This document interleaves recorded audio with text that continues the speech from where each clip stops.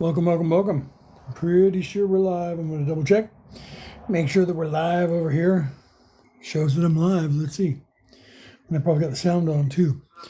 Yes. All right. All right, we are live. Welcome everybody. Smash those hearts, champions. Let's get some hearts going so we can get some people in here, right? You know, my cell phone's being slow. Don't know why it's being slow. It's been doing that lately. I did all the upgrades, but whenever I'm on TikTok, it seems to go slow. Not quite sure what's going on. Welcome, welcome, welcome. All right, everybody. Everybody hit those hearts when you come in here. I'm going to trim this beard a little bit more. Hit those hearts when you come in, right? If you're just flashing through, hit a couple hearts before you jam to the next live, right? Hit those hearts, champions, so we can get some more people in here. We can unlock some stuff, get some more people in here. Okay. Welcome, welcome, welcome. Welcome to the live. I am Leonard O'Neill from Merlin and Maeve. I am the Merlin to Brooke O'Neill's Maeve, right? So welcome. Pardon me, I have either allergy problems or I'm trying to catch something. Welcome in, everybody, right? Is that Maybear, right? Or is it Ma Bear, right? I think it's Ma Bear, like Mama Bear, right?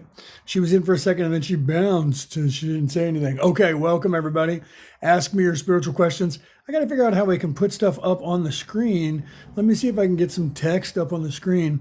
I think I have to do it ahead of time, or I have to go back to doing using the studio on my laptop. Yeah, I can't see where I can do that. I'm going to have to read up on that because they want you to jump through a bunch of hoops on TikTok. They want you to jump through a whole bunch of hoops. They can't have you just coming on and going live and having it being normal like all the other stuff.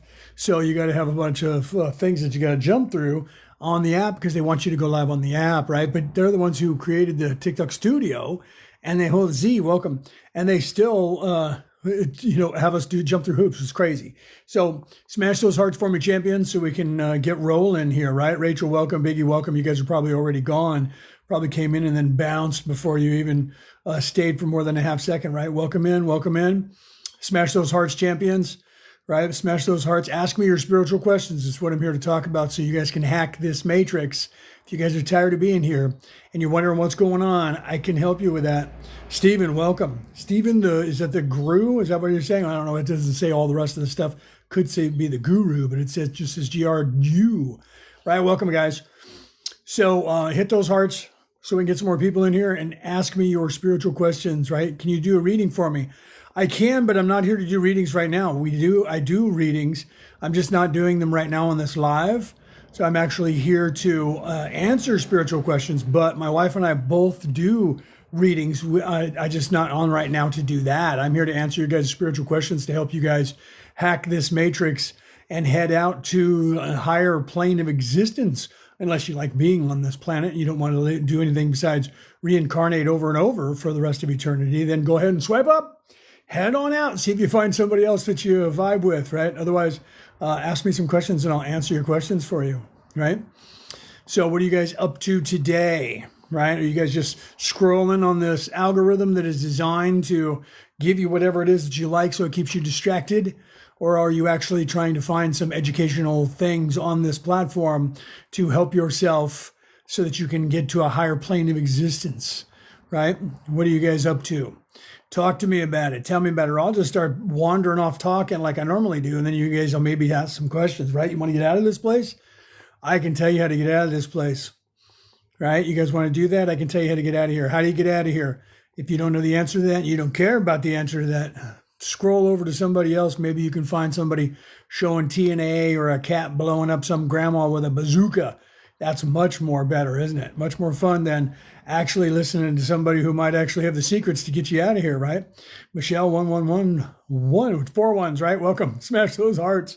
Smash those hearts. And share this out. Share this out. I got to share this out too. I didn't share this out. Let me share this out myself. Share this out if you can to somebody. Let them know that we're live.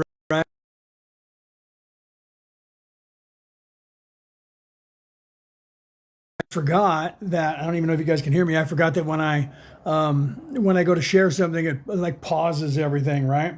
Yeah, my camera went off. I just looked down and saw that on the other thing. So I apologize for that. Okay, so ask me your spiritual questions. What do you guys want to know about what's going on in the world, in the universe? right? You're stuck here and you don't know how to get out of here. And you may or may not be starting to wake up and realize that. If you're not, then what I'm saying might be crazy to you, right? Raven, welcome, welcome, welcome. Smash those hearts for me, champions, and share this out. See, I shared this out and it didn't even count as me sharing it out. Maybe I'll have to share it out on my other phone, right? Do that over here on this other phone that I'm sitting here for, right? So, yeah, make sure that you share it out and ask me some spiritual questions, people. Let's see, get some people in here and we'll figure out, thank you for that. Who gave me that? Raven, thank you, Raven. We'll figure out how to get out of here. You guys want to get out of here? It's actually really simple. You just don't know it because you're not looking at it and they won't let you look at it, right? It's actually a very simple task to get out of here. But the hard part is you have to look inside yourself and then you have to do a little bit of work. Nobody wants to do any work. Everybody wants to sit around and wait. That's why the religions have been teaching you that, right? Wait here. Jesus is coming back in a bus. Right? And I tell all you guys every time, find me that spot in the Bible where it says that. And don't start quoting that. And he said, he'll come like a thief in the night. That was actually not Jesus talking. It was him talking, but he was telling you that that's what Dad said. That was what his father was saying. And it had nothing to do with, wait here, I'll come back for you. It had to do with your awakening, your third eye awakening, and when that would happen. If you go back and read that passage, you'll see that. They try to edit that stuff. They don't want you knowing about that stuff. They've never wanted you to know about that stuff because they want you to just sit down right here and wait for some rapture or Jesus to show up on a bus or your God to return for you, because that way you never go anywhere. You just sit here for your entire life and then you don't learn anything because you're not thinking for yourself and you're not reading anything for yourself and you're not learning anything. That way, all of that religious stuff that you pay attention to is keeping you right here. All the spirituality that you're supposed to be learning that is in all of those dusty old tomes, you're never going to read because they get you discouraged and they also won't let you read them, right?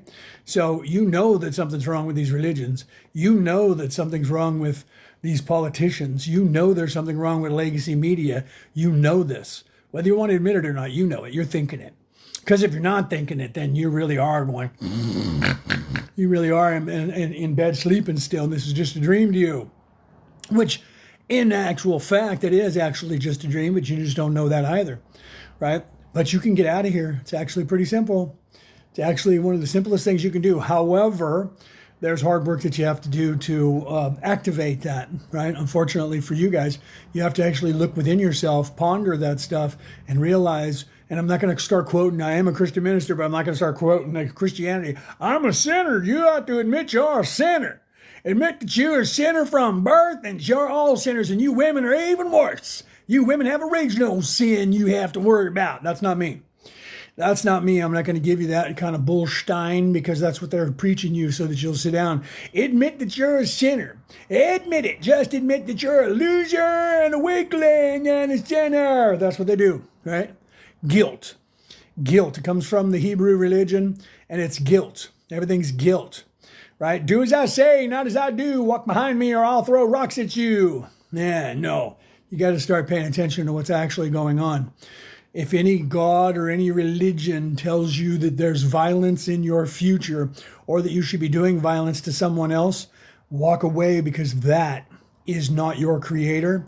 That is not a religion. That is a war machine trying to recruit children so they can brainwash them and have them strap on an AK-47 or worse, right? You know that. Same thing with the governments. I grew up in the United States of America. I'm in Australia right now, but when I grew up in the United States of America, what's the first thing they had us do? I don't know if they still do it.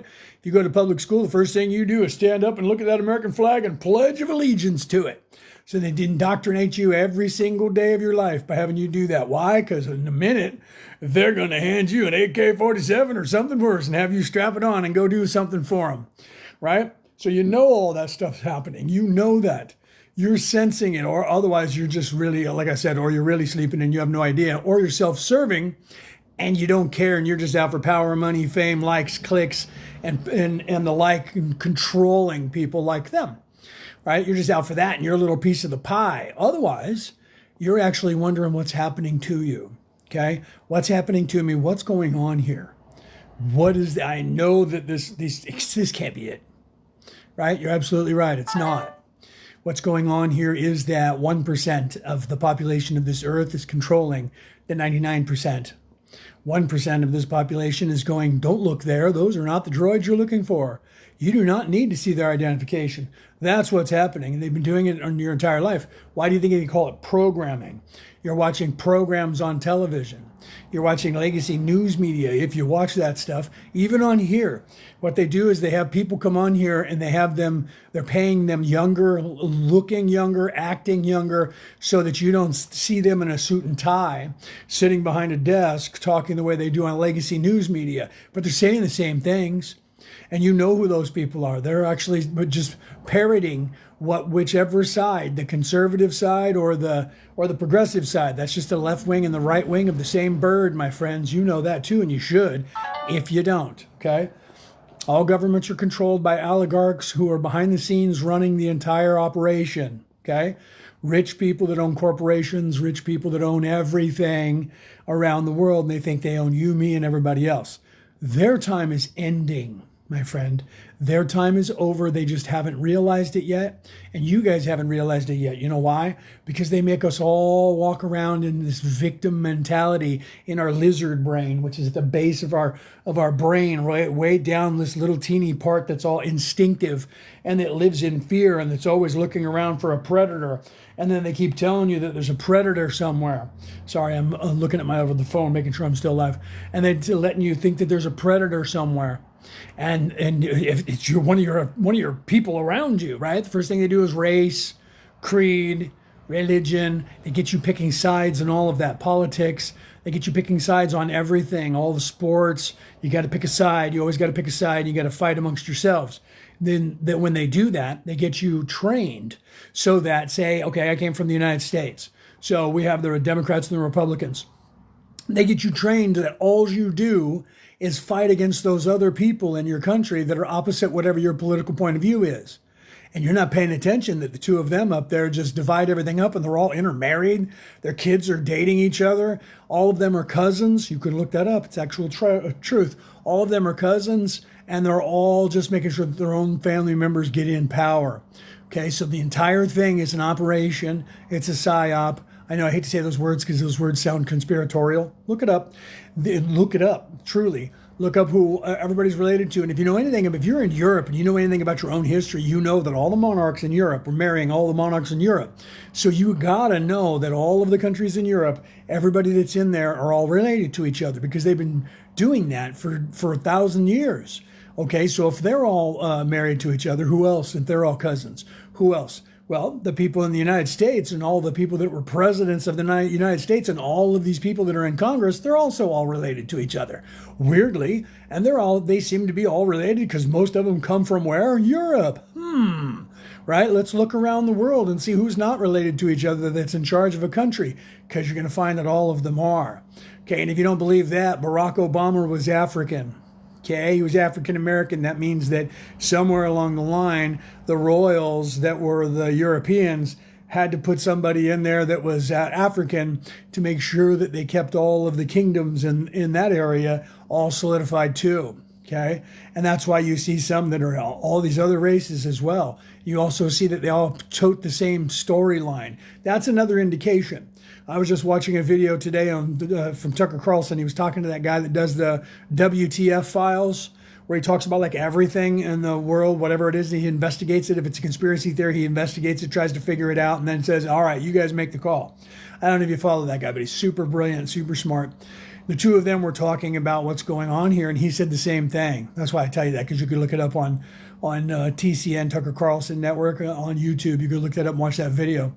They spent an hour and a half just talking about all these things that are going on and saying, you got to wonder why this kind of stuff's happening, like Nikola Tesla, when he gets unalived when he was old. And back in the 1940s, the U.S. government went and took all of his material and they gave it to a man named John Trump. Yeah, Trump. John Trump. That guy is the uncle of the president of the United States, the current one, Donald Trump. He talks about it all the time. Look that up. Okay, so John Trump, who taught at MIT, who was a brilliant scientist, he was working for the FBI and got all of Nikola Tesla's secret stuff, and there's a bunch of boxes that are missing. Think about that. Where did those go? And he worked at Wright-Patterson Air Base. So what does that mean about Donald Trump? What does he know from his uncle, John Trump? right? So these people are all related. Donald Trump is cousins with Hillary Rodham, the Rodham family, Rodham Clinton.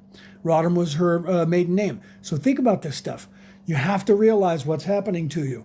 These very same people who are doing these things and keeping their people in power are also keeping you distracted by all of the things that they control. Okay? Even this app right here, it's designed with its algorithm to give you what you want. So when you hit like on something, it gives you more of that content. You ever notice that? You come on, you go, I don't want to watch any of this stuff. I want to look up little kitty cats blowing up grandmas. And you get a video and you hit like. Then you start flipping again. You get another one. Oh, that's somebody else. Hit like. You hit another one. Oh, and then all of a sudden, it's all the same stuff, right? All of a sudden, you're getting all that kind of video. How is that happening? Because this algorithm is designed to do that for you. All the algorithms on all the apps are designing what you're doing, and it's addicting you to it. The longer you stay on here and you just flip through stuff without brainlessly, without paying attention, just going, oh, that was funny. Oh, that was terrible. Oh, that was funny. Next thing you know, you're like, man, I just been sitting on TikTok for like 3 hours or whatever platform, because that's what it's designed to do. And now they have the new drug, and it's called artificial intelligence. And they're getting you to interact with that so it can learn how to trick you and keep you involved with it longer and longer. Why are they doing all of that stuff? They're doing all of that stuff because they're keeping you here. They're keeping you distracted so that you will not in any way figure out your life. They don't even teach you how to figure out your life anymore. They're not teaching you how to figure out your life. Even the religions recruit you. Spirituality waits for you to find it. Okay. Religion is trying to recruit you and have you sit down, and then they just teach you to come back. And I'm a 4-time minister. I have a minister title in 4 different religions. So I'm not coming from the standpoint of a atheist or somebody who hates the religions. I don't. You just have to know what's happening to you in the religion. And if you do, then you can still read that Bible on your own and start figuring things out. Pardon me. Because no matter what religion that you're a part of, if you're a part of a religion, they're all going to tell you they're the right one and everybody else is the wrong one. They're all going to tell you that all those people over there are probably evil. Don't listen to them because they don't know what's going on. Come here and we'll tell you how to get out of here. Every religion's going to tell you that. And then when you keep coming there, wait for them to tell you how you get out of here, other than you need to have water chucked on your head and wait for Jesus and he's coming back to get you. Or, wait for Muhammad, he's coming back to get you. Or wait, all of that. God said he'll come like a thief in the night. They're never telling you the one thing that they all know. And that is the one thing they used to teach in every single so-called religion when it was a spiritual practice. There's still a couple left out there that are teaching you mostly that, like Taoism and Buddhism. Okay, and I'm not promoting them. Okay, I'm not getting paid by them to promote them. I'm just saying that they didn't allow people to edit them as much as everybody else did. All the Western Judeo-Christian and the Muslim religion, all based on the Hebrew religion, have all been edited. And it's a warlike machine now, and it's run on guilt, and it's telling you, wait here. Okay, wait here, or God wills it, and they want you to go over and unalive a bunch of people. Okay, so how do you get out of here? Well, the first step of avoiding a trap is knowing of its existence. You realize that you're sitting in a matrix, and this matrix is designed to distract you, and they're aware of it, and they're distracting you even more. Okay, so you need to stop being distracted by this matrix and start looking within yourself. You don't have to become religious because religion recruits you. Okay, you just have to, if you want, become spiritual. And how do you do that? You look within yourself and you start looking around and reading things. I'm not trying to recruit you for any kind of religion. I'm not trying to recruit you for any kind of spirituality. I'm trying to tell you that you're supposed to be looking into that yourself. Even if you're self-serving, it doesn't matter. You could be self-serving and not do anything. You still need to reflect inside, and you still need to ask questions. If you just start asking questions and thinking for yourself, that's good enough. You don't have to have any part of anything. Stay away from politics. That's the true religion of evil. Politics, business, finance, the control mechanism of this entire global society. That's the true religion of evil. Stay away from that. Looking at religion, stay away from that. If you don't have anything to do with it, that's okay.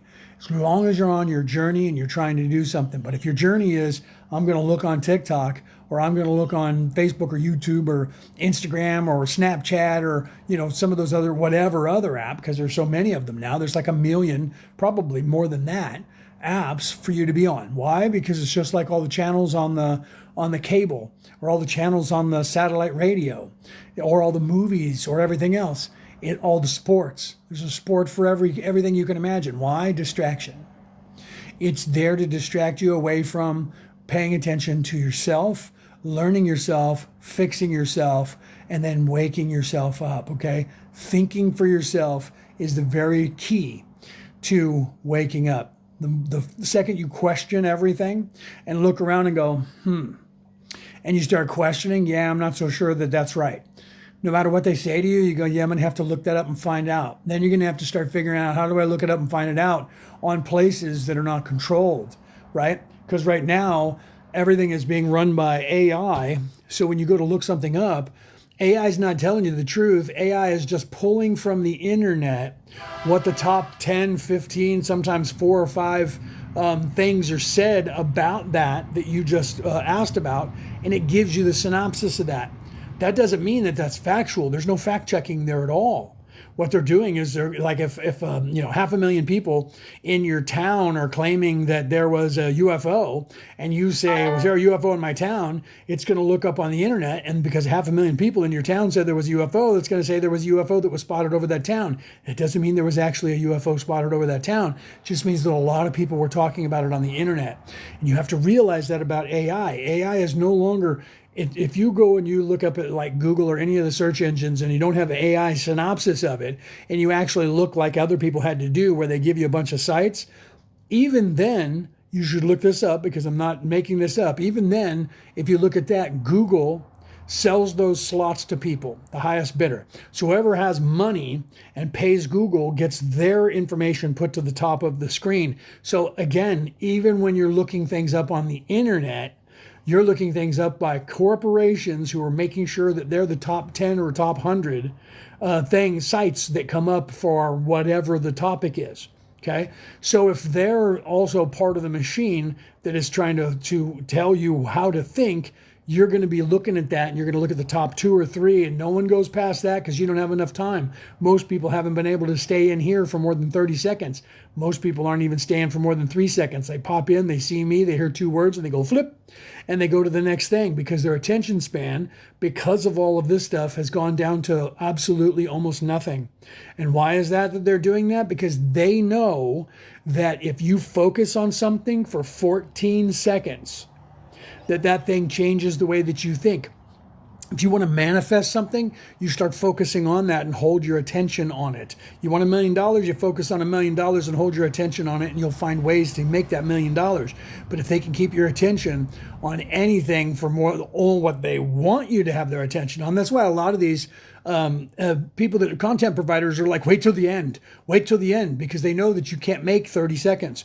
But if they tell you this is really funny, wait until the end, you're going to wait till the end, and 90% of the time, nothing actually happens. But they got you to go all the way to the end of their video, and they get paid by how long you watch the video. Okay, the longer you watch the video, or how many people finish watching the video, is how they get paid. You should look it up. And if you're a content provider, you know that what I'm saying is true.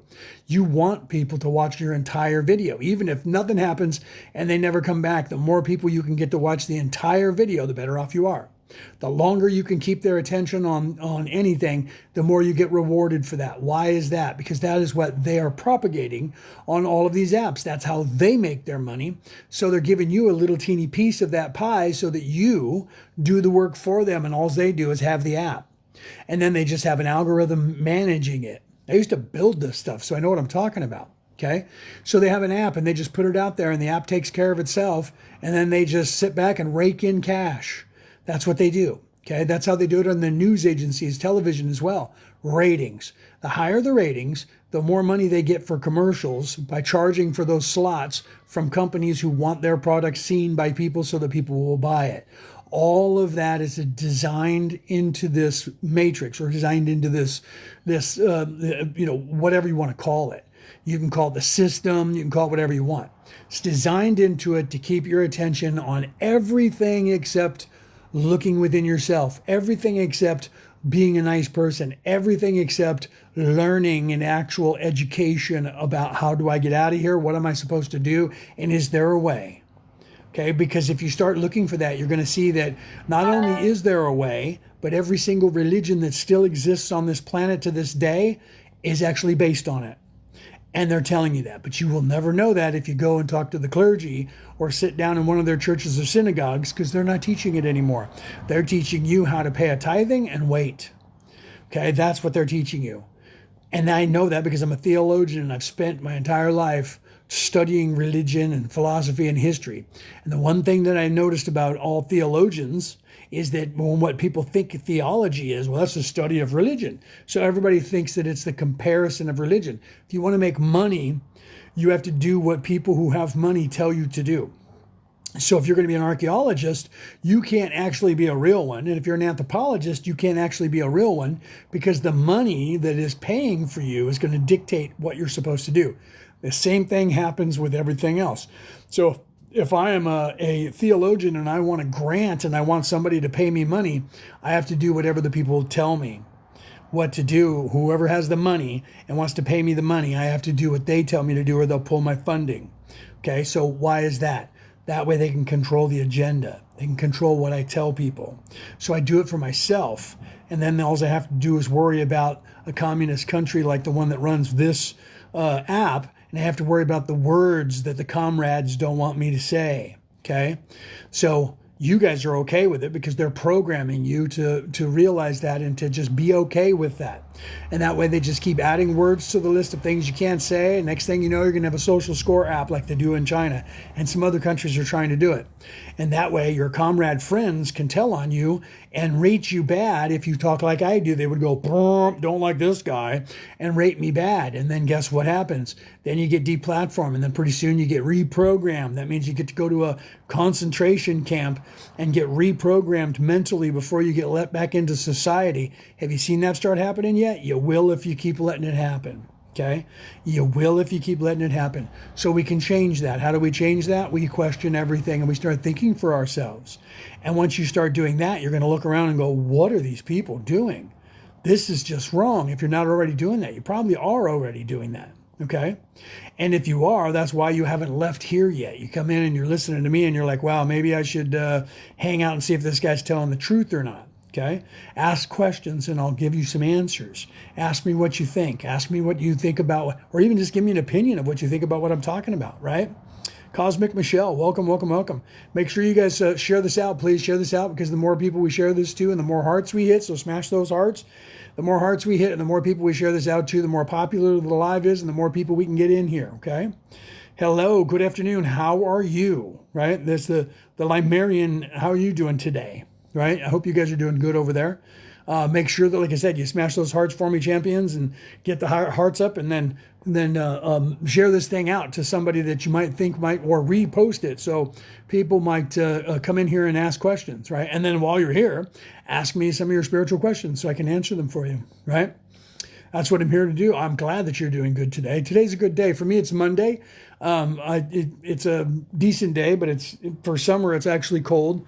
We're having a lot of overcast, which I'm okay with because I like mild summers. I mean, look at me, right? I'm a European. I have mostly European DNA, 5% Native American, but mostly European DNA. I'm supposed to be up under the clouds, not in the hot sun, right? So I'm okay with a mild summer, but that usually means it's going to be a harsh winter. So it's going to probably be really cold and really rainy here. I'm okay with that too, right? Let's see, the energy has been about radical. Honestly, yeah, it has been. The full moon really has been wreaking havoc. The full moon in Leo, right? So we're starting to wane from that now. The full moon is pretty intense. And if you're a Virgo, then you're actually on your Christ oil 3 days right now. I know that because I am a Virgo. If you're a Leo, that just finished for you a couple days ago. And you should be on to, if you're a Virgo, then make sure that you don't eat of the tree of life, don't drink alcohol or anything like that, or eat junky food, and meditate and be kind to people until, what time was it? 9:33 a.m. on the 4th, 5th, 6th, unless you're in Australia, then the 5th. You can look it up on a calendar. But if you're not a Virgo, then don't worry about it this right now. But if you are and you're a Virgo, you should be paying attention to what you're doing right now, because if you're good for goodness sake, then Santa Claus is going to give you a present. That's what that story is about too, by the way. And if you're not, then you're going to get a piece of coal. So if you're on the good list or the naughty list, you get a piece of coal. The nice list, you get a present. That actually happens once a month to every single human, depending on your sun sign, depending on your zodiac sign, and when the moon moves in and out of that zodiac sign, because it does that for everybody for once a month.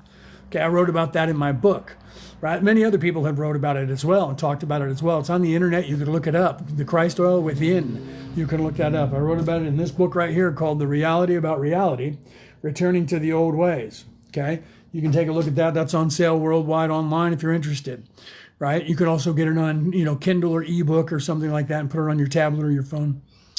What is your take on punishing oneself? A question that I have asked myself. It depends on what you mean. Punishing yourself for doing something or punishing yourself for, you shouldn't punish yourself for anything. You are the one who judges yourself, but you shouldn't punish yourself. Some people do that self-flagellation thing when they're devout, and I guess some of the Mormons do that where they wear things, but I don't think those things hurt anymore. But they do have that stuff. If that's what you're talking about, you shouldn't do that at all, right? Part of that is being social, Raven says, talking about the other stuff. So it has been crazy because of the full moon. But when it comes to punishing yourself, you shouldn't do that stuff. There's no reason to do that. There is nothing. People tend to think that there's something in religions that say you should do that a lot of the Christians would do that because they said they want to do that to remind themselves of what Jesus went through and on the cross. And so some people start doing that, right? I call BS. Very few people follow that tradition. Are you talking about with doing the flatulence? Yeah, no, not very many people now. There are people that do that. If that's what you're talking about, then I'm not sure what you were talking about there, because there is a lag and I talk so fast that I don't know if you were talking about that self-flatulation. Not very many people anymore. The Christians back in the day, there was a lot more that used to do it than there are now, if that's what you're talking about. But some people still mess around with that, and you shouldn't. There's no reason to be doing that, right? There's no reason to be doing any kind of thing to yourself, any self-harm. You shouldn't be doing that at all. You shouldn't be judging yourself either. You should be positive. So you shouldn't be saying bad things about yourself. You shouldn't even be thinking negative thoughts. Your ego will try and do that. You just have to replace that in the ego. Stop listening to it, right? I have exactly the same couch. I got like 87. This is a wicker frame. We got this for free. My wife and I, when we moved in here, we didn't have any furniture, and we got this for free. And there's a little chair right here that's the same. You can see the side of the chair there, so you can see. And I don't know how old it is, right? But you can see that it's wicker and it's got these things in it. So I don't know if it is from the 80s or what, right? But it is. That's crazy, right? It's pretty decently comfortable, but this pattern looks like something that your grandma would have, right? I told Brooke that, and she's like, yeah, I kind of like them. They're kind of comfortable. I'm like, yeah, but they look like something my grandparents would have. Wow, I have the exact same couch, right? That's hilarious. And so I got it in, let's see, what are you saying? A cycle that continues. A lesson needs to be learned. If you can't learn a lesson, and the first step in avoiding a trap is knowing of its existence. So if you take a look at yourself and you're saying, oh, I did something wrong, there is no reason for you to be harming yourself. If someone told you that you should be doing that, you need to get away from that person.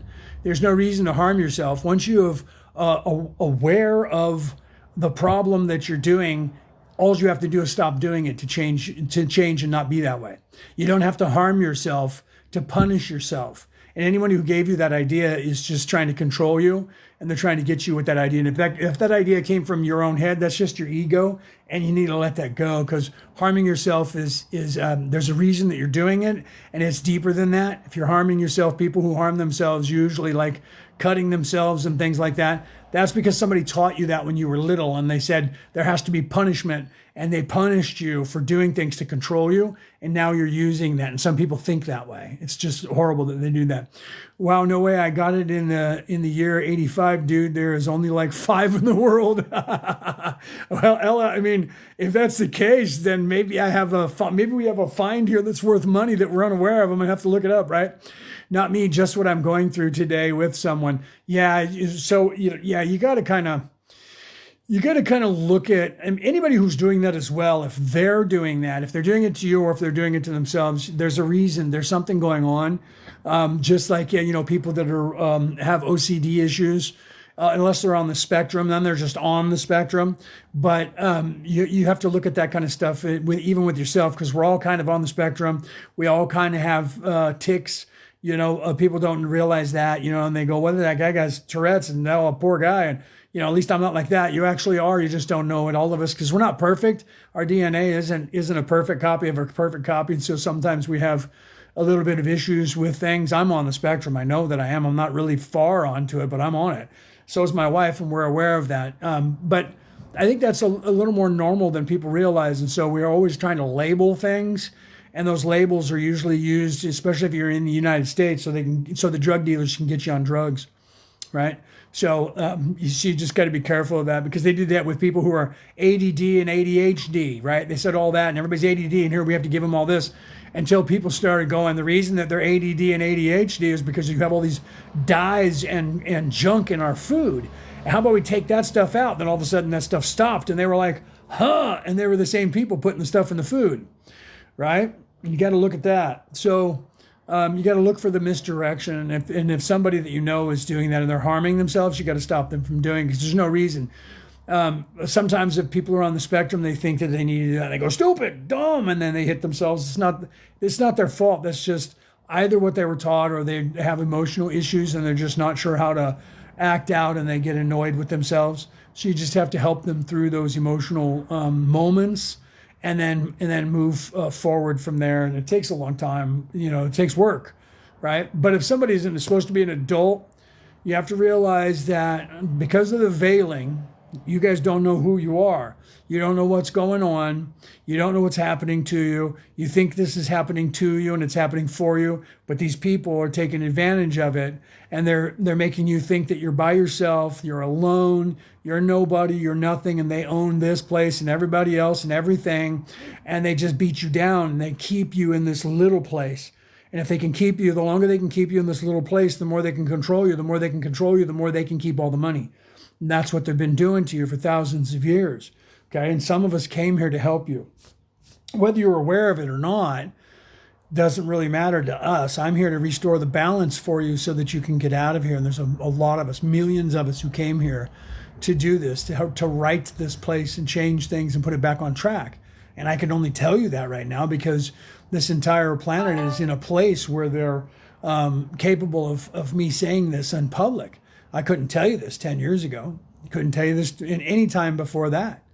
Right? 10 years ago, all the way back into the past, I just had to be here and pretend that I was just a guy living here and do these things that I could do without your knowledge that I was trying to change things here, just trying to redirect that ship at sea that is, you got to get it to go off course, and you can only nudge it a little teeny bit and hope that eventually when it goes further and further away, it keeps going, it'll be off course farther and farther. Okay?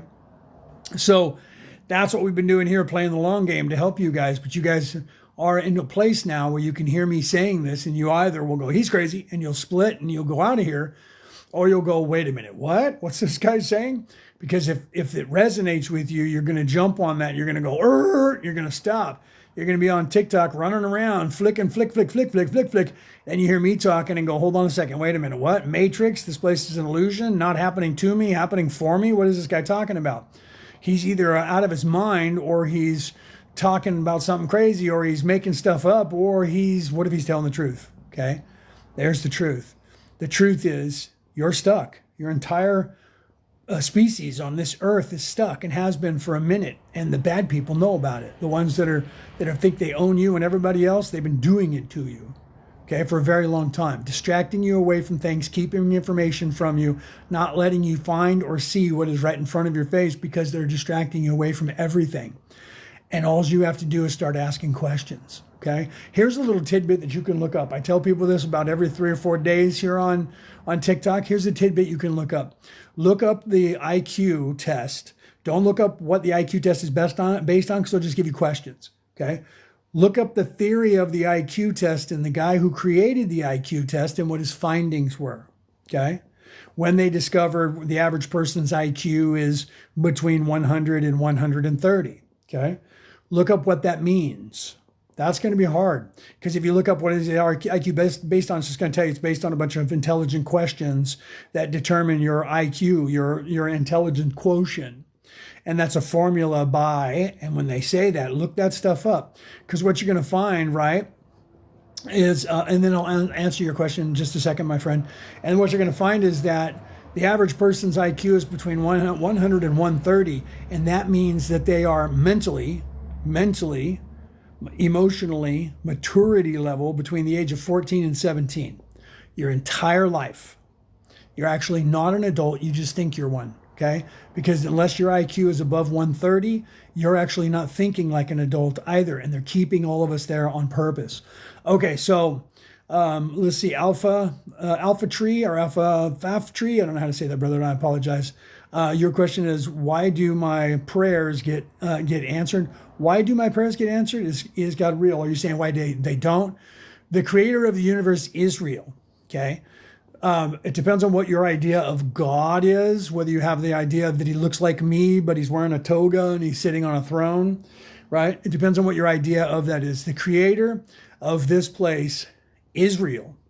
The creator of this place is answering your prayers, but it's not going to give you things like, please give me $1 million, okay? You actually volunteered for this place, and you're down here and your third eye is closed and you can't see what's going on. So you don't remember who you are or the creator, so that you can have an organic experience living in third dimension. You're supposed to do whatever it is that you want to do down here to have these organic experiences and work your way back towards that creator, okay?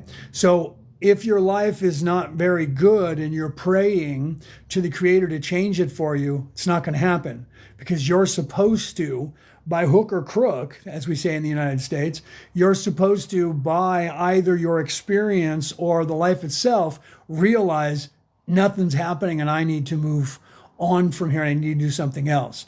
There was a very famous guy in the, right? The Matrix sounds reasonable. No, that's true. It's like the movie The Matrix. We're kind of like that, right?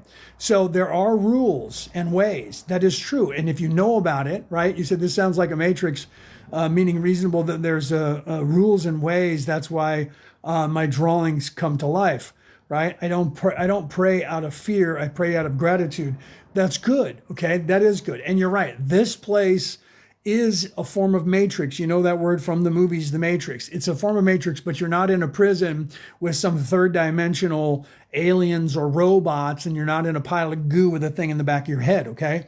But this is a matrix that was created so that we could have these experiences organic. That's why you don't remember who you are. Your third eye is closed and you don't remember who you are, okay? This place is designed, this TikTok is designed, the algorithm on TikTok is designed exactly the way this algorithm is designed. This algorithm is designed to give you whatever you want. Your focus determines your reality. So what you focus on here when you're flipping and you hit like to this one or like to that one or repost to this one and you're flicking through, this algorithm will give you more of that content. This place does the same thing. Okay, so if you believe the world is evil, that's all you're going to see in the world is evil. If you believe the world is good, that's what you're going to see in the world. If you believe that there are good and evil in the world, you're going to see both of those. Okay, if you believe that your life is miserable, it's going to stay that way unless you change it. Okay, so as someone said, Earth is the third heaven. This place is where words and ideas become solid, 3D. That's in a sense, yes, this place will become for you what you wanted to. That's why we say hashtag be the change, right? Be the change you want to see in the world. If you see this place as heaven, it will be heaven for you. Okay? If you choose to see this place as heaven, you will see the good in everybody and everything. So this place can be, and the reason that there's the opposite is that 1%, the dynamic between good and evil is 86% of the people on this earth are in service to others. They're good. 14% are self-serving narcissists. They're evil. 1% of them has worked themselves into a position of power, owning just about everything so that they can control it and control the narrative. Okay? And they're doing that to keep everybody living in fear. Those who can overcome that, Lao Tzu, if you know anything about Taoism, Lao Tzu said, he who can create his own illusion and live in it will find his way to heaven, because you're living in an illusion that you're creating instead of the one they're creating. If all of us here decided no more famine, there'd be no more famine. If all of us said no more war, there'd be no more war. The problem with that, though, is you have to have more than the seminal point. You need to have, more than 51%. You have to have the consensus. So it's somewhere between 65 and 68% before they start doing anything, the bad people, that is, right? I've learned that emotion doesn't have to trigger collapse. It can trigger steadfastness. That is correct. When I was young, my father would tell me, turn that emotion, whatever it is. If you have anger, turn it into something that you can use as positive. Always turn a negative to a positive. So if you have hate, turn that, because the hate will burn you up and you'll do something rash and you'll end up in trouble. If you're sad, turn that. What can you do to get out of that? If you feel like a victim, turn that. Get rid of that negative, turn it to a positive, learn from it, learn something from it, or make sure that it doesn't happen again. Either way, you're going to learn from it. So the same thing with triggers, right? We have these triggers because we spend the second half of our lives trying to fix and undo the things they did to us in the first half, not just our parents, but societal structures and the people who rule over us, right? Who believe that they are our kings and queens, right? Yes, I am an author, my friend. I actually wrote a book. I have it sitting here so I can show you. I wrote a book called The Reality About Reality, Returning to the Old Ways. I have a couple other books, but this is the one that's about what's going on right now in this world and about how to get yourself back to spirituality. When I show that, it's backwards, isn't it? On the screen, I'll have to flip my screen around. It's backwards. The Reality About Reality by me, Leonard O'Neill, okay? It's online worldwide anywhere. You can get it mailed to you, or you can get it on ebook or Kindle or one of those things to have on your device. It would be cheaper to do that. Okay, so like a mountain stream, thoughts can change rhythm and of the surroundings. That's that algorithm that you see, like water seeks the path of least resistance always. That's why it winds through things, because if it hits something, it'll move around until it finds that least resisted place and it'll continue. So that's a great analogy that you have that thought, my friend, because emotions are the same way. Emotions take the path of least resistance. So if you have things that are bad that happen to you and you bottle them up inside you to try and make them go away, yes, thank you very much. Yes, The Reality About Reality by Leonard O'Neill. Yes, thank you very much. And the subtitle is that The Reality About Reality, Returning to the Old Ways.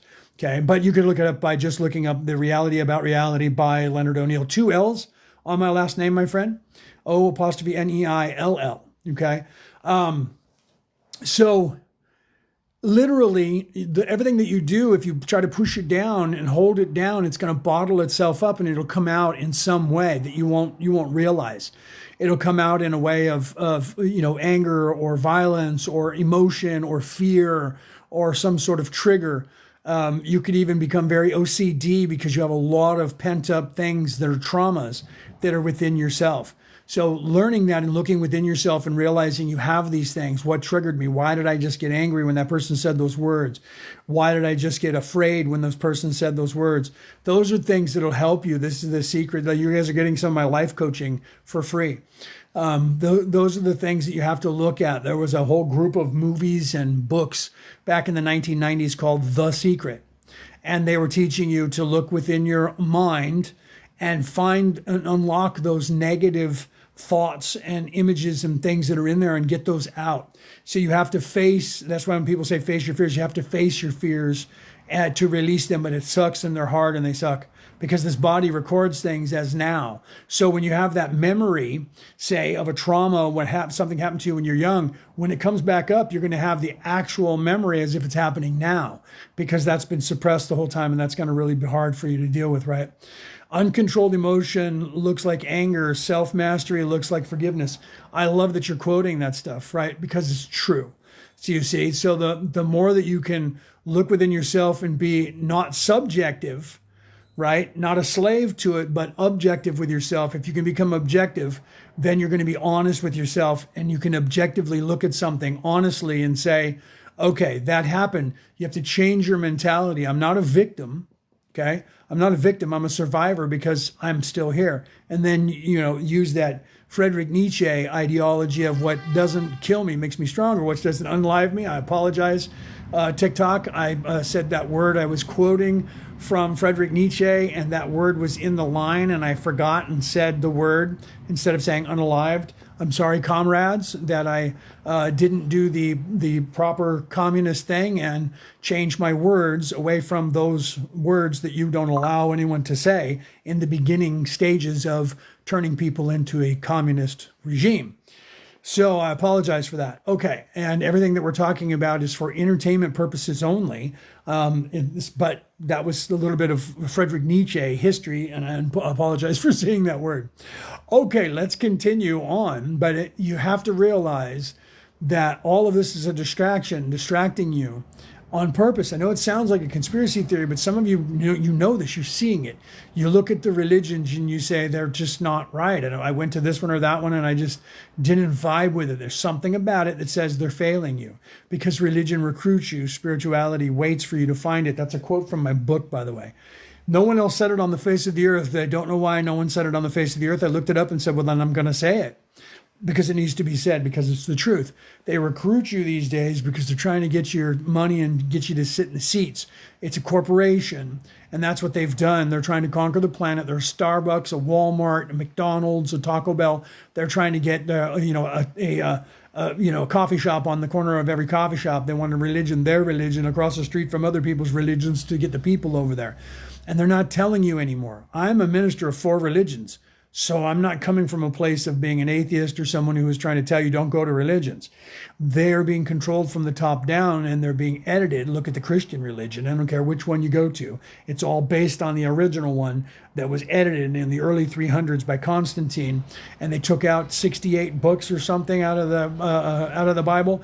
Well, we found those. And they were in the Dead Sea area. And since 1948, they told us those were not ever in the Bible, and they were taken out a long time ago because they were not real books, and they were fake, and they weren't even written by the people.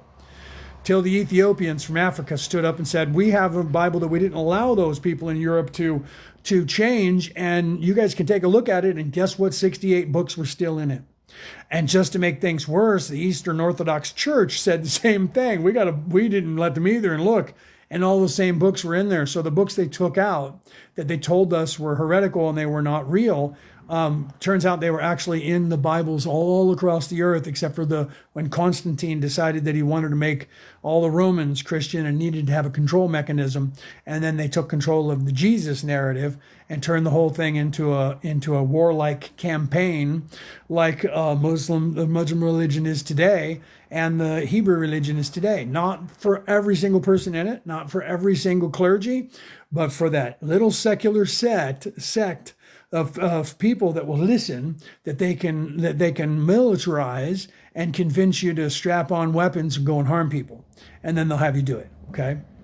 And that's the ones that are like ruling different things. You see that happening, right? You know that it's happening. We all know. What can we do about it? We can change ourselves. Okay, you can stop listening to their rhetoric. You can stop listening to all the distractions and start thinking for yourself and educate yourself. Okay, the second you start thinking for yourself is the beginning of the end of their control over your mind, because you will start questioning. When you start thinking for yourself, you're going to ask questions. As soon as you start asking questions to learn things, you're going to ask more questions because it's going to pose more questions. So the more that you keep asking questions, the better off you're going to be, even though you're going to find that you're going to get nothing but answers. Even Friedrich Nietzsche said that before he passed. He said that he found that by asking questions in philosophy, by the time that he was old and ready to pass on, that it never answered anything. It just posed more questions. But you know what it does do? It gets you to think for yourself and form your own opinion.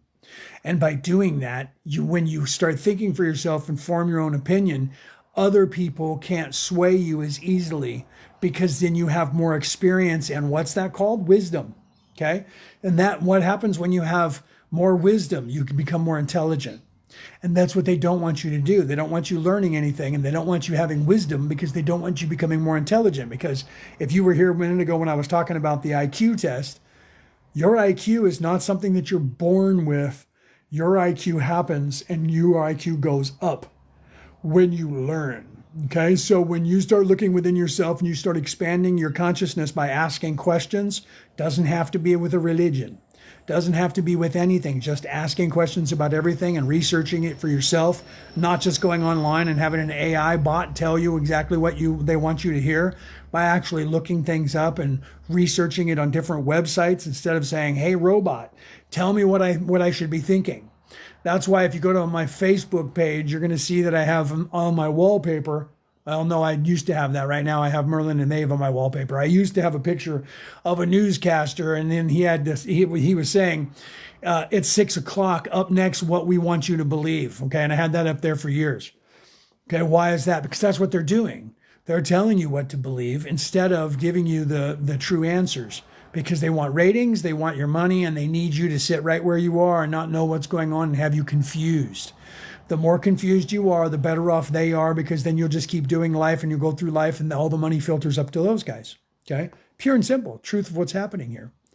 All right? You can look that stuff up. I'm not lying about anything. You can look all of this up. Go down that road. Don't believe me. Go down that road and ask questions for yourself, because the second you start asking questions is going to be the beginning of the end of their control over your mind. You're going to start waking up and your IQ is going to go up. You're going to get more intelligent. You're going to be thinking like an adult, and you're going to look around, and when they try to gaslight you, you're going to go, yeah, no, I'm not buying that. I'm not buying that. Okay. And I don't think it's that way. That's what you need to do. Okay. So ask me your questions and I'll give you the answers. Share this out for me, please. Share this out to somebody who you might think might be here. And if you're only here for a half second and you think I'm cuckoo, hit a couple of those hearts for me before you take off, champions. Right? That's how it works. That's how we build up our platforms. You follow me, I follow you back. Okay? So if you're trying to figure out how to get more people into your lives, follow me and I'll follow you back. And if we all follow each other, then we can actually get more people in our lives. And when you go live, I'll pop in and hit some hearts for you. That's what we do. That's how we do it. Okay. So ask me some questions, right? Thank you for that, right? There was a group joining, right? Ask me to join your group, join mine, I'll join yours. No joke. That's how we get, you know that if you're going live on TikTok, you know that. The more people that follow you, the better off you are. The more people that join your little fan club, the better off you are. And that opens up all those boxes, those little keypad that they show in the live thing. And the next thing you know, thank you for doing that, Jax. I'll follow you guys back as soon as I'm off here. And then, yeah, thank you. Repost some of this stuff for me so that we can get more people in here and keep smashing those hearts. That's how we all, because we're the little guy. We have to get big. And how do we get big? We either have a sponsor or we have to work together, okay? So if we all work together, we can get ourselves bigger, and then we can get a bigger audience, and then we can reach more people with whatever it is that you're trying to reach, okay? Whatever people you're trying to reach, and for whatever reason, thank you for following me, everybody that's following Merlin and Maeve. I say me, it should be we, because my wife, she's just not here right now because she's at work. She had to work today. Okay, so how do we get out of here? Question everything. That's how this beginning of how you get out of here, right? Thank you for that. Who did that? Thelma, thank you. No, it was the, what is it? The Melvin Essence, what? I don't even know how to say all that. That's a big, long, I know who you are, because I was over on your page and was looking at the, I already follow you, don't I? I was on your page looking at a couple of things you posted, because that was the one that had the ISB, right? Yeah, the Essence, right? Yeah. I was reading some of that. I read about 6 pages from that book of knowledge. I haven't gotten to, 'cause it's like 2,000 pages long. I read about 6 pages, somewhere around 252 to 250, 9 or something, close to that. Pardon me, I have a problem with my phlegm today. Thank you very much, because I came here to do exactly what I'm doing. And if you're fascinated with my energy, it's because I am a beacon for those people who are supposed to be waking up, and I have come here to do that. And if you're drawn to me, then you're one of the people that have drawn to either energy just like mine, right? Whether I'm, man or a woman, you'll find that energy that you're drawn to. Whether it's my voice, although I have a problem with my phlegm right now, because I've been talking so much. Today was the first day. I didn't talk much yesterday, but I was like live for 10 hours the day before that. I was on 2 different people's platforms and mine. Okay, so if you're drawn to me and you vibe with me, it's because I'm a beacon to wake up the lions who came here. Okay, there's a group of people who came here to wake up the people that are here, and I'm one of the beacons that are designed to do that. Okay, but I'm not part of a control mechanism. So a lot of the times, like that book, if you read that book, brother, you'll find that that's a control mechanism where only a small group of people get to rule and tell everybody else. That's not the group that I'm here with, but I am here with the real group who came here to do exactly what we're doing. And there's a lot more of us that came here to do that. And you guys, there's a whole bunch of you around the world, millions, maybe even billions of you, who came down here to help these people. And you got stuck here with them, because I did too, okay? I'm just unveiled in this life. I can see clearly now. The rain is gone. That's what that song was about, by the way. If you know that old song that they play every now and then in different stores, and you hear that, I can see clearly now, the rain is gone. I can see all obstacles in my way. The rain is gone because the clouds are not there, and the water's not coming down because the third eye is now open. It's a lot of things in history that told that, right? This book is the golden book of the golden age. That's the book that I'm talking about. That book was created back in the what was it, the late 80s, early 90s, by that woman. And if you listen to the words, they're telling you things like not tolerated, and you are ordered to do so, and you are commanded to do so. Those words are aggressive words that are control words for slaves. Okay, so you have to realize that. The knowledge that they're telling you in there, tell a little truth with many lies. They're telling you some good knowledge in there. But it's being done by someone who's trying to control things. And there's only a certain group of people in there. You should research the history of that and the people that are running it. There's a small group of people that are running it, and no one else gets to run it. It's like Dianetics, in a very crazy way. You should look it up, right? I would suggest if people start reading it, you could easily be sucked into it, because you're going to hear them saying things like I'm saying here. Okay, that there's a group of you who came here to wake people up, and you should be doing that. But anybody who says you have to join an order to do that is false, because I'm not here to try and recruit you for anything. A religion recruits you, spirituality waits for you to find it. Okay, so if you have anybody that has a control mechanism or a central command structure for something, and they tell you that you have to listen to and will give you information, those people are self-serving, because a true prophet demands nothing. Okay, I cannot force you to think of anything that you don't want to do, and I will not try. I'm not going to sell you on a religion, and I'm not going to tell you what to think. What I'm going to tell you to do is to think for yourself. Anyone who is trying to sell you something like that, where they're going to say, okay, you have to come here and listen to what we say because we're the only ones that have it right.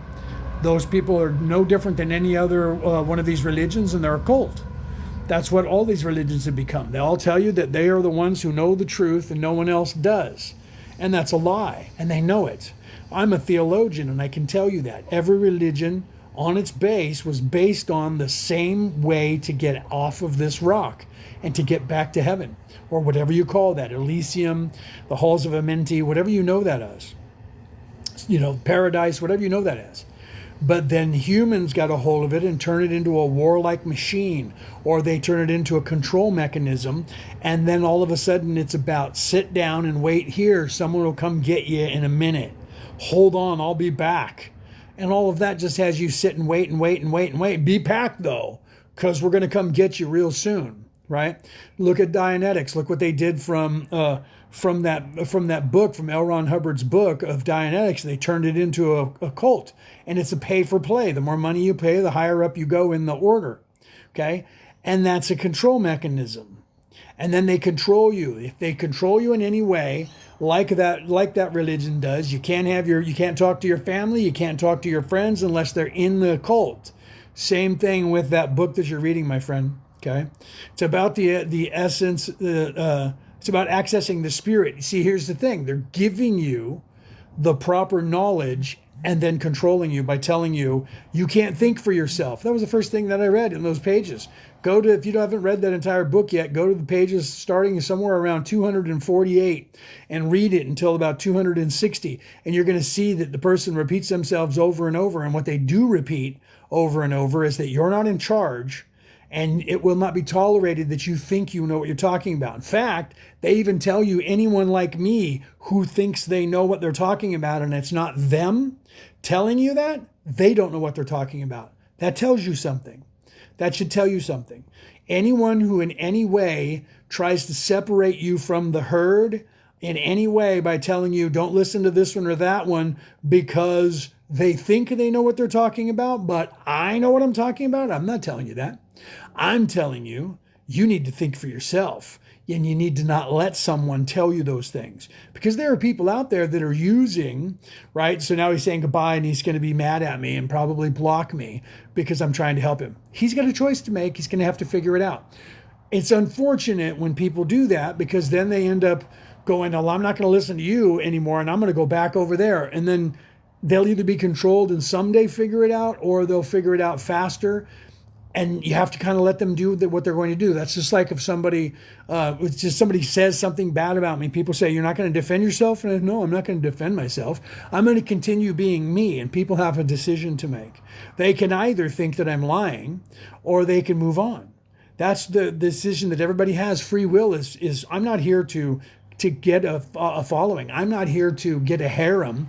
I'm not here to get people to be addicted to me. What I'm here to do is to get you to start thinking for yourself and be more trusting of yourself, and stop looking outside of yourself for the Savior, because the Savior is within you. Stop looking for someone to lead you, because you're a freaking lion and you can lead yourself. Okay?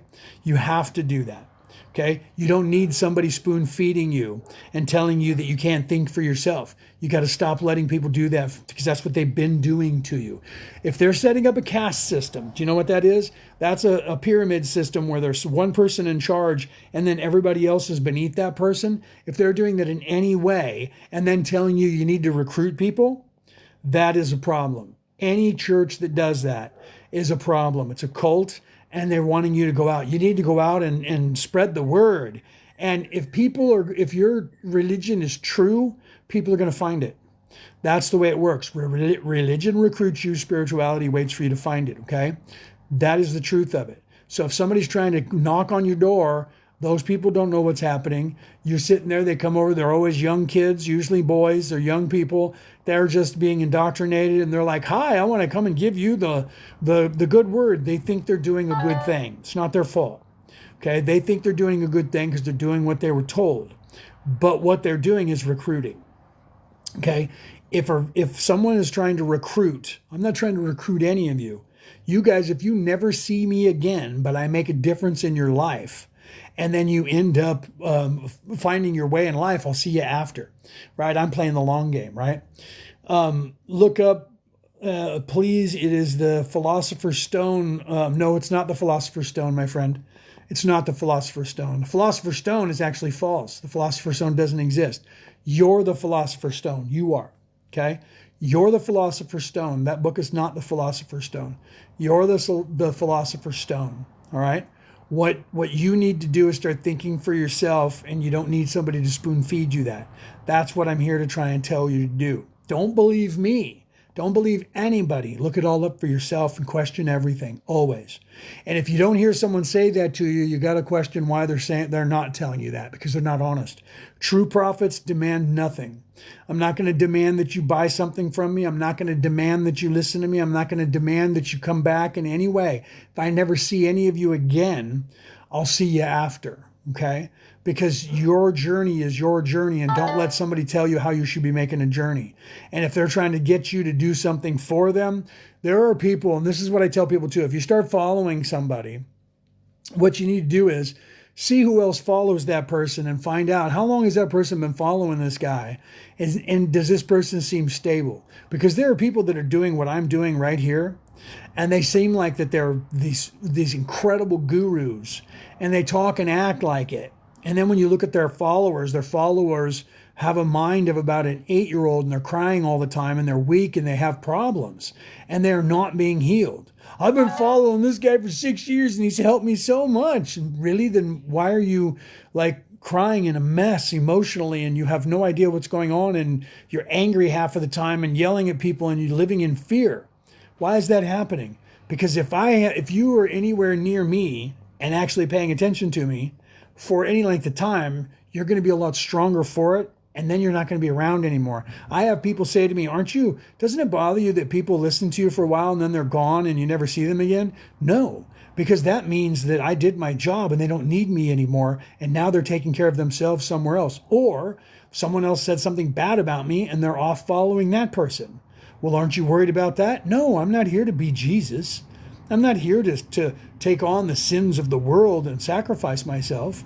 I'm here to restore balance and get people thinking for themselves. So if I say something that stimulates that in you, good. If somebody else says something bad about me and you follow them, you're going to learn the difference.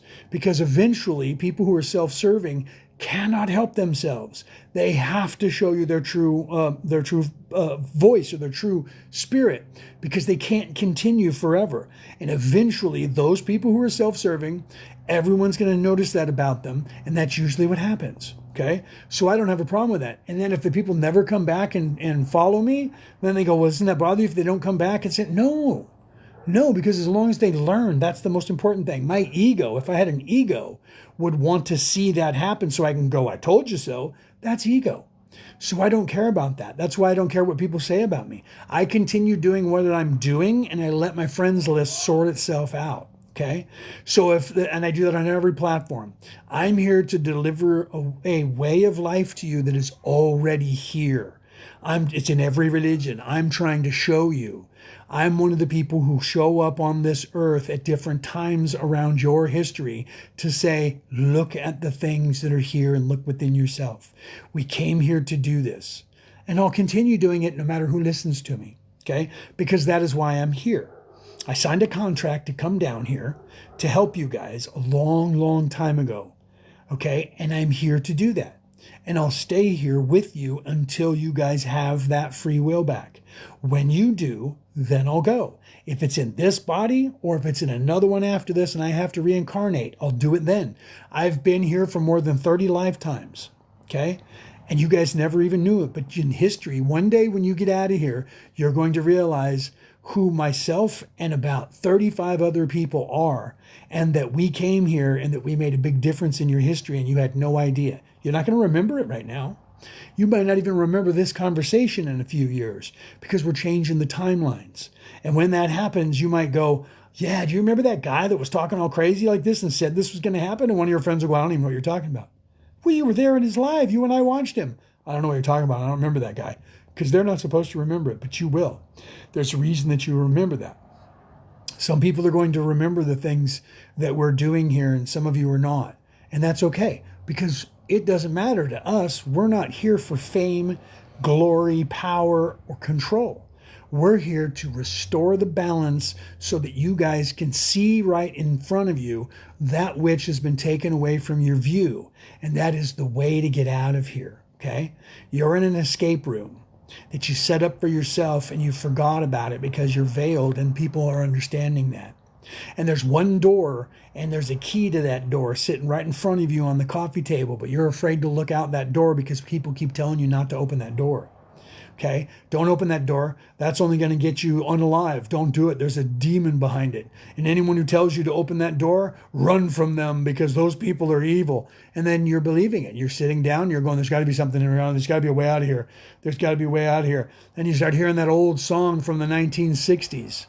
There's got to be some way out of here, said the joker to the thief. You should look up that song and find out what they were talking about there. Okay? Who was the joker and who was the thief, and why were they talking about trying to get out of that place? Right? You should look that up. That's called All Along the Watchtower, and many people have sang it over and over since the 1960s on this planet. There's a reason for it, okay? And there's a lot of that stuff going on. Look at the movie The Matrix. It's not exactly what's going on to you, but you're in a matrix, okay?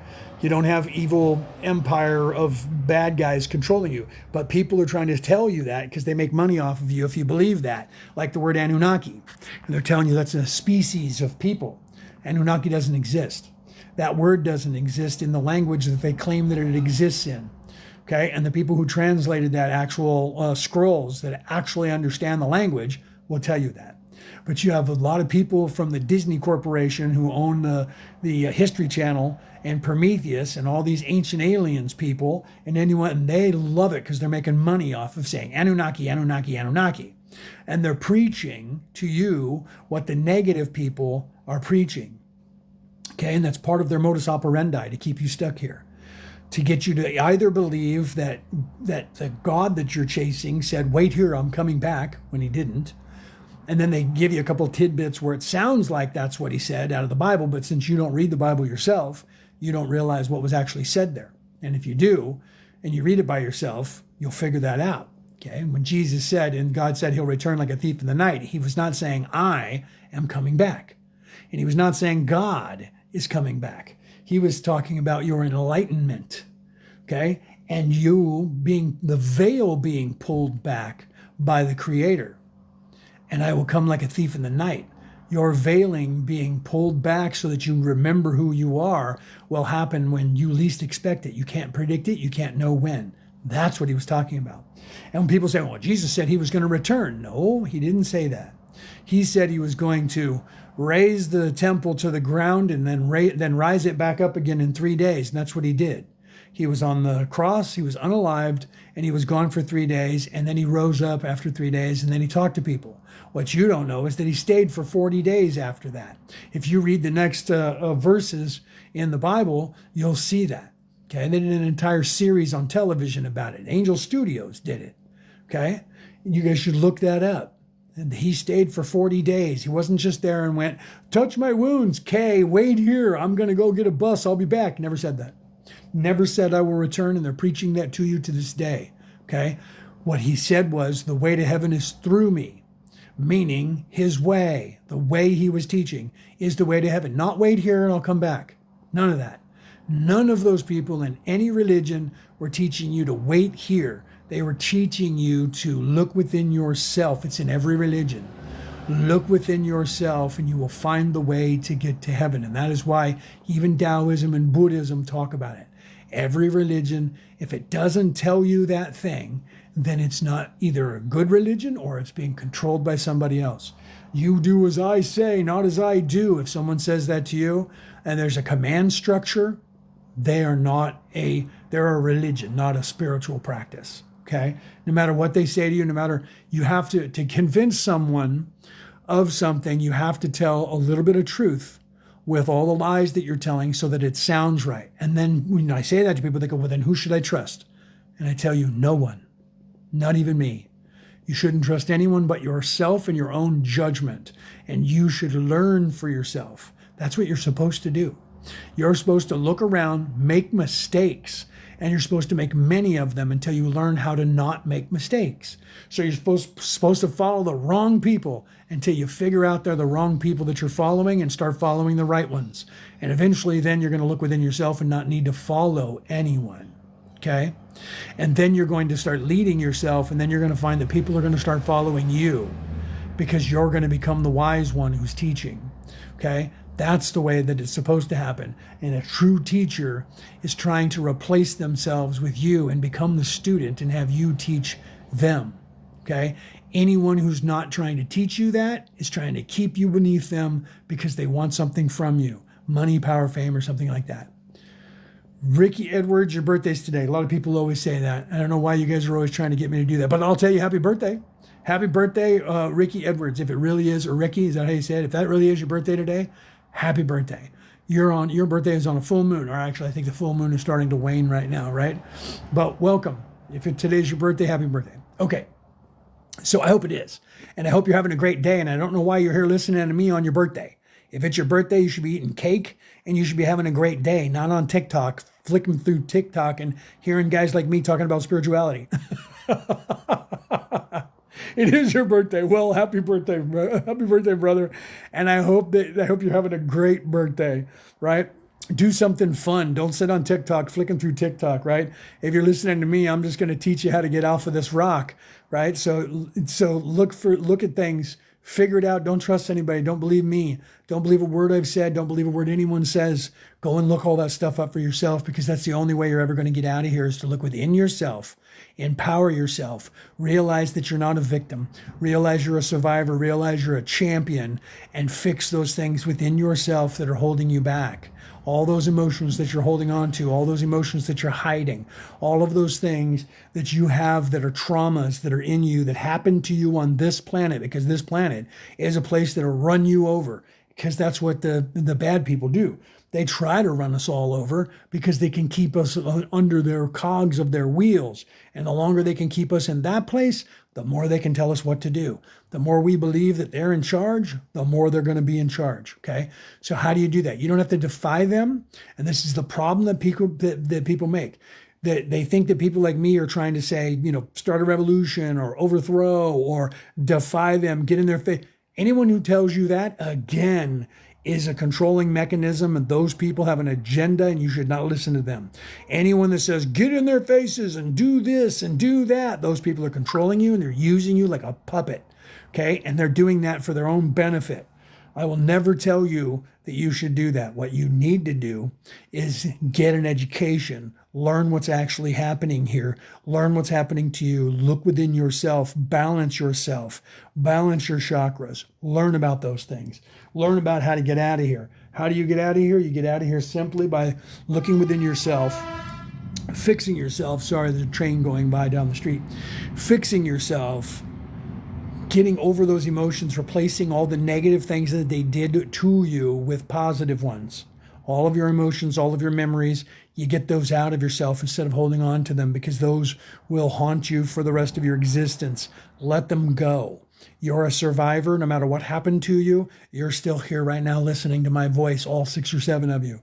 You're still here listening to my voice, so no matter what's happened to you in your life, let it go. Let it go and don't hold on to it. It's done. It's over with. You've survived it. It's in the past. Let it sit there. Let it go. Move forward. Look at yourself and say, what's wrong with me? I need to change something about me, because we all do. Even I do. There is nobody on this earth. If anyone on this earth says, I don't have to change anything, I'm perfect, that person is self-serving. Okay? That person's arrogant, egotistical, and self-serving, and they think that they are in charge, or they think that they want to be in charge. Don't listen to them. You need to fix whatever's going on within you. Fix it. Get the negative stuff out. Start repairing your heart. Start repairing your mind from all the damage that this place has done to you. No matter what your age is, you've got damage because you're in this place and evil people are running it. So fix that. Look within yourself. Fix your heart. Fix your soul. And then be the best person that you can be at whatever it is that you're doing. If you don't like your life, change it. If you don't like your job, change it. If you don't like your car, change it. And then guess what? When you start doing those things, you're going to have a better outlook on life. Eat better. Stop eating crap food. Eat better. Cook for yourself. Stop being lazy and buying things that other people are fixing because they're poisoning you. Fix your own food. Eat organic. Eat healthy.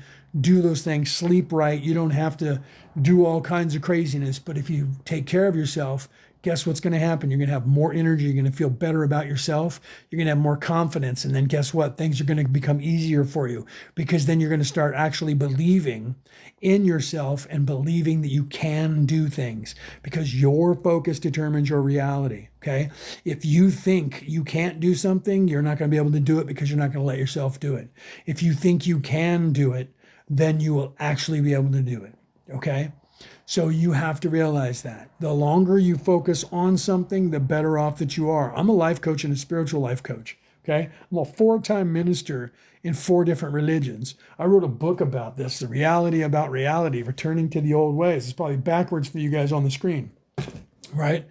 But you guys can look that up. Leonard O'Neill. Yeah, it is backwards, isn't it? Yeah, but you can see it. It's backwards on the screen, but you can see it. Right? Stay away from the what? The carcinogen cooking, right? Yeah, stay away from anything that has got all those things in it that are not good for you. Okay, you got to learn that stuff. Read the ingredients that are in things, and don't let the countries that you live in tell you what you can and can't plant or can and can't eat, or you know what I mean. They're trying to do that. They're trying to get you addicted to them. They don't want you having your own food. They want you to get it from them so they can control it. If you're in the United States, I was over there. If you're in the United States, that place is poisoning you. I left that country. Do you know that I left that country 6 months ago? Right? 6 months ago or 4 months ago. And I think I dropped like 50 pounds just by leaving that country and not eating the food. And I was doing pretty good, thinking that I was doing all right, but knowing that I still had weight to lose. But I thought I was doing pretty good. I came over here and just started melting off of me. You know why? Because there's no poison in Australia. They don't allow it. In the UK, mostly, they don't either. The bread from the United States isn't even considered food over here in the UK. They got to actually make different bread. No word of a lie. There's all kinds of stuff in the food that's over there. If you're in the Americas, man, make them fix their food, or get out of that country if you want to survive, right?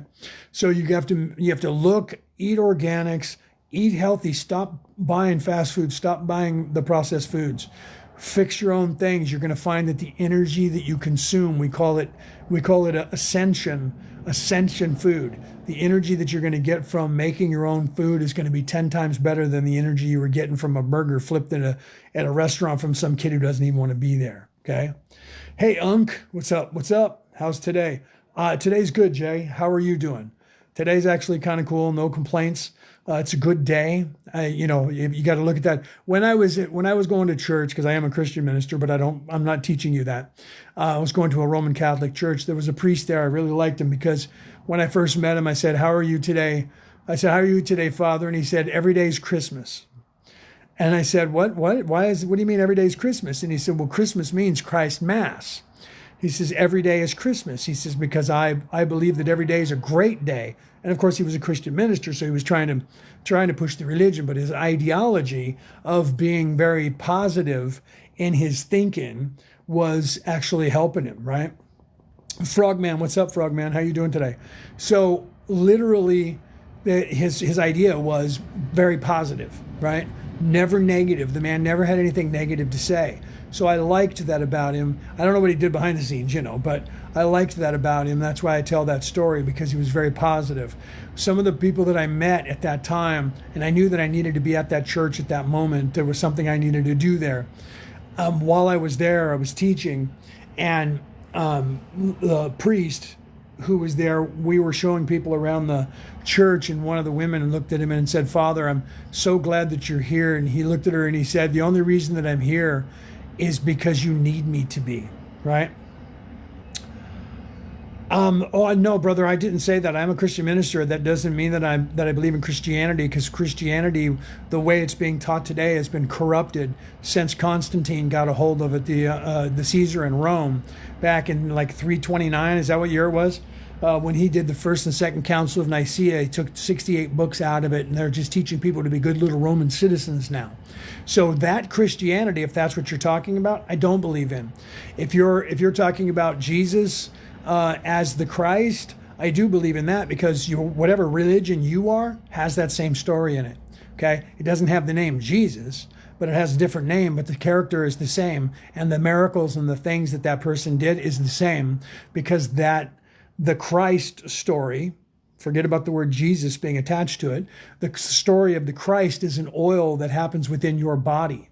And it happens once a month within your body, and you're supposed to learn about that and live your life. That's that 10% tithing you hear about in the Western world.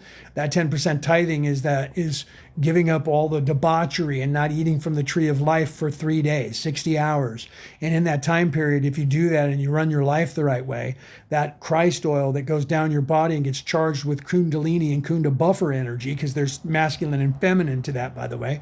It goes up your body and goes back into your hippocampus, your brain, and it explodes. And in there's a little bit of DMT and a few other things that expands your consciousness and illuminates all of your brain cells. So by Christianity, if you mean by the Christed, being Christed, I agree with that form of spirituality, because that's the way that Lao Tzu was talking about. It's the way that Buddha was talking about. It's the story of Marduk. It's the story of Thor. The same story of Thor is the same story of Jesus. So if you're talking about that Christianity, because I am a theologian, then that I do believe in and I will talk to you about. But the religion recruits you, my friend. Spirituality waits for you to find it. That's a quote from this book that I wrote about it called The Reality About Reality, Returning to the Old Ways. And I know it's backwards and I apologize because I don't have the screen thing turned around and I have to turn that around, okay? What are your thoughts on Charlie Kirk? Oh, Lord. That's serving a purpose. Everything serves an all.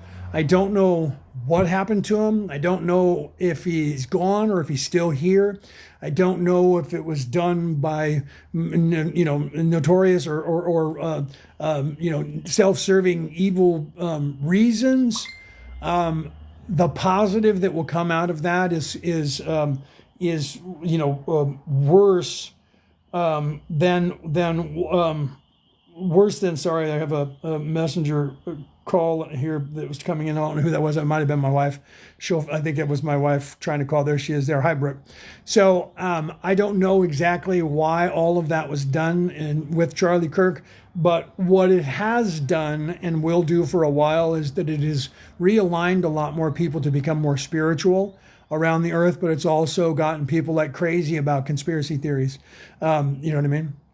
Do you have any conspiracy theories? Well, most of what I talk about is considered a conspiracy theory. Everything I just said to you, my friend, is considered a conspiracy theory by the orthodoxies that are in the mainstream, by your controllers. They would say that everything that I've been talking about is a conspiracy theory because I'm talking about, and if you can see, AI summary, self-improvement, and food tips. But thank you, Brooke. I love you, baby.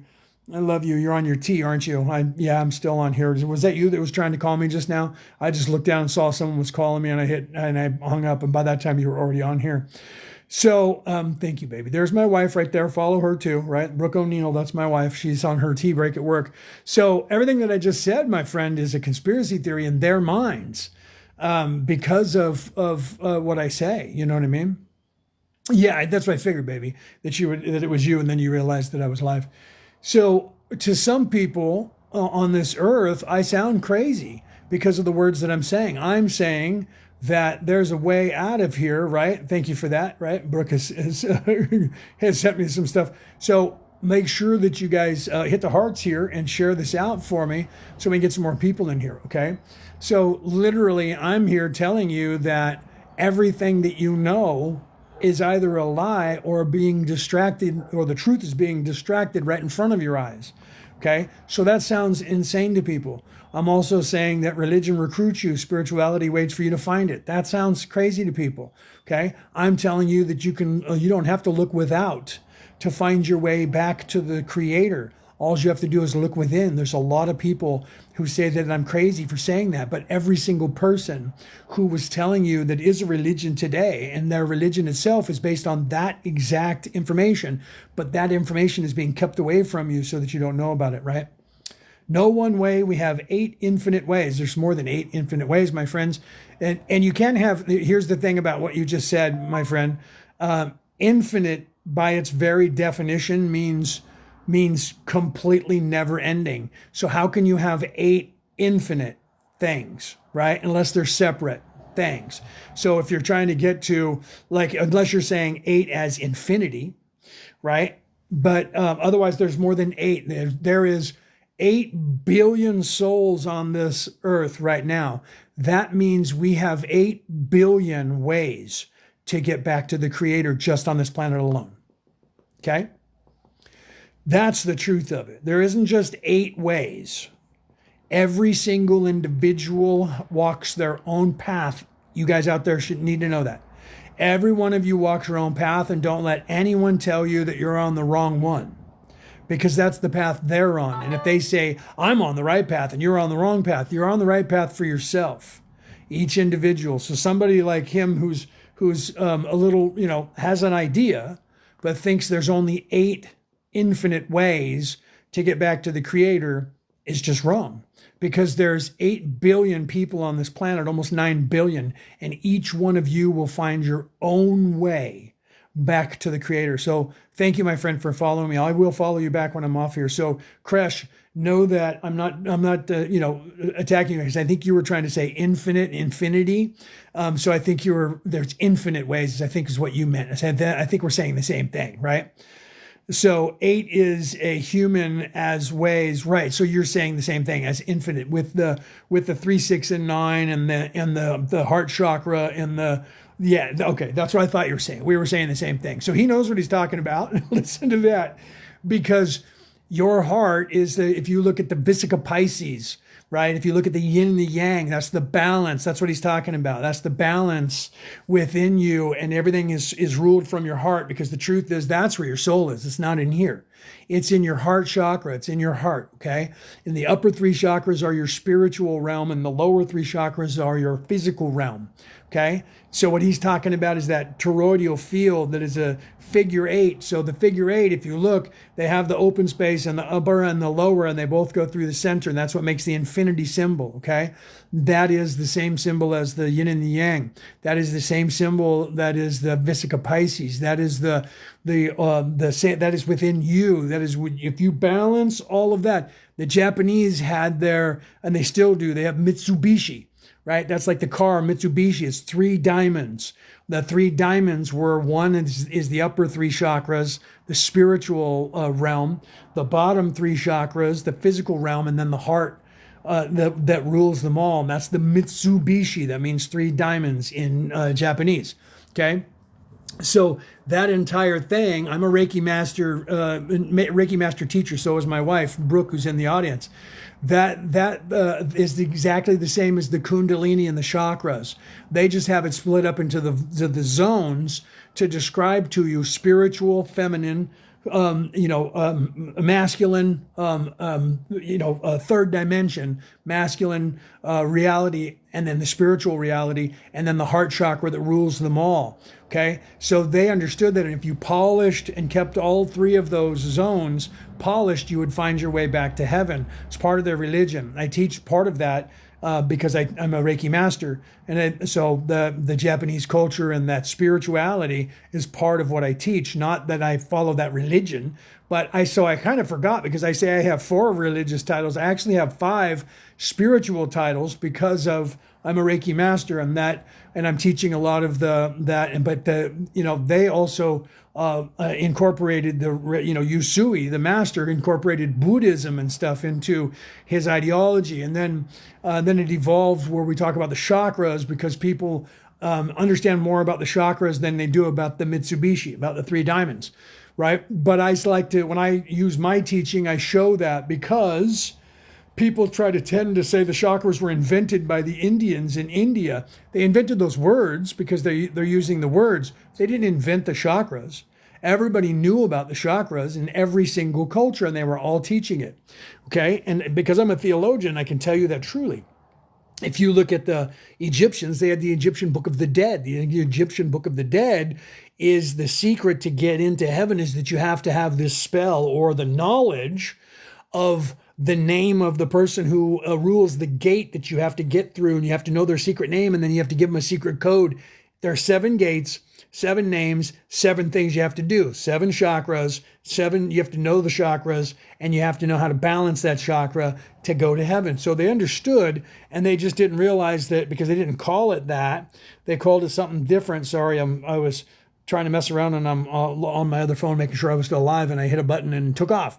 Wasn't in the live anymore, so I just popped back in the live over there. So they knew about it. The Egyptians knew about it. The Greeks knew about it, okay? The Greeks called it a spindle wheel. It was a kirkos is what they call it. It's where we get the word circle from in English. Kirkos, and it means circle or spindle, okay? And that is what they called the chakras. And guess what? Chakra means circle or wheel, spindle. Okay, that word is just a Sanskrit word, means the same thing. Merkaba, the Merkaba is the heart chakra, right? And if you look at he knows what he's talking about. This guy, he probably has as much about the Hindu religion as I know. He knows the Merkaba is your heart chakra. When you illuminate your heart chakra, the heart chakra is actually dual. It's the only chakra that spins in 2 different directions. The masculine energy spins in one direction, and the feminine energy spins, and I might be doing it backwards, One spins clockwise, the other one spins counterclockwise, and the representation of that was the Hebrew Star of David. Okay, that's a one-dimensional description of the Merkaba. Okay, so even the Hebrews knew about the heart chakra and the chakras. They just called it something different because it was different language. Do you see? So we've incorporated that in back into most of the spirituality. What if you look back in all of the Bibles, they tell you that God created and separated everybody into tongues so they wouldn't understand each other, and also separated the spirituality. Okay, and what's happening now in this earth is that the spirituality is coming back together because people are now speaking to each other. People like me, who are theologians, are reading all of these scrolls and realizing, hey, these are all the same. They're just told differently because they're in different countries and they have different names for that hero, for that savior who goes on that journey of the descension into third dimensional plane, becoming human, which actually just means light energy, by the way, like Reiki. It means God's spark of God. So the Japanese word Reiki means the same as the pneuma or the human, which comes from the Greek words that mean the breath of God or the spark of God. Okay, so these words that we use for these different things are just their different ideas of the same knowledge, and people don't realize that unless they actually study that stuff, right? You're in language. Is that how you say that? Language? Right? In my language is what you were saying. We have just a spirit. So what is soul? It's actually the same thing. There's a problem with that. I run into that all the time because people will say soul is different than spirit, and it's not. Some people say the soul is the human body, and then the spirit is your immortal soul, right? So there's an issue with some of us trying to show that to the world because different cultures called it something different, right? Like if you look at Trinity in the Catholic, right? In nomine Patri, Filii, Spiritus Sancti. Spiritus Sancti means Holy Spirit, right? But then people translated that as Holy Ghost, and now they say Holy Soul. So somewhere they picked up the word soul, and then what they don't realize is that the word soul means this body and the embodiment. It comes from the Greek. They actually meant it to mean the Holy Spirit, the Spirit. So it's the same thing, right? So when people say soul, they try to say it's different. I'm like, yeah, okay, you can say your soul is the human body, but if you look up that word and the etymology of that word, the word that you use for soul came from their idea of what a spirit was. So I'm hoping that guys like you and I can show people that soul is actually just another word for spirit, and you guys are all talking about the same thing, right? What are we talking about? We're actually talking about the ascension and how to hack this matrix that you're in, my friend, and try to learn the knowledge that you need to learn to get you to realize how you can get out of here, and that knowledge is being kept from you by the people that I call in my book the controllers, and those people are not allowing you to actually learn what you're supposed to learn to then graduate from this place and move on to the next reality or whatever you want to call it, or go back home to wherever it was you came from, right? Yeah, spirit is that Albanian? Is that what you're saying? Isn't that where you're saying that spirit came from the Albanian language, the etymology? Yeah, it's very possible because if you look at everything in the Middle East is derived from Sanskrit originally, right? Swahili is, and Yiddish is, and Farsi is, right? And yeah, Merlin's beard, yes, because I am Merlin. I actually have that title in the Druid religion. I am actually a Merlin. But I've always had a beard in all my lifetimes because I believe in that, right? So Merlin's beard, right? And then if you were Viking in that pantheon, you would say Odin's beard, right? For the same thing. Merlin's beard, Odin's beard, same one. Although Odin always tried to keep his beard red because he would dip it into the blood of the kings that he just, unalived, right? So when you look at the languages that are over in the East, all those languages come from Sanskrit, and then they're just variations. Like I'm speaking English, which actually is a combination between Latin and a little bit of Greek and Norwegian, middle or early Norwegian. That's how I got to where I am with this English that we're speaking right here, right? So, but we use English is not a language that unto itself. English is actually all the words we use come from all those languages. They're Latin, Greek, Norwegian, and then we borrow words from every other culture. So this is a mishmash of it's not even a language unto itself, even though people call it that.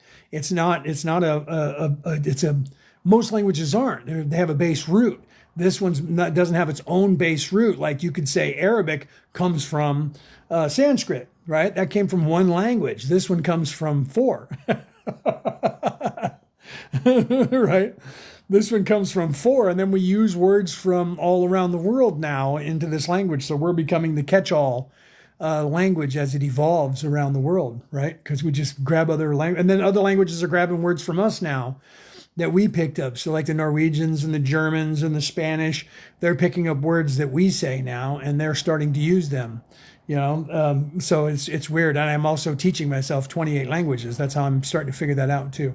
Okay, so let me get back on track. All right, so stop looking without for a savior. You're the savior you're looking for. All you have to do is look within yourself. Everything that you need is within yourself. Because when you start unlocking that, you're going to get things from the universe itself that are going to help you. You're going to get downloads. You're going to expand your consciousness. And that's universal. True enlightenment is universal. Okay? So it's universal enlightenment. My teacher was being so hypercritical, so I just left, and he was not happy, so I don't care what to do. Well, I mean, I said that a minute ago, that about 20 minutes ago or so, when I was talking about that, if your mentor of whatever shape or color or creed is keeping you or telling you to do a certain thing or demanding that you do a certain thing, then you need to realize that person's not honest, because a true prophet demands nothing, right?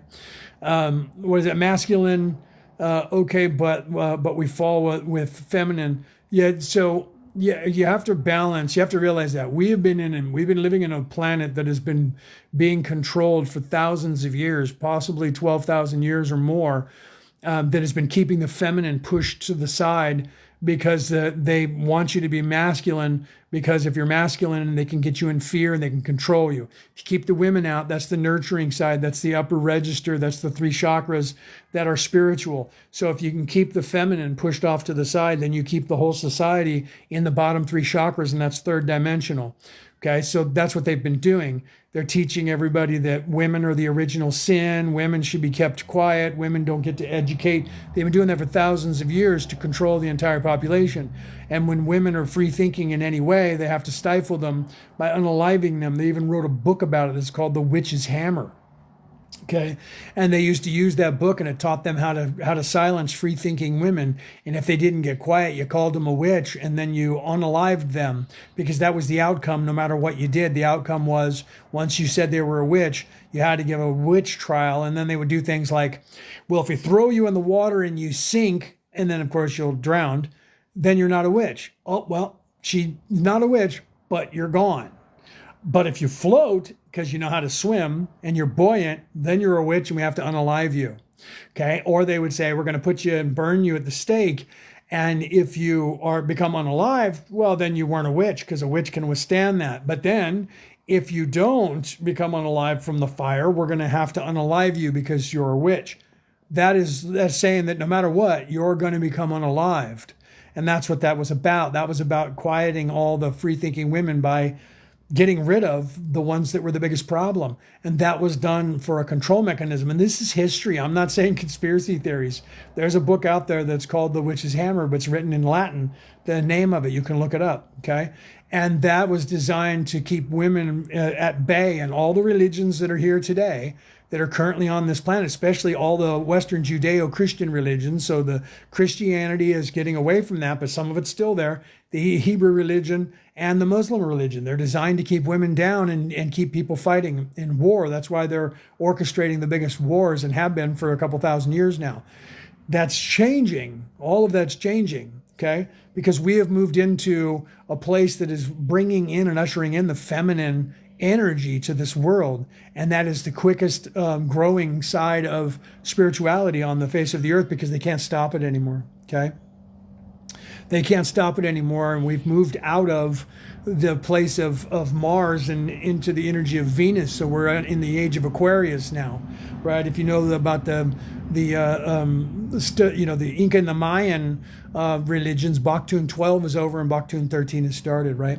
Mother Earth and all worship up, and it is normal to be what's the word you're saying there? Jealous. They are. I'm not sure what you. What is that word? I don't know what that word is. Jealous of God, and until you identify it. Yeah, I think that's what you're saying. You have to. Once you look within yourself and balance your chakras, you start to realize that no, that wasn't what you were saying. Okay, I'm sorry. Your English was a little off.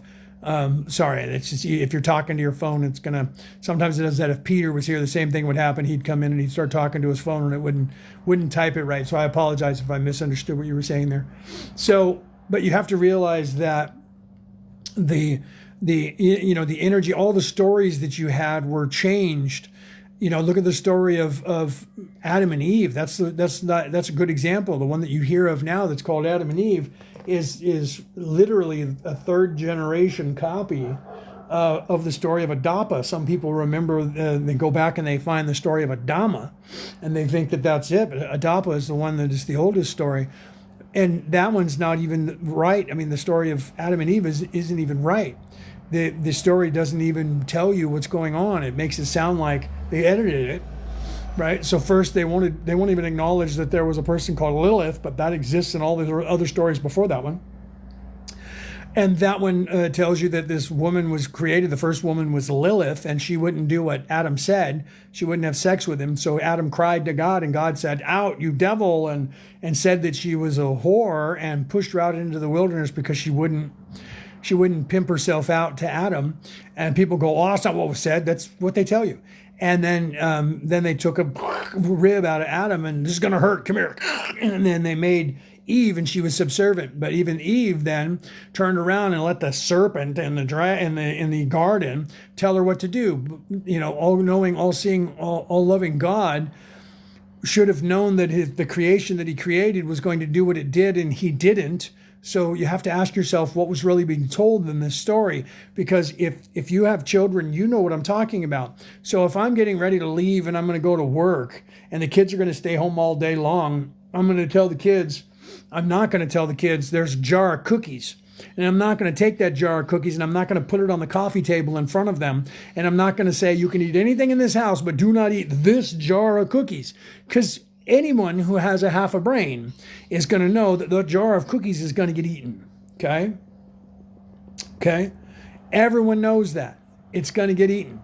So what you're telling me is that the creator of the universe, according to those stories, didn't know that they were going to eat that from the tree of life? There's something wrong with that story altogether when you look at that. So that means that the creator was setting them up to fail. Oh no, it was a test of their faith and they lost faith. That's not even what the story was about. If you're a theologian, if you've studied this stuff, that's not what the story was about. That's the way they edited it. And they did that so that they could tell women that it's your fault. Okay? And then they'll give you the guilt trip, which is what the Hebrews do. That religion is based on guilt. All you women have cramps before your menstrual cycle because God's mad at you. So because some woman 10 million years ago did something wrong, all you are guilty. They call that the original sin. Do you see what they're doing there? That's the sins of the father. The same religion will tell you that a man can't be held responsible for the sins of the father, but if you're a woman, you're held responsible because some woman did these things a billion years ago and it's all your fault. You also have pain during childbirth because of that. It's a lie. They made it up. The story was a story, but that wasn't what the story was about. Okay? So the story was a story, but it wasn't about that. It was about the unveiling and how we became veiled, okay? And even that's not accurate. It's an allegory, right? But people try to take these things as literal, and that's the problem. When you look at all religion, all of the stories were allegories. None of them were literal, but everyone tries to put it into a third dimensional construct and make it literal. right? That God is sitting on a throne and he looks just like me and he's got a toga on. Okay, that's what they do. I mean, look at the Greek gods and the Roman gods. Every time they show the gods, what are they doing? They're in human form. Why is that? Well, because you guys wouldn't understand if they showed you, they don't want you to understand if they showed you just a light talking. That's why when people did like the burning bush scene, they had to go, that's just not true, because if you believe that the light that is talking to Moses is what is the creator, then you're going to go, well, the creator's obviously not a person, so why am I listening to the people who tell me they own me? They can't have you doing that. That's right, Blink. It's because we are gods. You see what he said right there? Right? So, right? And then, yeah, I don't believe nothing, but I am, right? So, I mean, I think that's what you're trying to say there, right, Kresh? And that's the truth of it, okay? And that's when the realization of that is when you start to wake up and you start to realize, because the Greek philosopher said, I think, therefore I am. That is that you're self-aware. That's the ideology that you're self-aware. That's what happens to you here, right? I am that I am. That's right, power. That is exactly what was said at the burning bush, because Moses said, who will they say who sent me, O Lord? I don't have the words. And God said, I'll tell you what to say. You'll have the words. Well, who do I say sent me? I am that I am. Right? I am that I am. So tell them that I am sent you.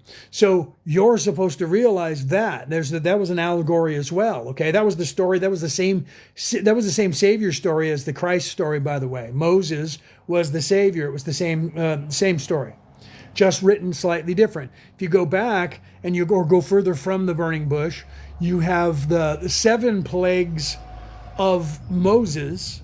Okay. The 7 plagues, there was originally 7, there's now 10. They added 3 more. There was originally 7. That's the 7 chakras. Okay? If you look at the chakras and how to balance the chakra and what happens if you don't balance the chakra, you're going to find that the plagues of Egypt were the same thing. Okay? They were allegories and they were metaphors for how to balance the chakras, what to do and what not to do to make your way back to the Creator. Okay, so let's go past that. Okay? So you're supposed to learn, when you first get here, I think, therefore I am. You're self-aware. You're then supposed to spend a couple of lifetimes, 7 to 10 on average, on this planet, expanding your consciousness until eventually you realize, I am. Okay? I am. You're supposed to realize your I am. Okay? I am the Creator. I am an immortal spirit. Not I have, but I am an immortal spirit, and that immortal spirit is part of the Creator. You're supposed to realize that, and when you do, then you get to graduate from here, and you get to move up, right? But now I am that burning bush, now more than you're thinking. No, and that's what happens. Then you become that. You're supposed to, and that was what they were trying to show you with the Moses story, that you're supposed to trust and become that. And so Moses was becoming that, and he had to become that in order to overcome his ego and to become that. And then, and that was the sacrifice. And then the sacrifice at the end, when he didn't get to go into the land of the milk and honey, was that sacrifice that he was supposed to be showing, to show the way that you go. So the Jesus character then went on a cross to show you that. Okay, so that's the unalived, I can't say that word, it starts with a D, and the resurrection. If you look at Thor started out just as slightly different. Thor's father, Odin, didn't like Thor's attitude and said, you're going to be the all-father one day, the king, and you're arrogant, and you need to learn to be pious. You need to learn to be humble. So he said, I'm sending you down to earth. So this was a different culture at a different time, but it was the same story. This story is actually older than the Jesus story, by the way. It's just that they didn't write it down to the 1100s, so people say it didn't exist until then. So he sent Thor down to earth. Thor means thunder, and he had his warhammer, which is Mjolnir. That means lightning. Okay? And he said, you're going to be mortal, and you're going to have to live among them until you learn. So his sacrifice was to go down and live with people at Middle Earth, this place. okay?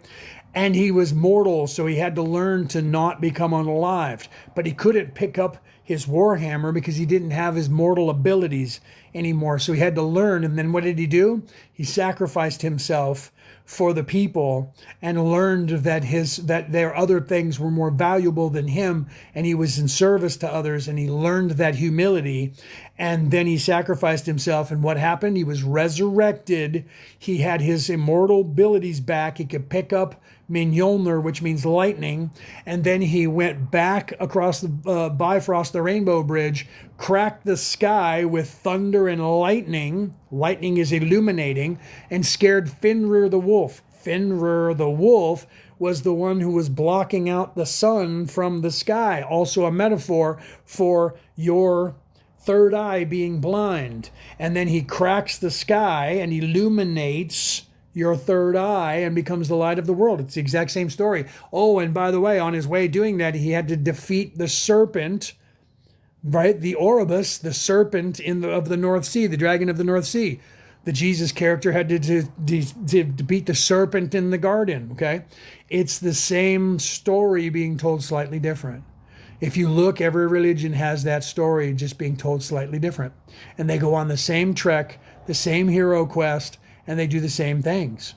Okay, that happens all around the world in every culture. It's not just the Christian story. So when I was asked earlier, do you believe in Christianity? I believe in the Christ.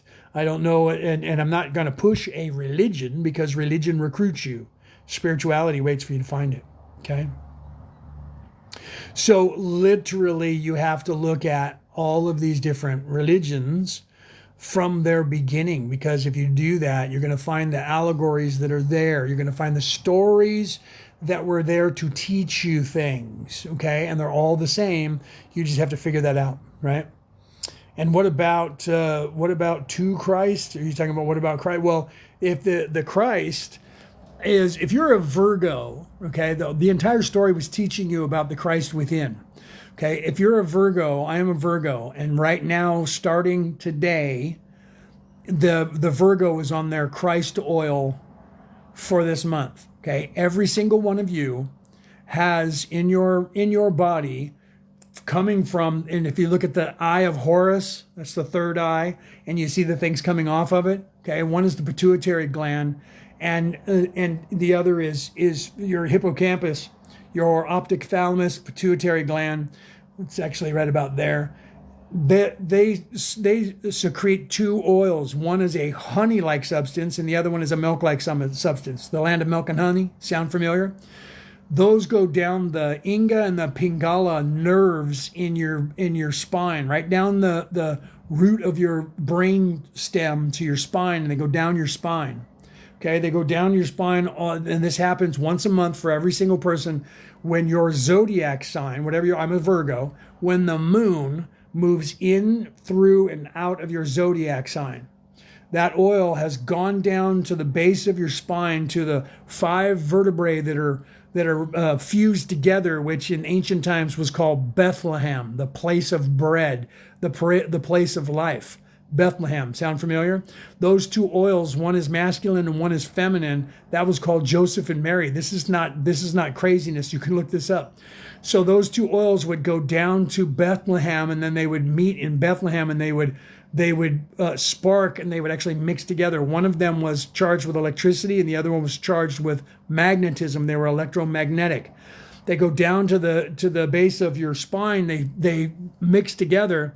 Then they go back up your spine. No word of a lie. You can look this up. I wrote about it in my book, and other people have around the world. They go back up your spine, charging with the chakra energy as the Kundalini and Kunda buffer energy is winding them up your spine. 33 vertebrae. Jesus died on the cross at 33 years of age. 33 runs on Jacob's ladder to get to heaven. Okay? The oil goes back up, and it goes through the claustrum, which is like a chimney in your brain. It's a hole in your brain that goes up the stem, where we get the word Santa Claus from. The claustrum. Santa is a middle Norwegian word that meant grandpa or wise one. Tanta today means auntie or grandma. Okay, wise one. Santa doesn't mean saint, doesn't come from Saint Nick. It's not a Latin word. It's a Middle Norwegian word that meant the wise one. And then the claws, in the claustrum, the claws was a hole, a grommet hole in the sails where the sail rope went through, or a hole in the roof, the chimney. It was called the claws. So Santa Claus is wise claws. So you're Santa Claus who goes down through the chimney in your brain with the Kundalini fire. And if you're on the good list, he gives you a present, or if you're on the bad list, he gives you coal. This oil comes back up and sits at the base of your hippocampus, your third eye, right at the bottom of it. It sits there for 3 days inert while the moon is moving through your sun sign. And at the end of those 3 days, if you don't eat of the tree of life, debauch yourself, have sex, ejaculate, eat crap food, and drink alcohol, do drugs, if you abstain from them, 10% tithing, if you abstain from that and you pray or you meditate and you eat right for 3 days, 60 hours, at the end of that, it is Christed. It is Christed of John. You can look this stuff up. It doesn't get any better than this. I'm not preaching Christianity. This is what they called it, okay? It was Christed, and then it would go through the claustrum into your hippocampus, your third eye, your optic thalamus, and it would explode with DMT, and it would illuminate all of your brain cells and raise your vibration. But if you ate of the tree of life in that 3-day time period, you would waste the energy that's stored in that oil, and it would secrete a coal-like substance in your brain. Santa Claus would either give you coal or a present, okay? So these are the stories of all of these people in every religion that did the same thing, that descended to earth in the physical plane, sacrificed themselves for the human condition, ascended back up to the place of illumination, and then illuminated you. These were stories that were allegories about the Christ within you. That Jesus character was teaching you that, not wait here, I'll come back when I go get a truck. It wasn't, hold on, wait here, I'll get help. It was, the way to heaven is through me. Every religion, going all the way back to the Mesopotamian story of even Gilgamesh, or the Marduk story. Marduk is the only one that can face the dragon Tiamat, and he defeats the dragon Tiamat and is elevated and becomes the light of the world, becomes the hero of the world, and they make him the leader of the gods. Same story being told slightly different, okay? We did, let me see, you guys have probably been talking and I haven't been reading it. Let me see what Kresh says. We did impossible to exit from mother's belly. We've fired all the DMT to come out. We did, right? So at some point is obvious that we're in heaven. At some point, no, you're right. So we literally become, do the same thing is what he's trying to say. We get the Big Bang, by the way. If you read what the Big Bang theory is, and then you look up what happens when the sperm cell impregnates an egg in a female womb, there is an explosion of light that starts the cellular structure of a child, and then it exponentially starts to turn into many other cells. So we came into this place by doing that, and then we go into the descension into human existence, and then we are supposed to go on the same hero journey and then rise up. This is what Kresh is talking about. Rise up and then become Christed, right? Not just from the Jesus character, but from everything. And you're supposed to learn the I am. You're supposed to learn that you are the Savior that you're looking for. So you're supposed to follow their example and the allegories from all of these religions, and you're supposed to rise up and realize that you are the Savior you're looking for. I am, therefore I think, because I am. And then you're supposed to make your trek back from this place and ascend up towards the light, up towards the Creator, to become one with the Creator once again. Okay? So that is what is in every single spiritual way that became a religion. And then they are trying to control that and keeping you from seeing that. You can't know these things because to know a thing will give you power over a thing. So if you can control a thing, you can control power. Hold on, I'm going to take a drink of my coffee. So this is what the controllers have been keeping you away from. That's why I wrote this book about it, okay? The Reality About Reality, Returning to the Old Ways by me, Leonard O'Neill, 2 L's.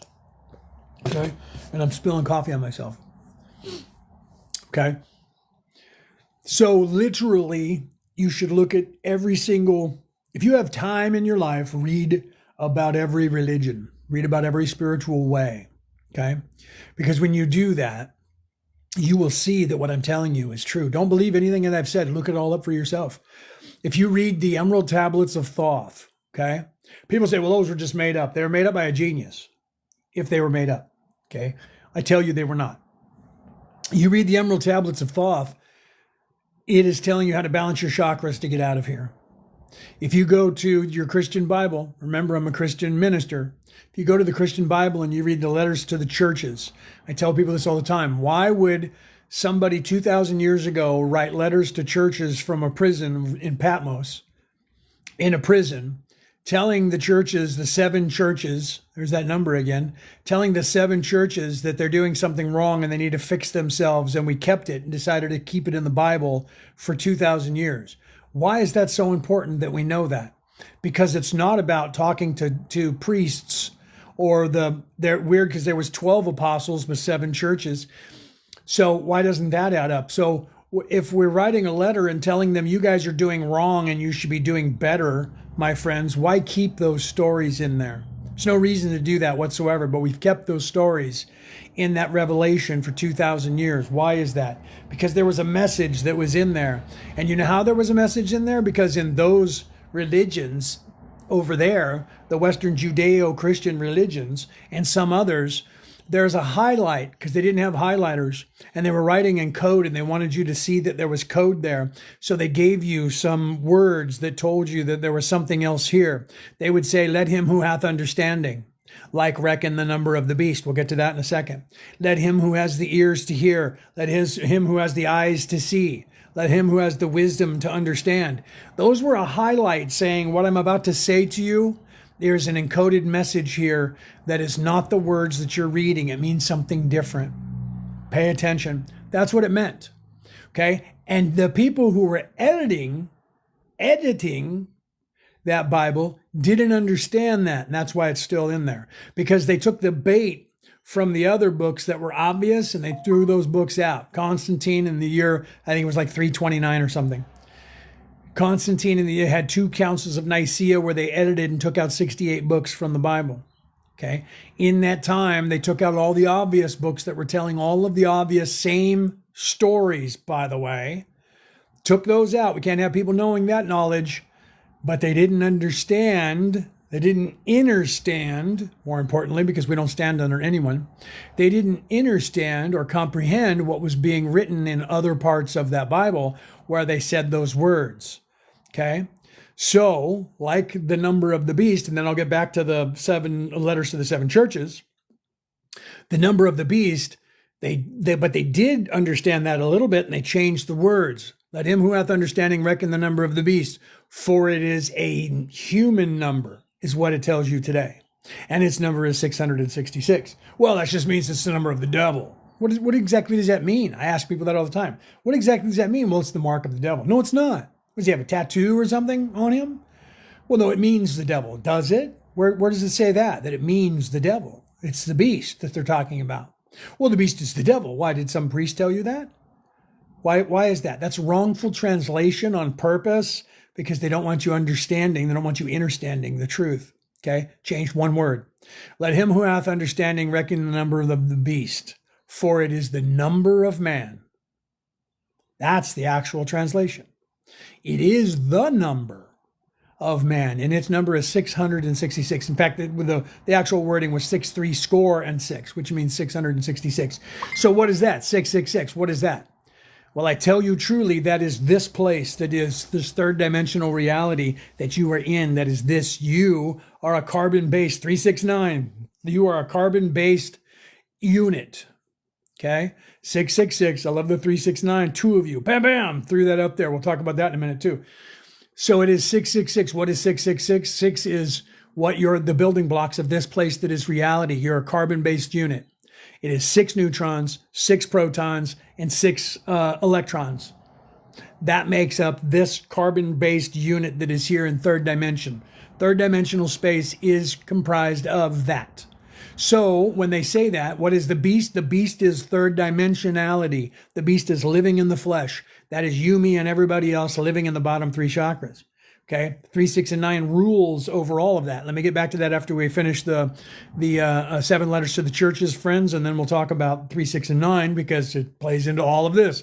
And those two gentlemen, Blink and Kresh, know it, right? So, literally, if you look at what is White saying, I would can to be stupid. I don't understand your English there, buddy. You're gonna have to reprint that for me. So, literally, if you look at the 7 letters to the 7 churches, 7 letters, 7 churches, or right? What is the 7 number being? 7 chakras. If you take the letters to the churches and you open up, here's the chakras in what they mean and what you do to balance the chakras and how they become out of balance and what you do and make them out of balance, how you balance them. You look at the letters to the churches and you take the first letter to the first church and you look up that word. Don't look up where the church is because they'll go, that was a church that existed in the early 100s. Don't do that. Look up the etymology of what that word meant in Sanskrit or in Swahili, okay? What did that word mean to the people who wrote that word at the time? You're going to find that when you get the definition of that word and you look at the definition of the red ray root chakra, the first letter to the first church is the red ray root chakra. And then the things that he is saying to them, that if you don't go and you don't do this thing, those of you who are doing this and not this don't get to go to heaven. It is telling you how to balance that chakra. And there are 7 churches. And if you read them in order, by the way they are in there, the secret message is it is telling you how to balance your chakras and how to go to heaven. It's the same words that are talked about in the Egyptian Book of the Dead and the spell that you need to know to get there. Okay?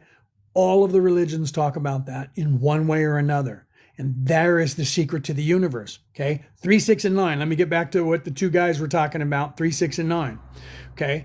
3, 6, and 9 is the Mitsubishi. Okay? The 3 is physical plane, bottom 3 chakras. The 6 is your heart chakra, and the 9 is your upper 3 chakras. Or if you look at it from Thoth the Atlantean, because I mentioned that, and those guys might know that. If you look at Thoth the Atlantean, if you're reading the Emerald Tablets of Thoth, when he's talking about that, he names the archetypes, the gods who rule over the archetypes in the human body, right? Law of attraction too, that's right, Power.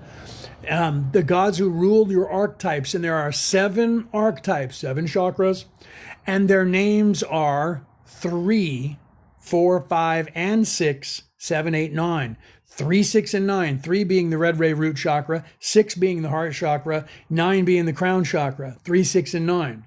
Those are the names according to Thoth, and Thoth was supposedly an Atlantean, which means they came here pre-dynastic. They came here pre-dynastic. They were here when Atlantis was here, which would be before the Younger Dryas or just after. Okay, so if that those scrolls are real, or if that tablet is real, the Emerald Tablets, if those are real, then the idea of the chakras was known on this earth dating back 70,000 years. So it's nothing new. All the religions were talking about it. Okay, so you literally have to pay attention to that. So the law of attraction is one of the laws that came from the different laws. If you look at the Hermetic texts, which was Hermes, who is synonymous in many ways with Thoth and that book. If you look at if you look at them, they could be compared as the ego and the conscience. Okay. They also some people think they were the same soul that was in there, and that's why they called Hermes Trismegistus, which means 3 times great, because he learned about that. Okay, and a lot of people try to say that he was Egyptian, but he wasn't. He was a Greek, but he learned that information that he was talking about in the Hermetica from Egypt, okay? And the Egyptians had this information.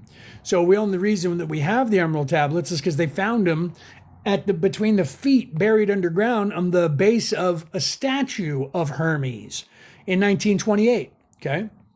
So the law of attraction is the same ideology of positive thinking, okay? So the laws of the universe are in the Hermes' Hermetica, the Corpus Hermeticum. If you read that, I actually did a podcast about that. Bleeze, what's up, brother? How you doing? You got to let me know, man. When I sent you that information, you got to let me know what days would be good for you for the Defense Against the Dark Arts, my friend. Let me know what's going on with that, because we have a whole bunch of them coming up this month. I'm sure one of those you'll be able to make, right? Let me know, and if not, I'll do one specifically for you so we can get you in, my friend. We just got to talk, okay? I sent you messages the other day, and I haven't. You may have already emailed me, but I haven't checked my stuff today, brother. So let me know when you can do that, and we'll, even if I have to do, like I said before, even if I have to set it up to where it's just you and I in a class, I'll do one in between the other classes if I have to. Okay, so that's because if you guys are listening, that I was talking to Bleeze right there, because I have a course that I teach.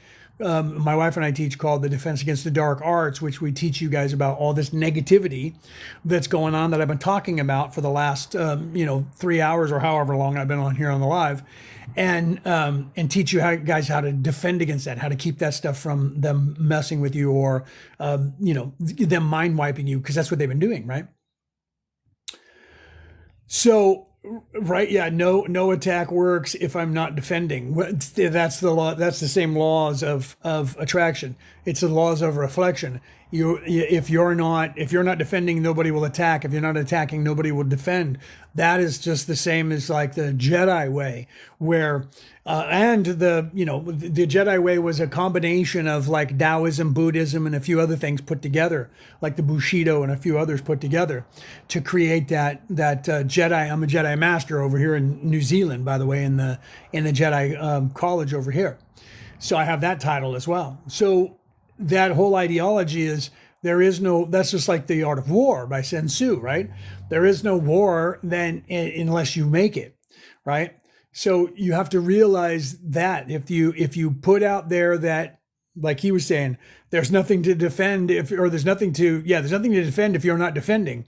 There's no attack if you're not defending. If you're sorry, a train going by out there, and they got one of the loud ones, because that's a cargo train going by. Our driveway goes out to the road, and it's like a tunnel. All the sound comes up, and I got the front door open over there, so all the sound comes up and comes right in the front door. So I apologize if you guys heard that, right? I've been working on the programming the subconscious mind. Yes, Fonda, you have to do that. You have to deprogram it. Like they had The Secret. Hi, by the way. They have The Secret back in the 90s where they talked about this, okay? Where they said, and if you guys don't realize, I am a life coach and a spiritual life coach. That's why I'm talking about this, right? I'm doing good, brother. I am doing good. Yes, I'm going to inbox you with it. Cool, brother. Let me know. Okay. Thank you very much, and thank you for that. Okay. So then we'll work out and then you and I'll have a session. We'll either put you into the class of that day and time, or if none of those work, I'll make a class for you. Okay. So literally, you have to realize, and this is what they talked about in that. There was these books they came out with, their videos back in the 1990s called The Secret. What was the secret? The secret was the same secret that Carl Jung was talking about, the same secret that Lao Tzu was talking about, and Taoism, everybody. The secret is, you need to look within yourself, become optimistic, or become objective, not subjective. You have to look at yourself honestly, and then say to yourself, okay, I have issues, right? I have problems, I have triggers, I have traumas, I have all these things. And then you realize those things, and the first step of avoiding a trap is knowing of its existence. You realize that you have these triggers, you realize you have these issues, and you want to fix those. So you have to go within your own mind, and you have to be realistic with yourself. You have to face those things that you have in there, fears or whatever they are, and then you release them. You don't hold on to them anymore, and you replace them Okay, you release the negativity that's in your mind and you repair that with positivity. And then you get that stuff out and then you become a more positive person. And then you can look at things in a different light because it'll change you. And when it does, you have to first realize I'm not a victim. Whatever happened to me in the past is over. And I am a survivor. Therefore, I do not have to hold on to the emotion, the fear, the anger, the whatever it is that you're holding on to, and you let that go. And by changing the meaning of the story, that's right, by changing the meaning of your story, because then you're no longer the victim. Now you're the survivor. I am the one who is strong because I'm still here. Okay, I'm still here. I won. I'm still alive. I'm here. That's Friedrich Nietzsche said that. What doesn't unalive you, but he used the K word, but I can't say that because communists run this platform.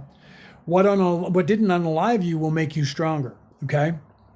So literally you're changing your story by changing how you see yourself and your perception of yourself, and then you get rid of all that. We spend the second half of our lives repairing the damage they did to us in the first half, okay? But what is wrong when the Swiss people prep for war, only land war free? So I don't know to read life. I'm not sure what you're saying there, my friend, but you have to. But you have to realize that sometimes. Thank you, Bleeze, for that. That was kind of cool.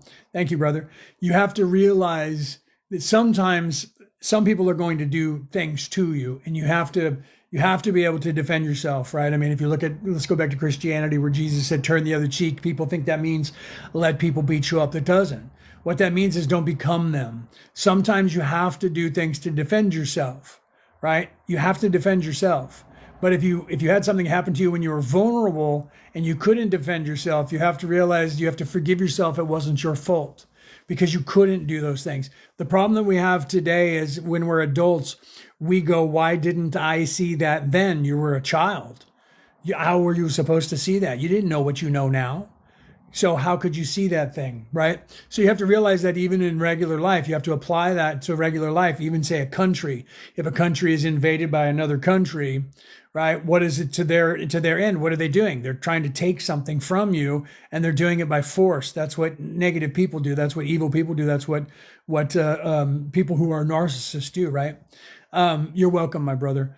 You're welcome. And we will take care of, like I said, we'll take care of you. We just gotta inbox me, bro, so we can figure it out. And then we'll hook you up and make sure that we got the right thing and we'll take care of you. And then we go on from there. Okay. Right. So, what are you saying you want? I'm doing, but I don't. I want money system. Is that what you're trying to say? Well, we unfortunately we're working in a world that is created and owned by people. They believe they own it, and they're making everything monetary value. So we have to have money right now until we change the system.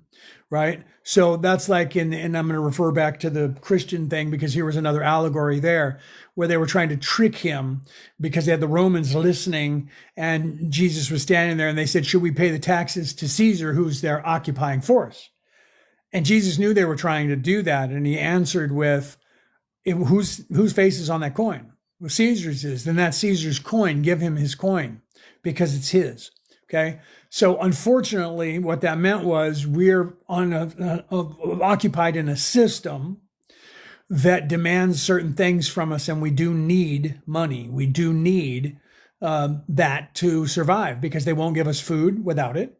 They won't let us, grow our own foods these days. Not much, right? You can't go anywhere unless you have the money to buy fuel for your vehicle and buy a vehicle or money to take, a bus or a train. So they do that on purpose so that we have to donate our time for money and do work for them. So you have to realize that's the way it is, and that's the way it's going to be until we fix it. So until then, we do have to have money, and we do have to do those things, and they're going to benefit from it. But we then will change the course of things that we do. Reese, welcome, my brother. Namaste. So glad to see you in here, my friend. So we have to, you should bend, Koresh, bend, but don't break. Okay. So you're saying I don't bend. You're going to need to bend because, well, you don't have to. If you can make it in this world without bending, then you can do it, my friend. Then more power to you. If you're okay doing that and not bending, you're all right. But if you just don't want to break, right? I'm a chef, so I do for fish who died. Well, okay, right? Yeah, because we're not supposed to say that word either, right? We're not supposed to say that word either. So yeah, no, I'm okay with that. And if you know that reference goes far, far back, a lot longer, because they started using that reference to the fish for Jesus when he was here. But that fish is actually the wise one, that goes way farther back in the East than it making its way to Rome or to the Hebrews, right? Goes way back, right? Yeah. So am I lagging, right? No lag. Now you're an Aussie, right? Yeah, I know, right? I lag a little bit right here on the with this phone, but that's just not been so bad. But apparently, I didn't know this, Reese, when. Like the last 4 days, I was like, what is with, TikTok's acting weird. Well, apparently they were down for a couple days in America completely, right? And so while they were trying to fix this stuff, we were having glitches over here in Australia, right? Yeah, no lag. Now you're in Australia. Yeah, you don't have to worry about time lag for you with me being on at a crazy weird time, right? Or the other way around. Okay. So guys, you have to realize that if you want something, you draw it to yourself. Remember we were talking about the law of attraction before, Kresh. I think it was Kresh that you brought that up, or the other guy did. I don't remember which one said that. Talking about the law of attraction. If you want something, you can draw it to yourself by knowing that it's you, that is who you are. Like when people say, I want to get rich. Well, getting rich is subjective. You have to realize, as a spell writer and caster in my life, I teach this. This place will give you what you want, but you have to be very, very specific. That's why people say that thing, be careful what you wish for because you might just get it, right? New owner, but better, right? Okay, well, that's kind of cool. So you have to realize that you have to be very specific. So if you want something, whatever it is, if your life isn't good, it sucks, fix it, change it. Be the change you want to see. So if you don't like your car, get a new one. If you don't like your job, get a new one. And how do you do that? Well, you make it sound so simple. It's not simple. It's actually hard, but it is simple because you have to do your due diligence. You have to see it. You have to know it. Okay. Because if you say, I want doesn't mean, or I'm going to get. Going to get is saying that whatever you're getting is in the future and you'll never achieve it because you're going to get it. I'm going to get it. One day I'm going to get it. So I'm going to get rich. If you say that, that rich part's great, but you're saying I'm going, and that doesn't say that I'm having the richness or that I have money. Okay, that's like we have to change. This is part of the secret as well. This is part of the way. You have to change the way you say things or the way you think. If somebody says, "Hey, do you want to go to the movies?" and you say, "I don't have the money for that," that's saying to the universe that I don't have any money. Okay, so you're not going to have very much money because you keep saying that over and over. You need to change the way you think about that and what you say. I don't want to spend the money on that. That says I have money, but I don't want to spend it on that. Okay, so you have to change the way you see the world because your focus determines your reality. Thank you for that, Sally. Thank you for that, Rose. So you have to literally look at the world in a different light, yourself too. No negative thoughts about yourself, only positive. Get that negative stuff out, get rid of it, and put positive stuff in its place. That's the secret they were talking about back in the 90s. That's the way that everybody was teaching you forever. Taoism, Buddhism, Hinduism, okay? Even Christianity, even the Viking religion and Bohemianism, they were teaching you the same way. The way is being positive. The way is being positive about yourself. Okay, the way is to fix yourself and to wriggle yourself free from the bonds of this illusion. And how do you do that? By making your own illusion, by creating your own reality the way that you want it. So you don't say, I'm getting rich, I am. I am money. Money is mine because it comes to me because I am money. That is the law of attraction. You have to look at these things and I am plenty. There is nothing in me that is lax. There is nothing in me that is missing. And if you think there is, you need to fix that. Why do you think there's something missing within you? What do you think is missing? Find that thing and find out why you're thinking that, and remove that thought, remove that thing, and fill that gap with positivity. Do you see? Because they're telling you you're nothing. They're telling you that you don't have. They're telling you that they own you. They're telling you to do what to wear, when to wear it. They're telling you what to do, when to do it, when to sleep, and when to work. They're telling you how much you owe them as a debt to be here because they own you, and that's what they're telling you. So you need to stop that. They don't own you. You were free from the moment that you were born. Does those words sound familiar? That guy that was Christed, his name was Jesus. He was saying those exact words. So was Lao Tzu, who existed 635 years before that. And the Buddha, who existed around that same time in China. At the same time, these people from all over the world were telling you the same secrets. Okay? Repeat. That's right, Fonda. Repeat yourself until you believe it. You know, on the opposite end of that, Adolf Hitler, who was obviously very evil, he had a coined a phrase and told people that if you want people to believe something, you want them to believe a lie, tell it to them and tell it often and tell it all the time and tell it very big until people believe it. So he understood that you repeat the positive affirmation to yourself until you believe it. And that's how they teach you that they're in charge, by telling you over and over that you're nothing and that they own you. And eventually you start believing it. Well, I can't do anything about politicians. It's just the way things are. You're telling yourself that because they want you to think that.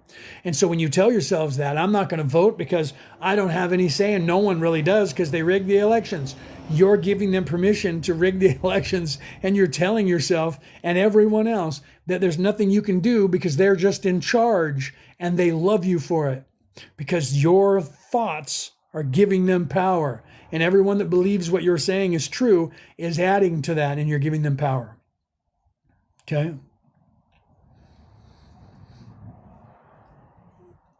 Right? Okay, so yeah. Now, I did give my classes 20 years before with 3.5.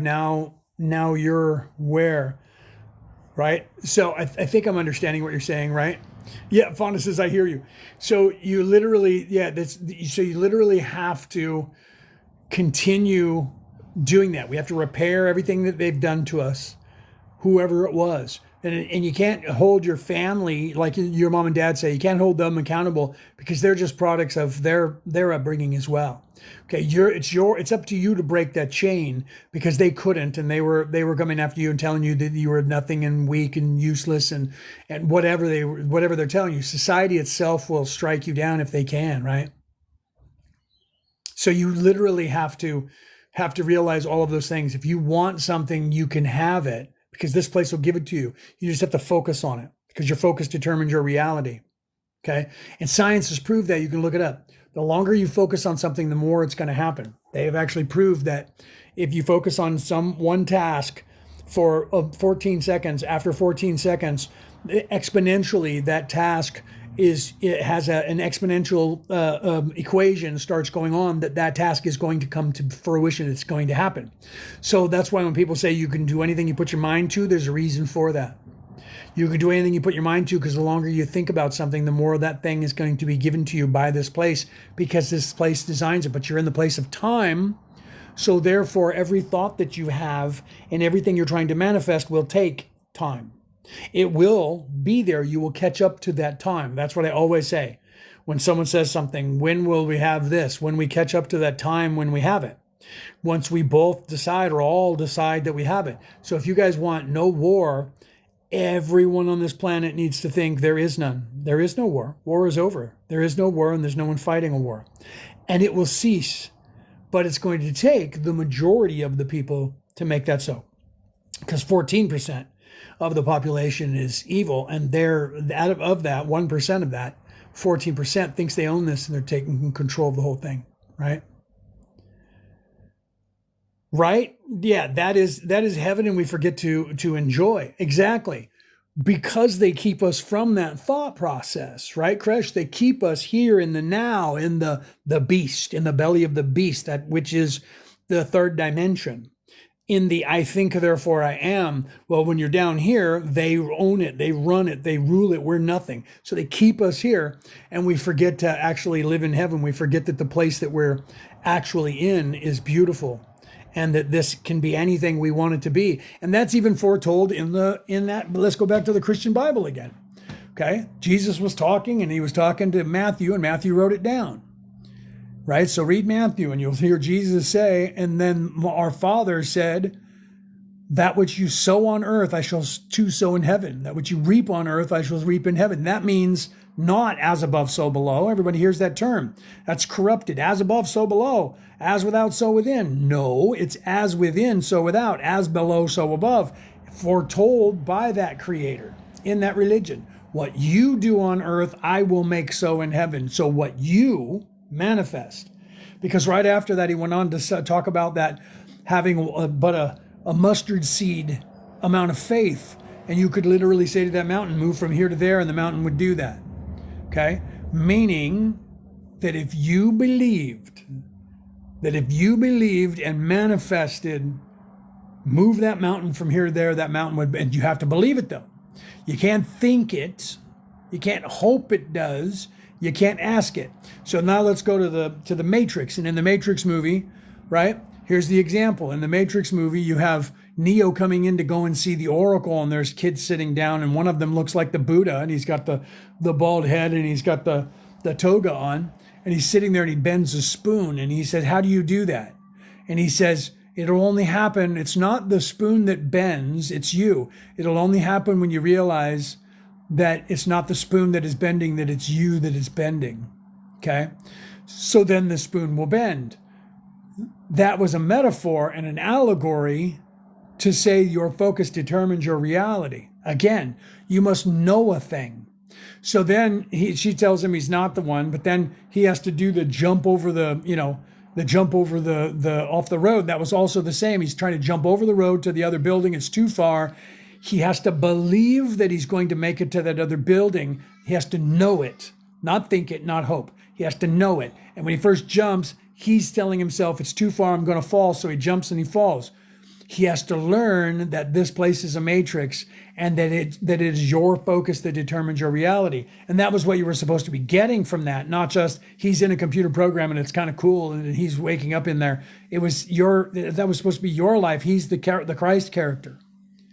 He's the Christ character that is the Savior, and Morpheus was John the Baptist foretelling that that Savior was coming, and the Savior was going, I'm not the Savior, I'm just a man, I'm just here to do this stuff. I don't know that I'm the Savior, and he didn't want that pressure. And he became the Savior. You know how he became the Savior? Because he was humble, and then he believed in himself. He had the dark night of the soul and believe in myself. I don't care what they say, I'm going to believe in myself. And eventually he realized, I'm in a matrix. I can do this, whatever I think, okay? What to do if you enjoy eating and know that cow or love or herd atom by atom. I'm not sure what you're saying there. I think that's like saying we're in some religions, because in some religions pork or cattle or bison is forbidden, right? If you're in that practice, it's the same thing with the fermentation of grape or wheat, right?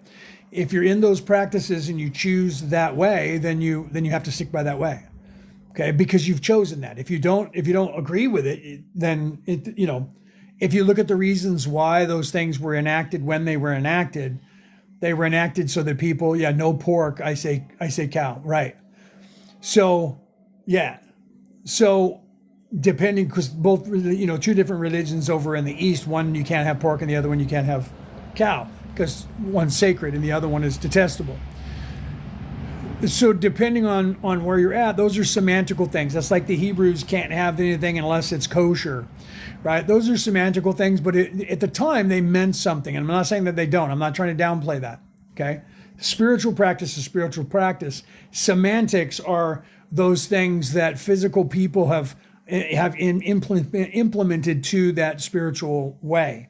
There was at the time, don't eat pork because it was detestable. We didn't have anything to preserve pork with.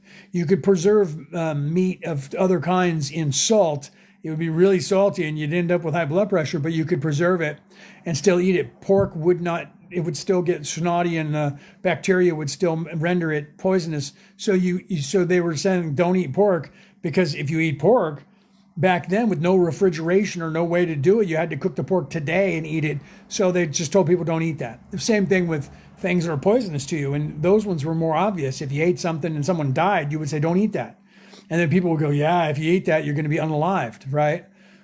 So you have to realize that what it meant at the time. When I was in philosophy, philosophy 101, you learn there that when you're looking at philosophy or anything for that matter in history, if you're looking back in history, you have to understand or understand what it meant to the people who were writing that at the time. What motivated them? What was that about? Why were they doing that? You have to look at that moment, that caption of that moment in time, to realize what they said and what motivated them to say that, right? So when you look at that with religions, you'll see that depending on where they were in the world, depending on the people, depending on the culture, that's where you get those semantical differences that religions become. But spirituality is a constant. And that's why I wrote in this book, The Reality About Reality, Returning to the Old Ways. That's why I wrote in there, religion recruits you, spirituality waits for you to find it. Because the semantical things are a way that person talked about. Let's say Christianity again. Jesus came here and was teaching a way that was very, very similar, identical to the way that Lao Tzu was teaching, right? And everybody else, okay? But then humans got a hold of it and turned it into a religion and started making up rules about how you have to do that. And then, that was in the year about 27 when he passed. So around the years in the early 30s, they were starting the churches. So by the year 200 or 329, Constantine then edited all of that and changed it. And that's the Christianity that you have today, okay? So at some point in all of these religions' histories, when they became a religion, someone with a linear mind changed the way into this is the way that it should be done. It was their way, their idea of it. And people believed that and started following that way. And if it was a great way, then it still is a great way. But then what happens is people who want power, money, fame, and control will put themselves into a place of authority and be able to change things the way they want so that they make more money. Okay? And that's what they've done over the generations since these things were ways, and now they're controlled. Not all of them are controlled 100%.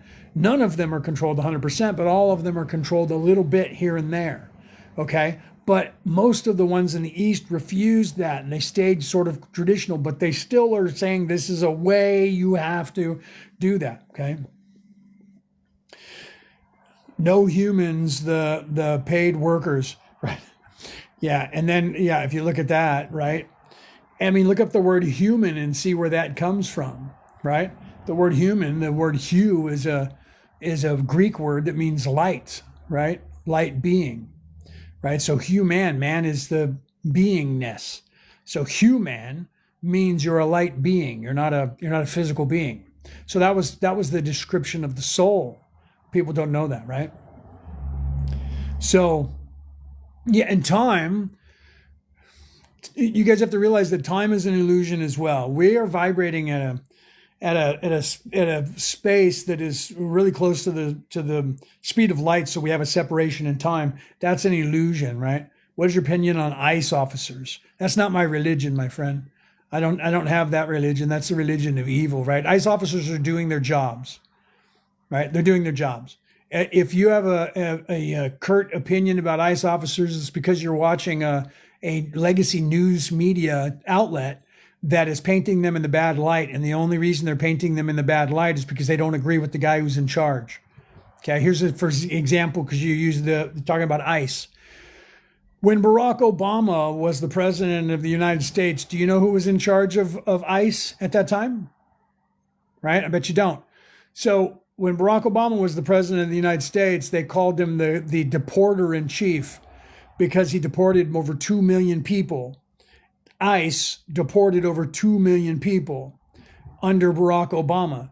Do you know who it was that was in charge at the time? The guy who was in charge of ICE at the time got a medal from Barack Obama for doing such a great job. Do you know who that guy was? That guy was Tom Holman, the guy who's in charge of ICE today that everybody's calling a Nazi. Okay? The same people, the Progressive Party, the left wing of that bird that the right wing is part of, those same people praised him and gave him an award, gave him a medal of honor for deporting 2 million people. Now he's still doing the same job he was doing then, and he's only deported about 200,000 people, and you guys think that ICE is a bunch of Nazi agents running around.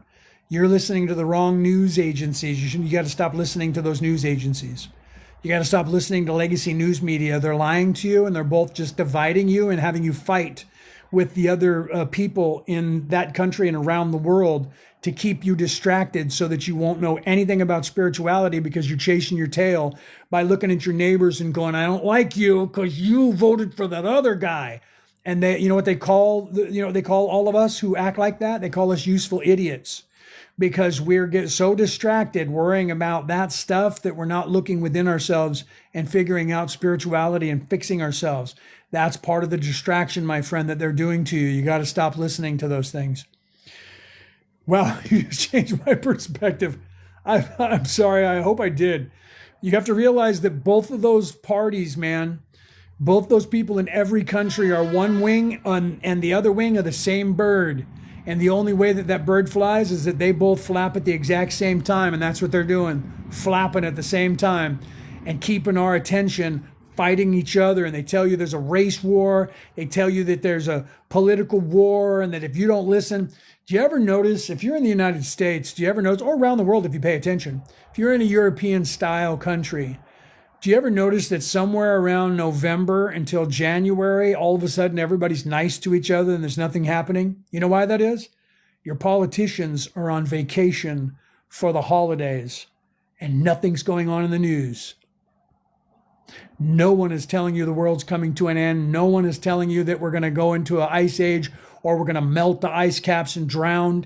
No one's telling you there's a race war. No one's telling you any of that stuff. No one's telling you that the Nazis are taking over. You know why? Because all the people that are telling you that are off on vacation, eating the same foods that you're eating and partying.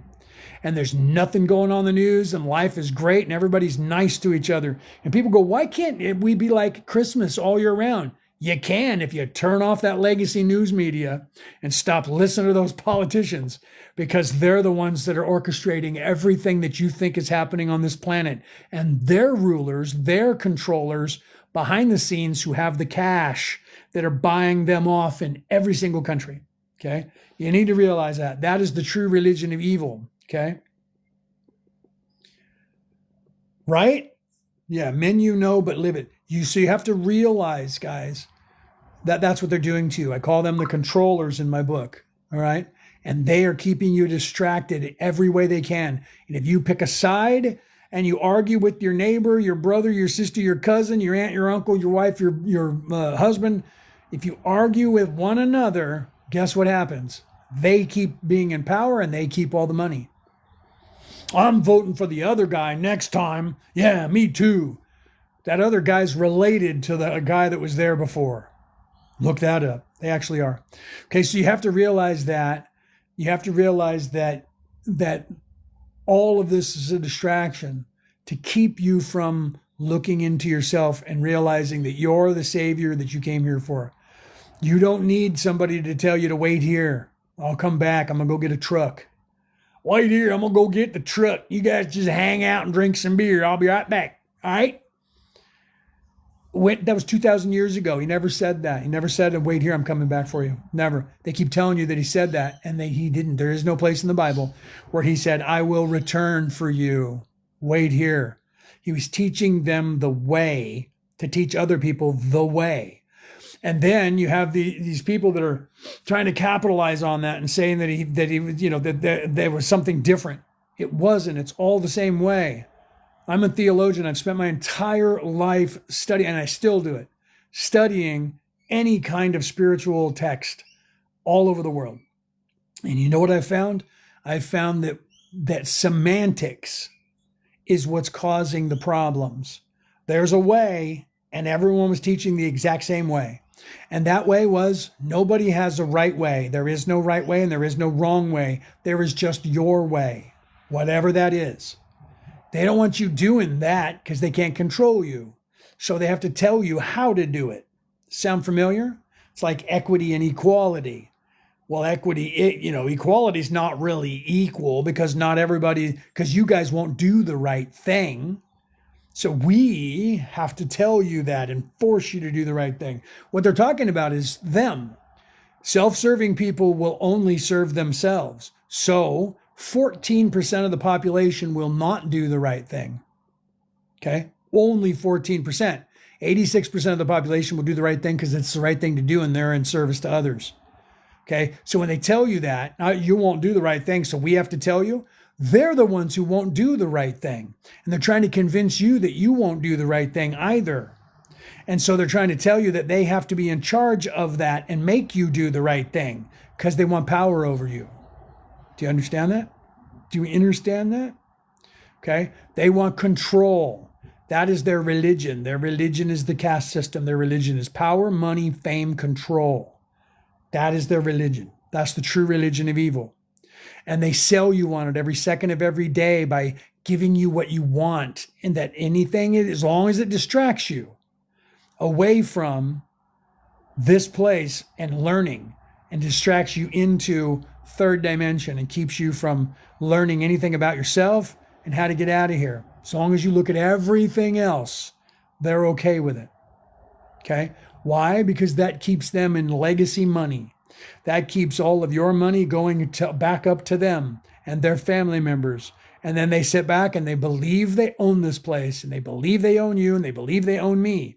They believe that. They tell each other that. And they brag about that. But they can't tell you that because if they started telling you and me and everybody, then what would we do? We would revolt. Okay? So they don't want you and I to learn that and get angry. I don't want you to get angry either. I want you to learn that and then change it. You don't have to get angry. Don't have to do anything that's in the physical. That's what they want you to do. And if you do the physical, then they'll be able to unalive you and get away with it or lock you in jail or reprogram you by sticking you in a concentration camp and forcing your brain back the way they want it. That's what they want. You don't want that. You don't need that. Do you know how you defeat somebody who thinks they own you? You let them, they think that they own you, and then you look for a way out. And then when they're not looking, you leave. Okay? So that's what we do here. That's what you do here. You become self-sufficient. That is correct, Fonda. How do you do that? Change your life. You become self-sufficient. Change your life.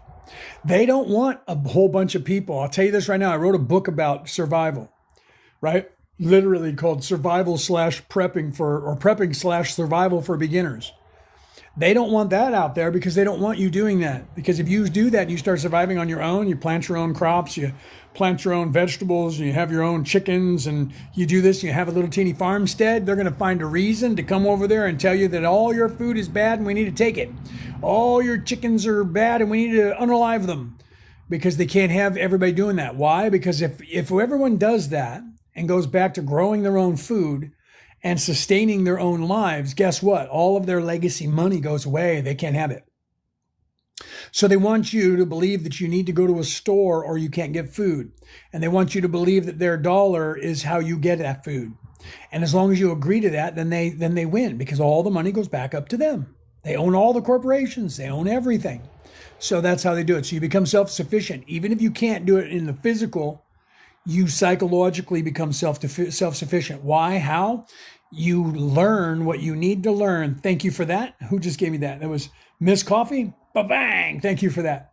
Thank you for following me too. I'll follow you back. When I'm done from the live, I always follow every single person on this platform that follows us. We follow them back. Hello. Thank you for coming in. I love you. Thank you for being here. Right? So you educate yourself. Yes, you educate yourself. You learn and ask questions. When you start educating yourself, you're going to start thinking for yourself. You're going to become a critical thinker. They don't want any of that. They don't want any of that. Anything that they don't want is what you should be doing. So they say, you can't grow your own crops. I'm going to grow my own crops.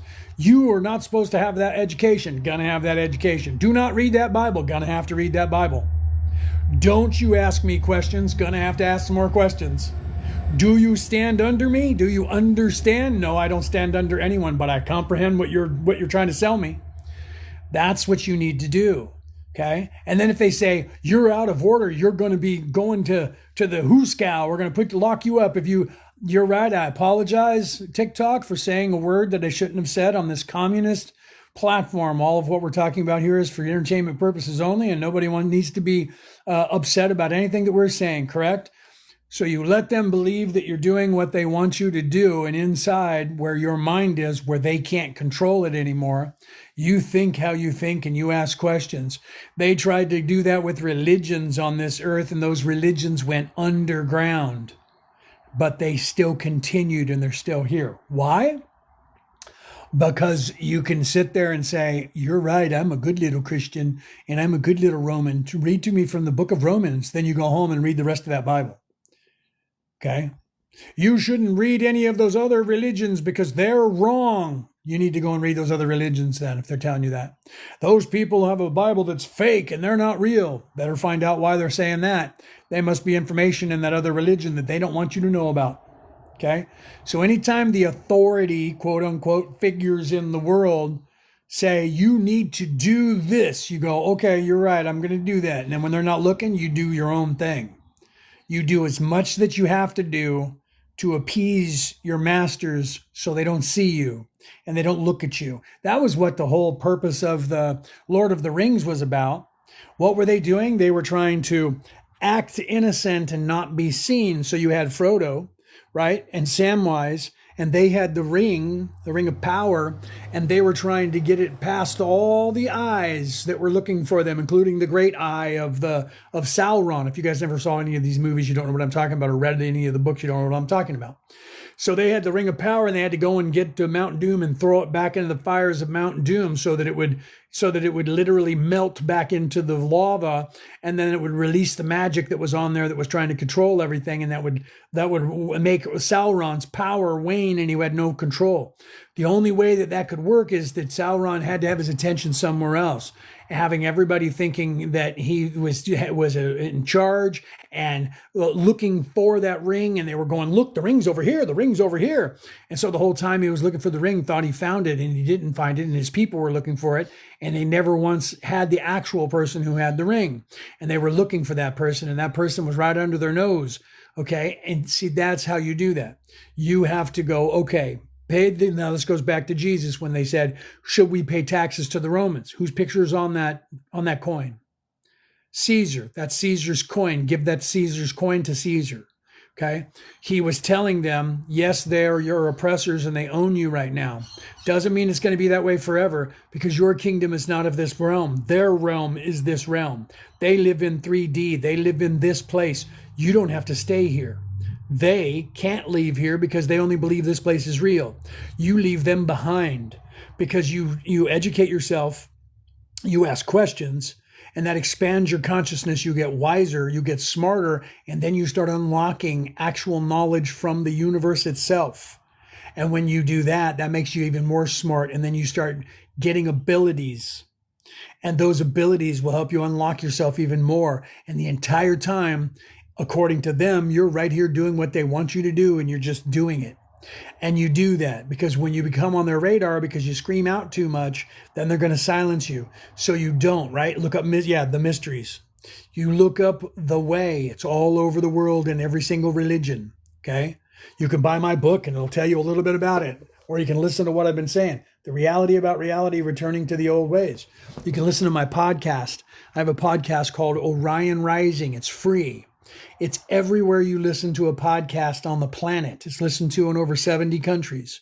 You will even hear me saying this on there because eventually in the next couple of days, I will post this live on that podcast for people to hear. Okay. And I've been talking about this and comparing these religions and showing you the things that I've talked about on this live. I've been doing that since I started that. So that was in 2016 or 2017 when I started that podcast, and I'm still doing it today. Okay. So you'll hear that. You'll hear me talking to all kinds of people about all kinds of things. Then you'll hear me interpreting things for you, these mysteries, and explaining them to you from all over the world. It's free. There are over 500 episodes out there for you to hear. Okay. The other 500 episodes that I had were deplatformed from me from YouTube when Google deplatformed me 4 years ago. So the episodes that you'll hear now are only the ones from the last 4 years. It'll be 4 years in March. Okay. But they're there. It's free. Orion Rising, like the constellation of Orion. Orion, Orion Rising. Okay. That is the name of the podcast by me, Leonard O'Neill. And when you look at the logo, it is literally the pyramids at Giza, pyramids in Egypt at night, and above them at night, there is the constellation of Orion rising into the sky. Okay. So you need to look at that, listen to those. If you want to get the free hack, like tuning in here and listening to me, you can listen to those at your leisure, and you'll hear me talking just like this. Okay. At first, the first part of the first 2 or 3 years, I was doing nothing but interviewing other people to get this message out. And then eventually I went back to teaching and decided that it was time for me to just start speaking.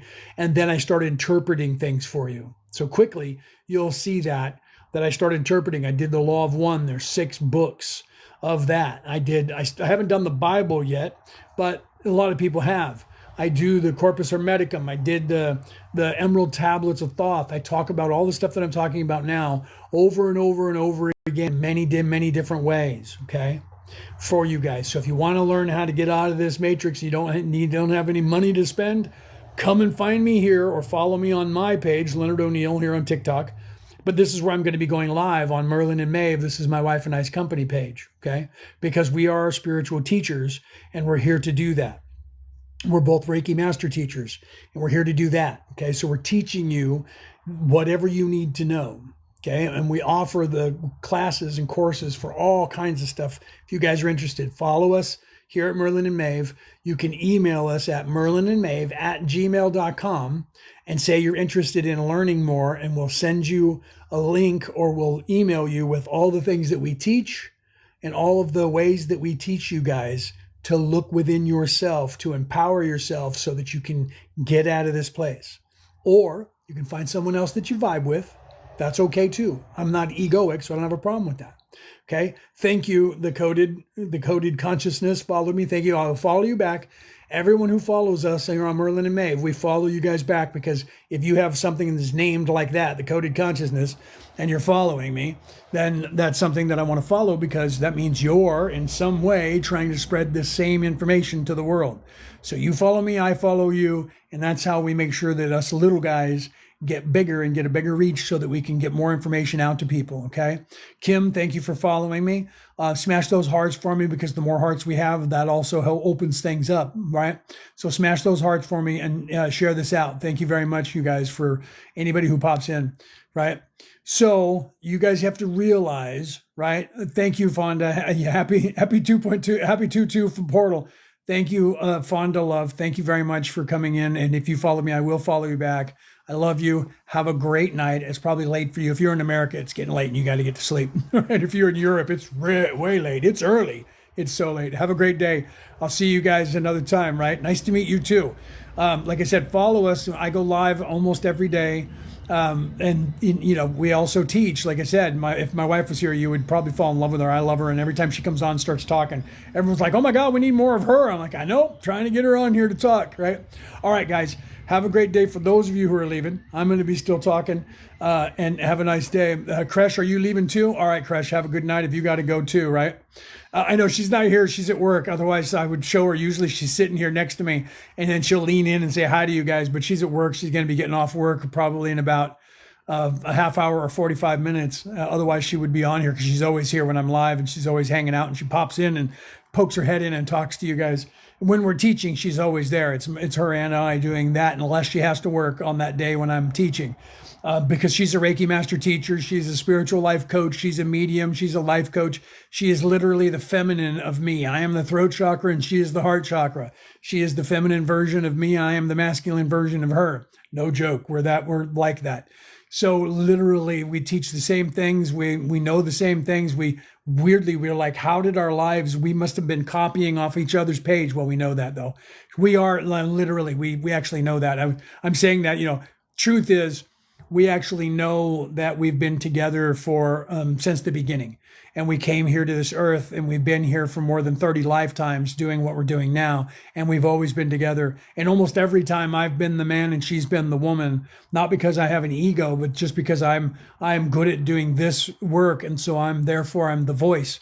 She is love. Therefore, she is the heart chakra. So she represents that sacred feminine, and I represent the upper train of the sacred masculine, not the third dimensional construct of the knuckle dragger, but that teacher, that wisdom, that voice that speaks the truth. And that's who I represent. And that's why I'm here to do that. That's why I have this. And I've always had this beard in history. If you look at this beard really closely, and you look back in history, you're going to find people that have a beard that looks exactly like this.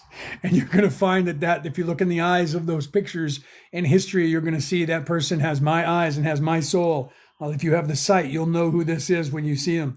A lot of people actually do that and they go, dude, you look just like so-and-so in history. And I'll go, really? Why do you think that is? Because I was. Okay. So let me get back to that. So I love you for being here and following me and tune in when Brooke is here and you'll know. Reese is still in the audience. He'll tell you. Brooke is a kick. She's my better half, not my other half. She's my better half, right? Okay. So let's continue, right? You have to learn who you are. You have to remember who you are. You have a veiling.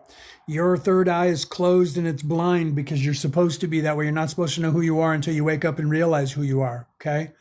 That's supposed to happen normally. The normal way things work in third dimension is that you become self-aware as a second dimensional being. Then when you become self-aware, I think, therefore I am. Thank you, Gary.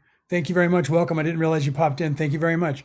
Then you become self-aware. When you become self-aware, when that life ends, whatever you are, a bird, a cat, a dog, a fish, whatever it is, you would then become a human on this planet. And then it's, I think, therefore I am. But your mind, you're veiled. You're veiled from the time that you get to this earth or any planet that's first dimension, second dimension, third dimension. You come in, you don't remember who you are. You don't remember anything about that. Why? Well, that's done to you on purpose. They love to tell you that little bit of truth and then say, and the reason that's being done is because you're in a prison and then that's either we created it or some aliens created it or somebody has created it and you're in this prison because of, and then they make up a bunch of stuff that makes you in the caste system in 3D. Even going to the point where they're telling you your immortal soul gets zapped. Don't go in the light. You'll get zapped and you'll be put back into the body, or they'll lie to you and tell you that you're on a secret mission, or there's truth to all of that. Okay. And they want you to think that and then go, don't do it because they're going to put you in prison. That's the lie. Okay. You're going to come back here because you're supposed to. This place was designed by the creator of the universe, not by some third dimensional construct. Well, what about that story of the archons? The archons are the ones that created everything. Archon is an ancient Mesopotamian language, and the word archon means archangel in your process of thinking today. Well, what about the Ajiji? The archons created the Ajiji. Ajiji is angel. Well, they created the Anunnaki. No, they didn't. They created the Anunna. Okay? Not the Anunnaki. The Anunnaki, it was Anunna came. Anunna, you're the Anunna. Anunna means the new ones. Okay? You're the new angels that were created to be here on this earth, to be the caretakers of the planet. You were not thrown down here because of somebody evil. You were not in a part of a fall because you were evil. You were not part of a rebellion in heaven where there was a war. That's third dimensional construct, right? So the people were in physical form. This is what we're supposed to believe. Light energy, Reiki, light energy is the creator, glowing ball of light. Everyone else, angels, everyone, glowing ball of light, spirit, non-physical plane. Now all of a sudden we have physical bodies and wings and we're fighting against each other. And that's the same concept that came from Mesopotamia when they said that Marduk, who was a god, the whole story of that was that Tiamat, a goddess, whose husband was, they had three children, they're all boys, and they were partying all the time. And so the god couldn't sleep. So in their religion, in this allegory that was being told to children who were very simple-minded, the god had to have sleep and had to have rest, but he could also be unalived. Right? So now what is that? That's not a God. That's why people today say that wasn't a real God, because a real God would be forever. Well, that's the whole point of that story, but it only works if the gods of that pantheon were like the Greek and Roman gods, where they could be unalived and they were third dimensional constructs that looked just like me, that you couldn't tell that they were gods at all, except for they would look at you and their eyes would glow and they would have powers. And then people say, well, that's because they were aliens. They were not actually gods, because gods can't be unalived. Well, in their story, what they don't tell you is in those stories, their gods wouldn't be unalived either. Their physical body would be unalived, but they would be sleeping. They wouldn't be dead. They would be just sleeping. Okay.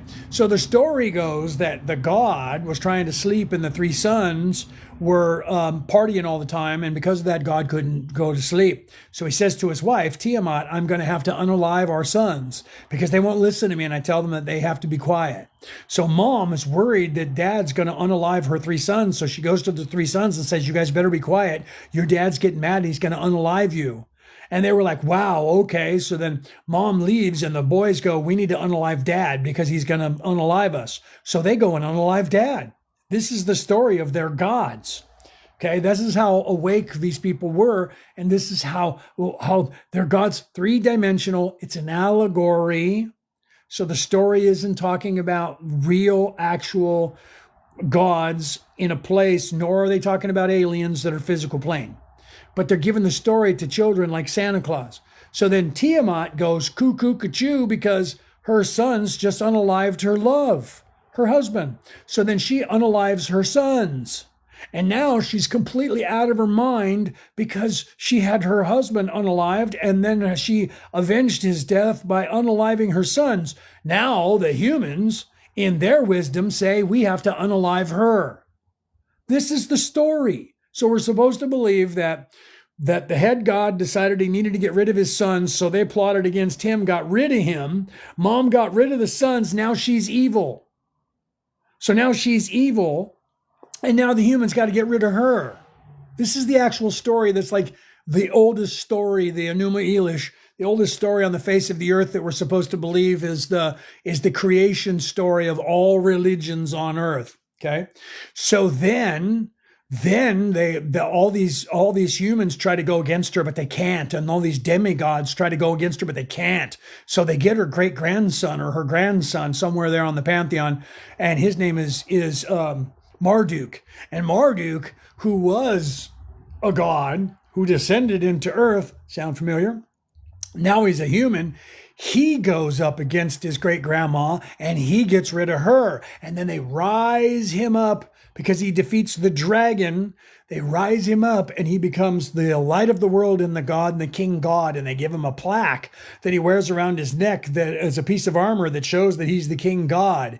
That's the story from thousands of years ago that everyone says all stories were based on. That is a story that you tell to children that is a third dimensional construct. It's an allegory, no different than the allegory of the cave, if you guys know what that is. Okay. And if you don't, and you've never been in philosophy, the allegory of the cave, and it's going to sound completely different to you. Listen to that story I just told you. That one sounds more similar to the Christ story than it does this story. But this story is actually the same story, but it's an allegory, so it sounds different. So the allegory of the cave in philosophy is two humans are tied to chairs facing a wall. And that's where they are their entire lives. And they only see the wall that's in front of them. And they can't turn their heads right and left or look. They can only see the wall. Behind them is a fire that's burning, that is in a fire pit that is burning all of their lives. It never goes out. So the only life that they know is the life that of the dancing of the shadows on the wall. They don't know anything about anything else. They can communicate with each other, but they can't turn their head because they're tied in that spot. They can't move their arms and legs. Don't ask me how they eat. None of that is important right now. How do they eat? How do they go to the bathroom? How do they sleep? Never mind that now. Never mind that now. Has nothing to do with this allegory. They don't have to do that. So they're sitting there and they don't know what any of that is about. And all they know is reality is the dancing of the shadows from the flames behind them on the wall. That's all they know. That's actually about the veiling, by the way. Okay.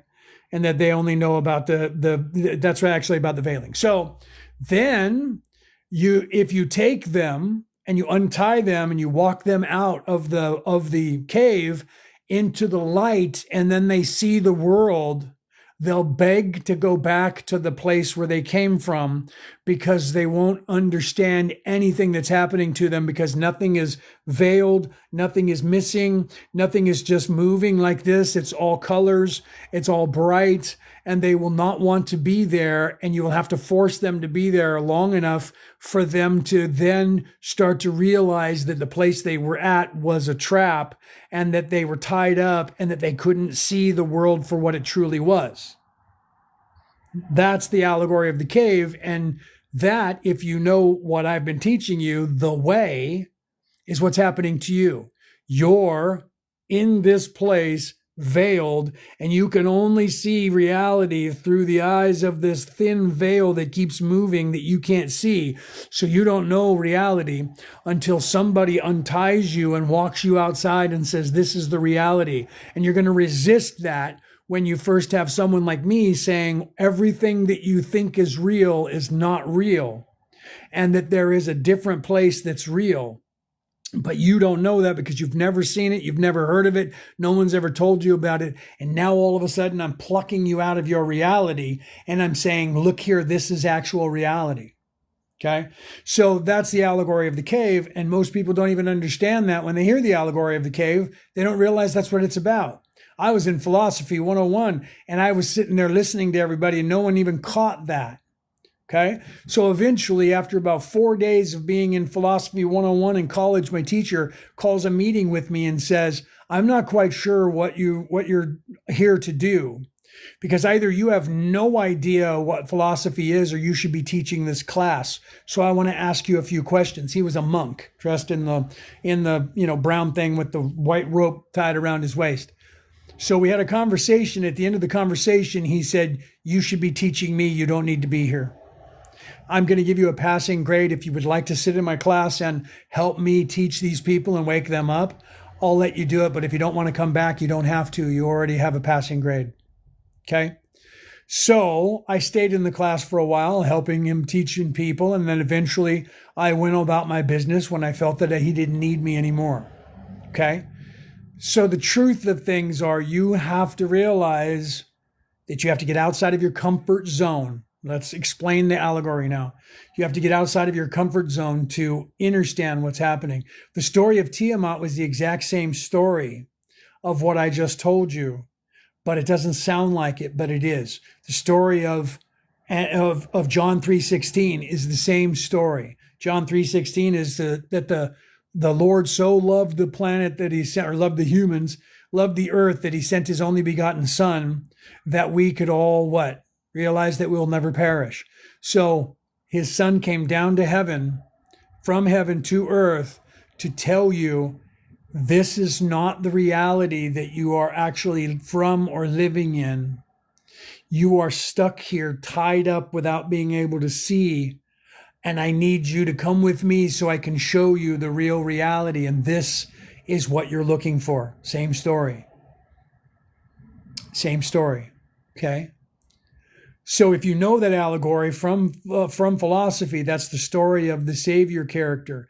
That's the story of the hero with 1,000 faces that Joseph Campbell wrote a book about this thick about. That's the story of Marduk, who did the same. He came down to earth so that he could show people to overcome the reality of the beast. Okay. The story of the serpent that they fight is the beast, and overcoming the temptation of the flesh. Okay.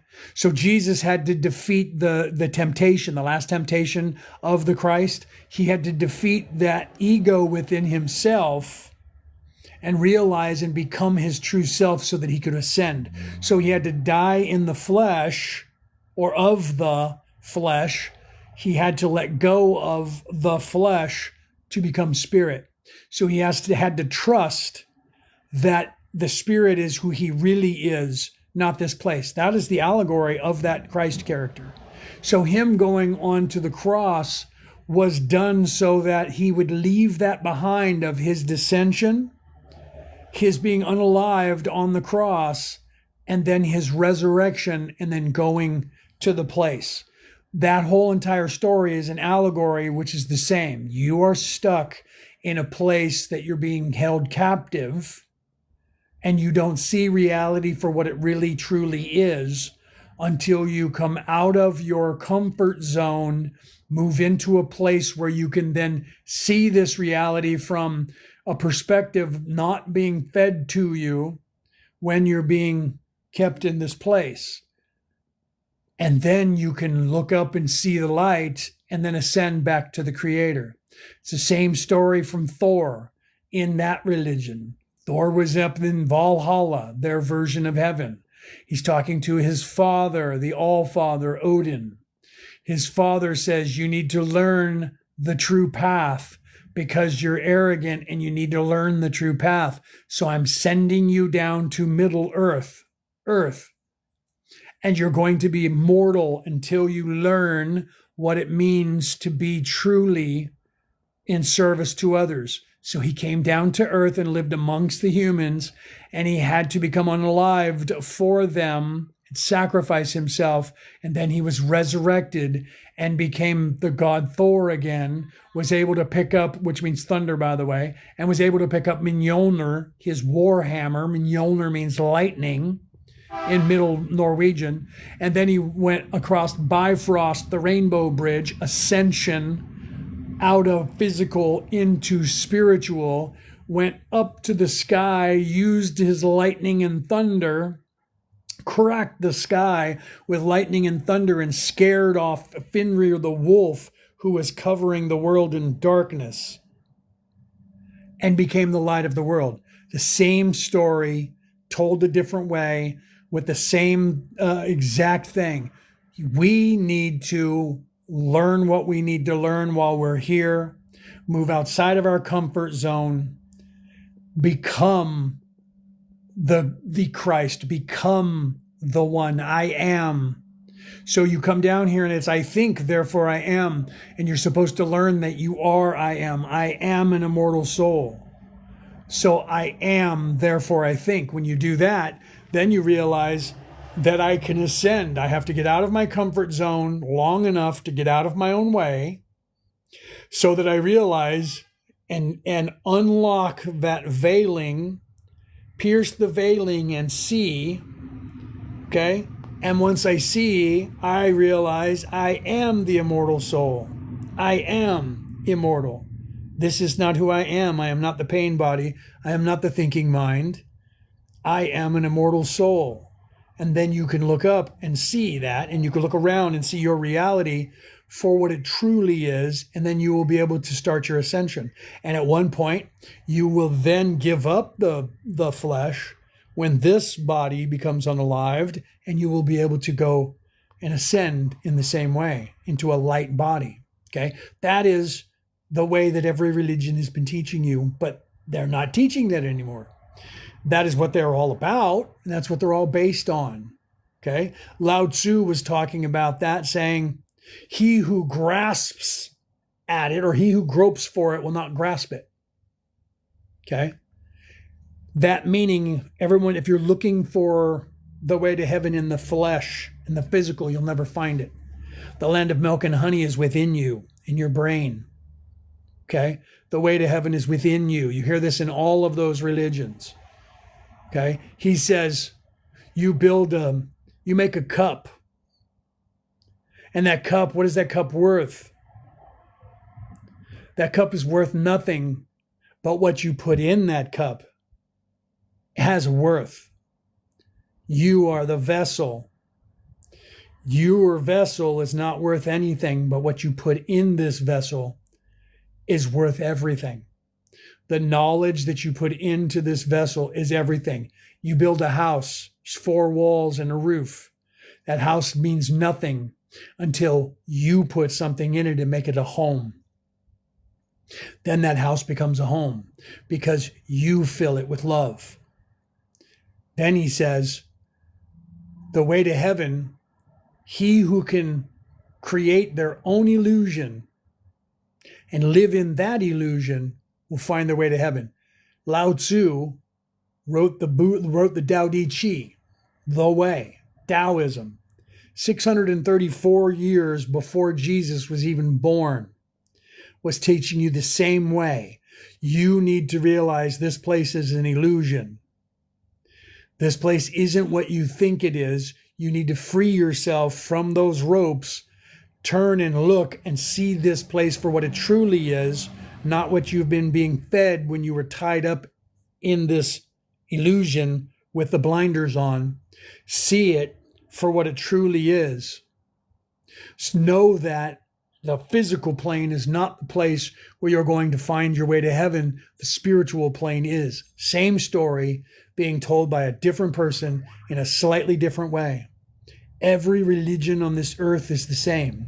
When they were a spiritual way, they were the same. And then people got a hold of them and turned them into a religion and created semantics.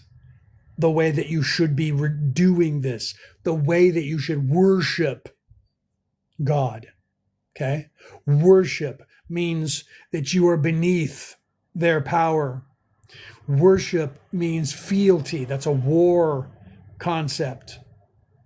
That's a violent concept. Okay? And that's why they teach you those words. Worship. Not become. Okay? Become is the way. Worship is fealty. Fealty is dedication to someone, even if you have to end yourself. That means you'll do loyalty. That means you'll do whatever they tell you to do. That's a third dimensional construct. A true prophet demands nothing.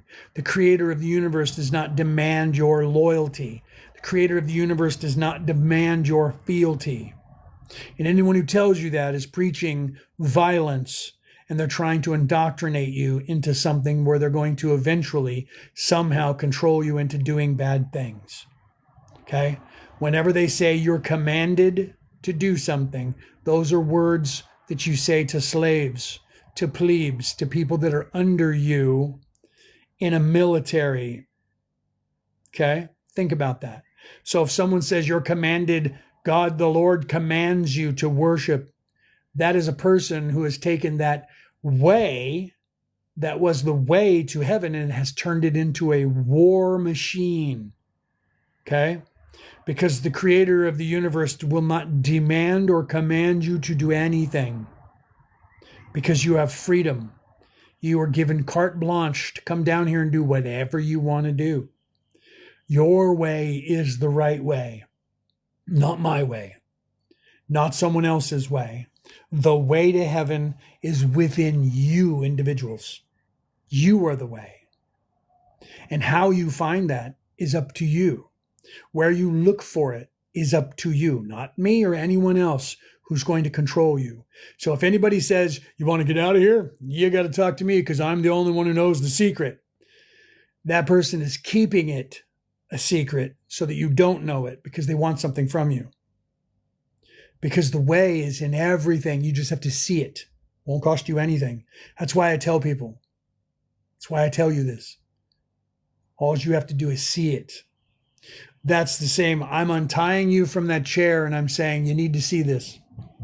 You can either choose to get up and walk over here and look out of that cave, or you can choose to sit right back down where you were and stay there for the rest of your existence. There is no path to the Creator without change. Do you understand that? There is no way off of this rock without change. Change is the way. Okay?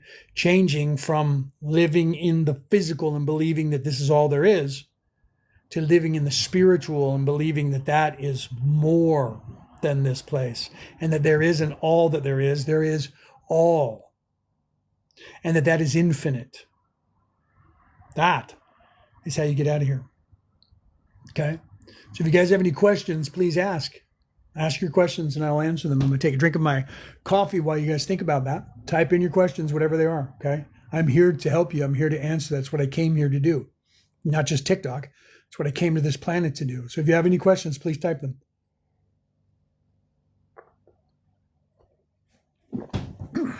I'm drinking some coffee. Okay, so please ask questions if you do. All right. So the first step of avoiding a trap is knowing of its existence. That's how you get out of here. You have to know of it. So someone has to wake you up. Someone has to say, hey, this isn't what you think it is. Most of you are doing that on your own. Most of you are sitting tight in that chair staring at the wall going, this isn't right. I sense it. I know it. Most of you are doing that.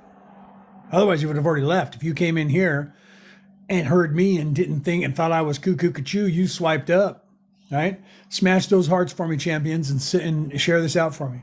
Anybody that follows us here at Merlin and Maeve will follow you guys back, okay?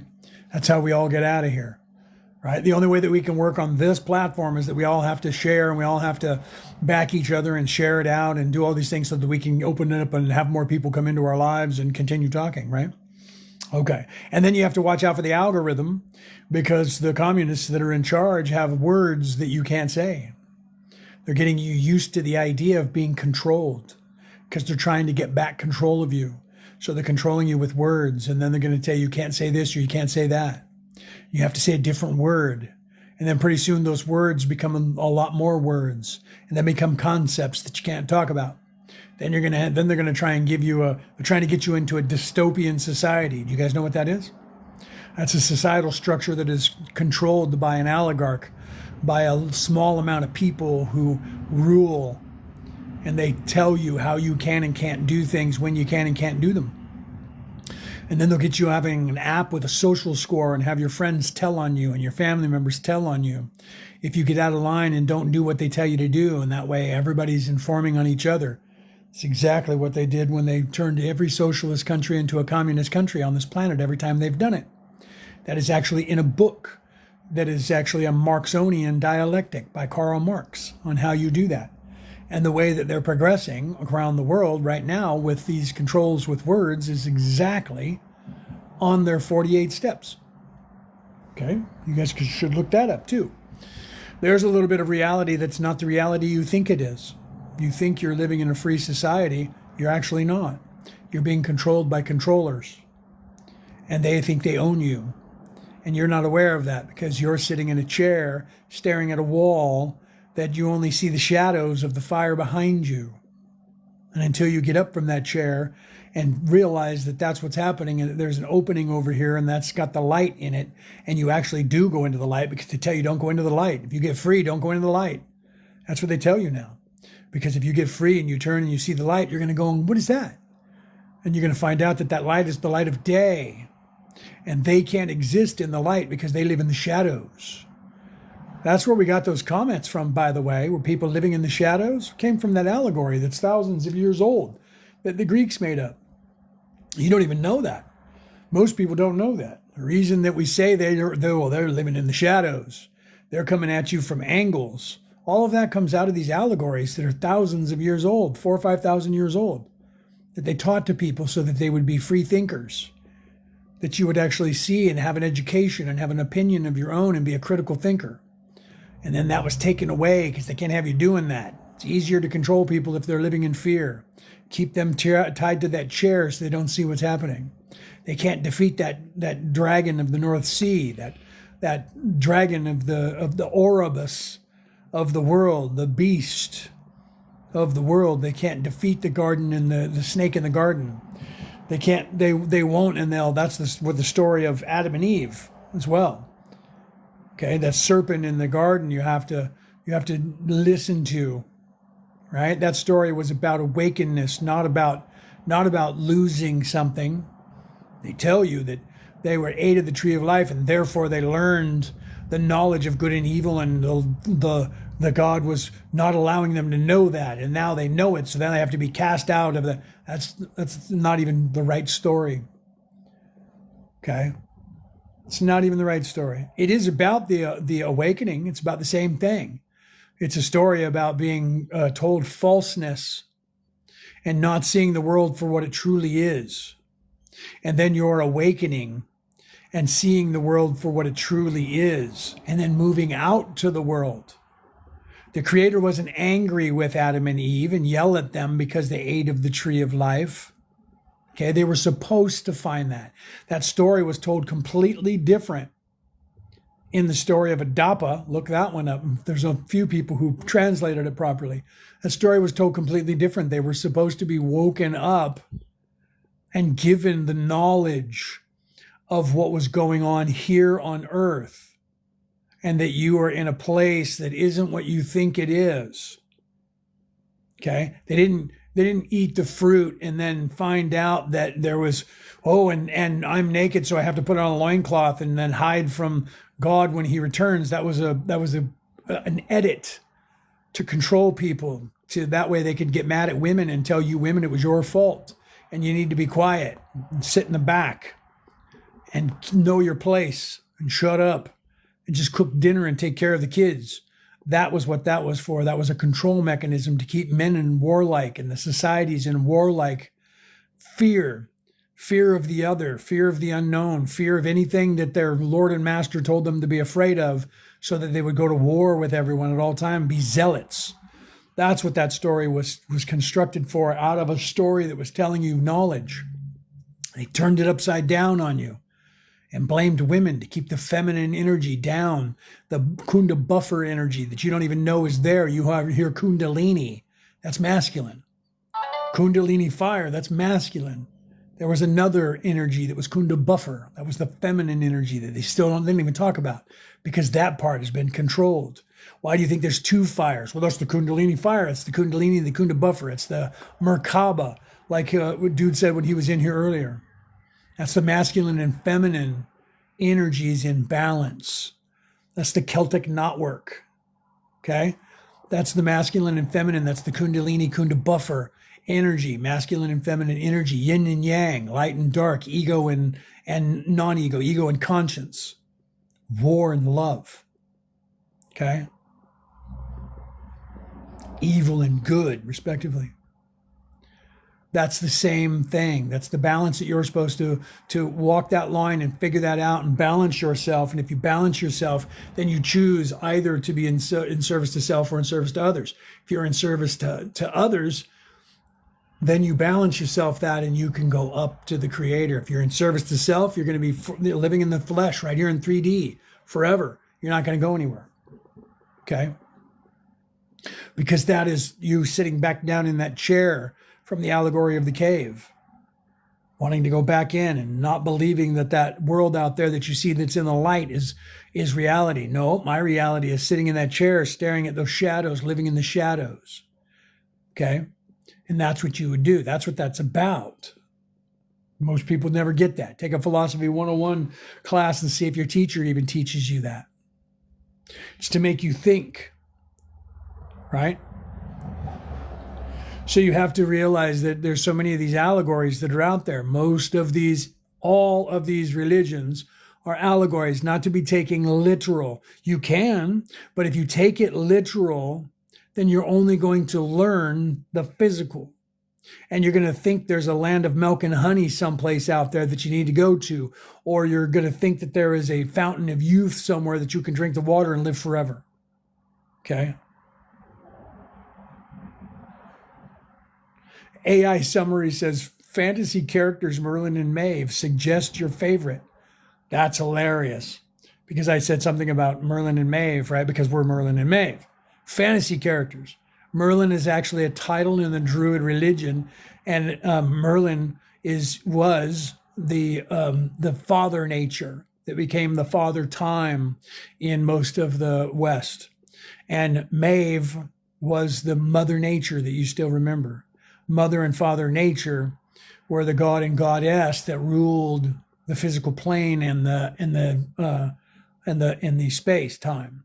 So they ruled because they were immortal, right? So that's Merlin and Maeve. But in the modern times, everyone thinks that Merlin was one man, Merlin the magician, because of the story of Arthur and the stone, and the sword and the stone, which the sword and the stone, by the way, is about your spinal column and that Christ oil and drawing the sword from the stone. Only the person who is worthy can draw the sword from the stone. That's the same story. It's an allegory, and it's the same story of the Christ oil that is told in all the other fables. It's the same story. I actually made a meme about that, and you see the spinal column and all of the things that are equated with that. The stone that you're drawing the sword from is those 5 vertebrae that I talked about before probably any of you got in this life. The 5 vertebrae at the base of your spine that they used to call Bethlehem back in the day, right? And the sword is the double-edged sword, is the blade that goes down your spinal column, the Inga and Pingala nerve, that the 2 oils go down your spine and then mix together down at the point of the sword, and then it's drawn back up out through the claustrum, the chimney in your brain, to your third eye, to your optic thalamus. That's when you become the light of the world. If you're a Virgo, it's happening to you right now. So that happens to every single one of you in this planet. Once a month, when your zodiac sign, whatever that is, I'm a Virgo, so it's right now for me. Okay, is when the moon moves in to and out of your zodiac sign. It happens every single month, once for 60 hours. That's 2.5 days. That's almost 3 days. Okay, hold on. I'm going to have to do a little puzzle piece because TikTok thinks that I'm a robot, and I have to make sure that they understand that I'm not a robot. And there we go. Okay, so the Christ oil, this is what all of those stories, every allegory that is a religion, every allegory that is a spiritual path, even some philosophical allegories, like the allegory of the cave, is about the descension into physical by you, who was a spiritual and is a spiritual being, that is a light energy being, and your descension down into the physical plane, where you are going to be unalived, and then your ascension, if you do what you're supposed to do down here and learn what you're supposed to learn, then you will rise up and ascend and become the light of the world. And that is the Christ oil that's inside of you that happens once a month. And if you live your life properly and balance that stuff, then you will rise up and then become the light, because you'll return back towards the source and eventually become one with the light, one with the source. Okay, so in this time, if you're a Virgo, right now there's a 3-day time period that has started on Monday, today, unless you're in the Americas, and then I think you're getting after midnight, so it's about then, right? Keep smashing those hearts for me, champions. Keep smashing those hearts. So if you're a Virgo, it's in right now, you're in that Christ oil. So the oil has secreted itself from your pituitary gland. In one of them is from your pituitary gland, and the other one is from your hippocampus, right? Or your what is the word that I'm thinking of? I can't think of the name of it right this second. Okay, and the oils go down your spine, and they have come back up together, charging with that Kundalini Kunda buffer energy, and they're now sitting at right through the claustrum. That's where you get the chimney in your brain, and they're at the base of your hippocampus, right below your optic thalamus, and it sits there for 2.5 days, for almost 3 days. That's the Christ. That is the unalived and resurrection. And in that time period, in this time period, whatever your zodiac sign is, the moon will be going into it once a month for 60 hours, 2.5 days. After it goes up 33 runs of your spinal column, 33 years for Christ. 33 runs on the Jacob's ladder. That story was another allegory about the same thing. So that oil is sitting in your head right now if you're a Virgo. If you ejaculate or have sex, or if you drink alcohol, or if you eat lousy food, that's eating of the tree of life. If you don't do those things in these 3 days, if you don't do those things and you eat right, you sleep right, you meditate or you pray, right? And you don't use that oil that is sitting Christed right now for 3 days, at the end of the 3 days, it goes to your optic thalamus and it explodes and has some DMT in it, and it illuminates all your brain cells and raises your vibration. But if you eat of the tree of life, that's the 10% tithing by not doing those things in this 3 days. And you do that every single month on the same time when the moon moves into your sun sign. And the moon is in Virgo right now. So if you're a Virgo, it's happening to you. So in this time, you don't do any of those things, and you eat right, and you get some sleep, and you pray or you meditate. And then at the end of that time, if you're good and you're on Santa's not naughty list, but nice list, Santa gives you a prize, a present. And that is that oil then hits the hippocampus, explodes like 100-fold stronger than it was before, and illuminates. You become the light of the world. It illuminates all of your brain cells, and your vibration gets lifted more, and you become a little bit less veiled. But if you eat of the tree of life, it secretes a coal-like substance, black coal-like substance into your brain, which actually then lowers your vibration and makes you more third dimensional. So the more you do those things, the more you become 3D. The less you do those things at that time of the month, you actually become less 3D and more 4D. Okay? That is what every single spiritual practice on this earth throughout all of time was telling you, until it was edited or distracted away from you. All of them. They were all allegories that were teaching you that. I am a theologian, and I have 4 minister titles in 4 different religions. And I wrote a book about it. Okay? And that information is there. You can look that up. It's in this book right here. The Reality About Reality, Returning to the Old Ways, by me, Leonard O'Neill. I know that's backwards on your screen, but that's okay. You guys can figure that out. Okay? You can look that up. You can get it anywhere in the world, or you can get it on Kindle or ebook, so you don't have to pay that much money. It's like $4 US. So you can look at other books. There's other books out there. God, Man, the Bible Made Flesh came out in like 1948. That one's out there, taught in theological colleges. I know that because my brother is in a theological college, and he even asked me about it. I had the book on my shelf, and he said, "Have you ever heard the God, Man, the Bible Made Flesh?" Because I was talking about the book that I just published. And I said, "I have it, but I haven't read it." And he says, "Well, they talk about everything you're talking about." And I was like, "No." So I went and got it and I read it. And I was like, man, I wish I would have known that. I would have referenced it to show people I'm not the one making this up. Look, here's another book. So I make sure to reference it when I talk about it. Those guys wrote that in 1948. I wish I could have put that in my book. If I get a revised edition, I'm going to say, this information about the Christ oil, here's another book talking about it, right? The God, Man, the Bible Made Flesh. Okay. There's other people too. You can Google. I have a place I tell you in that book. Google this. You can look up on Google or go to YouTube and type in the Christ oil within sacred sacred alchemy. There's even one where a couple videos that start with Jim Carrey talking about it on a talk show. But if you guys contact me afterwards and I'll link it to you. There's many different ones where they actually have this doctor, and I can't think of his name, and he explains the entire process. I explain that entire process of the Christ oil like I just did, but in more detail in my book, and he does too in the videos, okay? And everybody else who talks about it knows about that. So all of these spiritual practices around the world, okay, every one of them are teaching you this. That's the way of Taoism, the way. The way that is Taoism is the way to get to heaven. It is the same thing. And Lao Tzu is teaching you the same things. If you live in the flesh, you live in 3D in this place, you will never get to that place. You have to realize that this place is the illusion and the other place is not the illusion. This is you tied in that chair, if you know the allegory in the cave. This is you tied in the chair where you're only seeing the shadows because you have a veiling over your eyes and it's dancing like this, and there's little bits that you keep seeing barely through the cracks. That is the veiling that you have, and the flames are in front of your face and you can't see the world for what it truly is until you untie yourself from the chair and realize that there's a light and you need to go to that. And when you do, you're going to see this vast world that's real that your captors have been keeping you from all this time.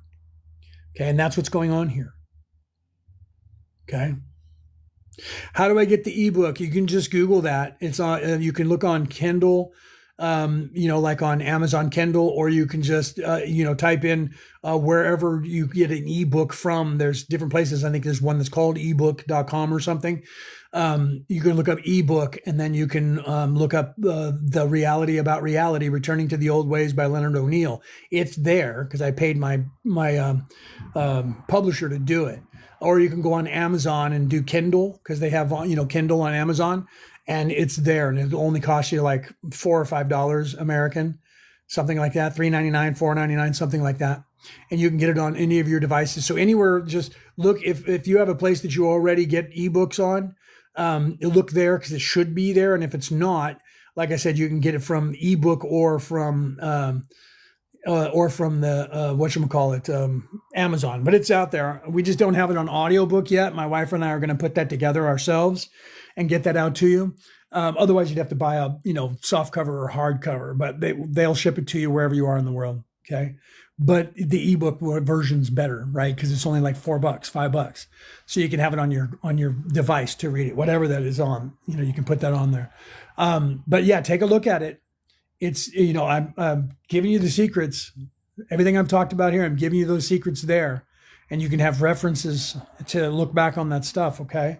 And there's websites that you can look up online. If you're interested in the websites, look up, moon phase, or when the moon is in your zodiac sign, something like that. Word it something like that, right? When, how to find when the moon is in your zodiac sign. There's websites, because there's one that I always use. And when I was online one time talking about that, there were like 3 other people that were in the live that said, oh yeah, I know what you're talking about. I have this one that I use from that site, and this one from that site. So they're all over the internet, and it tells you where all the zodiac signs are, right, in the month, and then when the moon moves in and out of that zodiac sign to the minute. So you'll know exactly when that 3 days, that 60 hours starts. And I actually put it on my phone and track it. So on my phone, there's literally, you can do that with your calendar, and you can put stuff in there. And so I put a task in there, and I'll put, no sex for Christ oil. No joke. I put that on my phone. So right now I'm a Virgo. If you're a Virgo, it's happening to you right now. Okay. And it goes through in order. So Leo was before me, and then, you know what I mean? And then it goes from there, and wherever you are, even if you're a cusp. Okay. And if you're a cusp, it gets a little more complicated, right? My wife is a Capricornius. So I had to calculate the Capricornius for her, because you would have to go, when is it in Capricorn and when is it in Aquarius? And that's a 6-day time period. And you put it right in that middle area, right? You would say, if she's on the cusp, then you would say, instead of all of Capricorn or all of Aquarius, you don't want to do the whole 6 days, because it's really only 60 hours, 3 days, 2.5 days. So we do the calculation. When does it go into Capricorn? When does it come out of Capricorn? When does it go in, and that's when it goes into Aquarius. When does it go out? Have that 0 point in the middle, and then go 30 hours and 30 hours either way. And there's her 60-hour window for hers. So even if you're a cusp, you can figure it out by looking at the times and just do a little bit of math. Okay. Keep hitting those hearts for me, please. Everybody, welcome. Hey, brother, how you doing? Thank you for hitting those likes there, and share this stuff out, and make sure you smash those hearts, because that's the only way we get more people in here. So whatever your zodiac sign is, the moon on its 28-day cycle will move into your zodiac sign and out of your zodiac sign. And it'll take that 2.5 days. It's 60 hours. And in that time period, prepare. And at that point, when you find that, make sure that you just don't eat any of the tree of life. You don't eat processed foods. You don't eat no alcohol, no drugs, no sex at that point, right? Because that's eating of the tree of life. So there's your 10% tithing. And if at that point you do that for those 3 days alone, whatever, no smoking cigarettes, none of that, no smoking marijuana or any of that, just hold off for 60 hours. That's it. And then that will actually illuminate your brain a little bit. Sometimes people, if you're awake when it happens, sometimes you feel it. You go, what was that? That's weird. If you do that over and over, just pay that 10% tithing once a month. Pay attention when it is and go, oh, this is my Christ oil time. I can't do this stuff. I have to abstain. You're going to find that all of a sudden you're going to start getting a little bit more illuminated. You're going to start seeing things differently, because it's going to raise your vibration, and you're going to start your ascension. You're going to start asking more questions. You're going to start seeing them lying to you on television. You're going to start what? Or you can do it the other way and you get a coal-like substance because you eated the tree of life, and then it lowers your vibration and it solidifies you more in the place of the flesh, this beast that is third dimensional reality. So I tell people, you don't have to be religious. You don't even have to be spiritual. All you have to do is mind the Christ oil every single month, and you will start becoming more of a spiritual being, whether you like it or not. If you're self-serving, you're not going to do it. So you're going to end up staying in the tree of life, right? Because that's what you do. Let's see. Do you have to know what time you're born? No, you don't have to know the time. You just have to know what day you were born, right? The time kind of helps, but not really, right? You can tell when you were born. If you don't know the time of the day that you were born, I'll tell you this. You can figure it out. It's actually very easy. Answer this question, Jay. Are you a morning person or a night person? Because that'll tell you. If you're a morning person, chances are you were born in the morning. If you're a night person, you won't go to bed every night until after the time of your birth. I was born at like 9:34 at night. I'm a night person. I'll get up early in the morning because I have to. And I love the mornings because I'm an optimistic person. But I would rather stay up until 10, 11, 12 o'clock every single night. I didn't know, night. So I didn't know that what that meant until somebody asked me that. And I'm like, does that matter? And they're like, yeah, because do you? And I says, well, I never go to bed until at least 10 o'clock. And they were like, what was the time you were born? Do you know? And I'm like 9:34 or 9:37 at night. That's why you never go to bed until after that. You hate going to bed before that. Yeah, because you're a night person, because you were born at night. Okay. So you were probably born at night. You just don't know the time. And that's not as crucial, right? I didn't know that either until someone told me. And I was like, what? Is that a thing? And then they told me that was just like when somebody said, what's your life path number? I said, I don't even know what that is. That was about 7 years ago. And Oracle said, what's your life path number? I said, what is that? And so she said, well, when were you born? Do you know that? I'm like, yeah. So I gave her the date and the time, but she figured it out from the date. And she's like, you're a life path 33. And I'm like, what is that? And everybody on most sites today, they won't tell you you're an 11 or 22 or a 33. They'll say you're a 2, a 4, or a 6, because they don't want you knowing that those are ascended master numbers. Okay. So they won't tell you that part. But all you have to know is what your zodiac sign is. So if you know what day you were born on or what month you were born in, you'll know that that's your zodiac sign. Then you just track, and there's websites where you can look that up. It's free. You just track, when does the moon move into my zodiac sign? And it moves into your zodiac sign for exactly 2.5 days, 60 hours. That is the exact unalived with a D and resurrection of the Christ. The oil is secreted from your brain, 2 oils. One is masculine and one is feminine. One is an oil-like substance. The other was a honey-like substance, the land of milk and honey. Honey and oil, no, honey and milk. And they're both oils. One is charged with electricity. One is charged with magnetism. And they go down through the 2 nerves that go down your spine, the Inga and the Pingala nerve. They go down your spine to Bethlehem, the 5 fused vertebrae at the bottom of your spine, and they mix together down there. Then they come back up your spine with the Kundalini, masculine, Kunda buffer, feminine, fire, and they go back up your spine, and they go through the claustrum, where we get Santa Claus from, the chimney in your brain.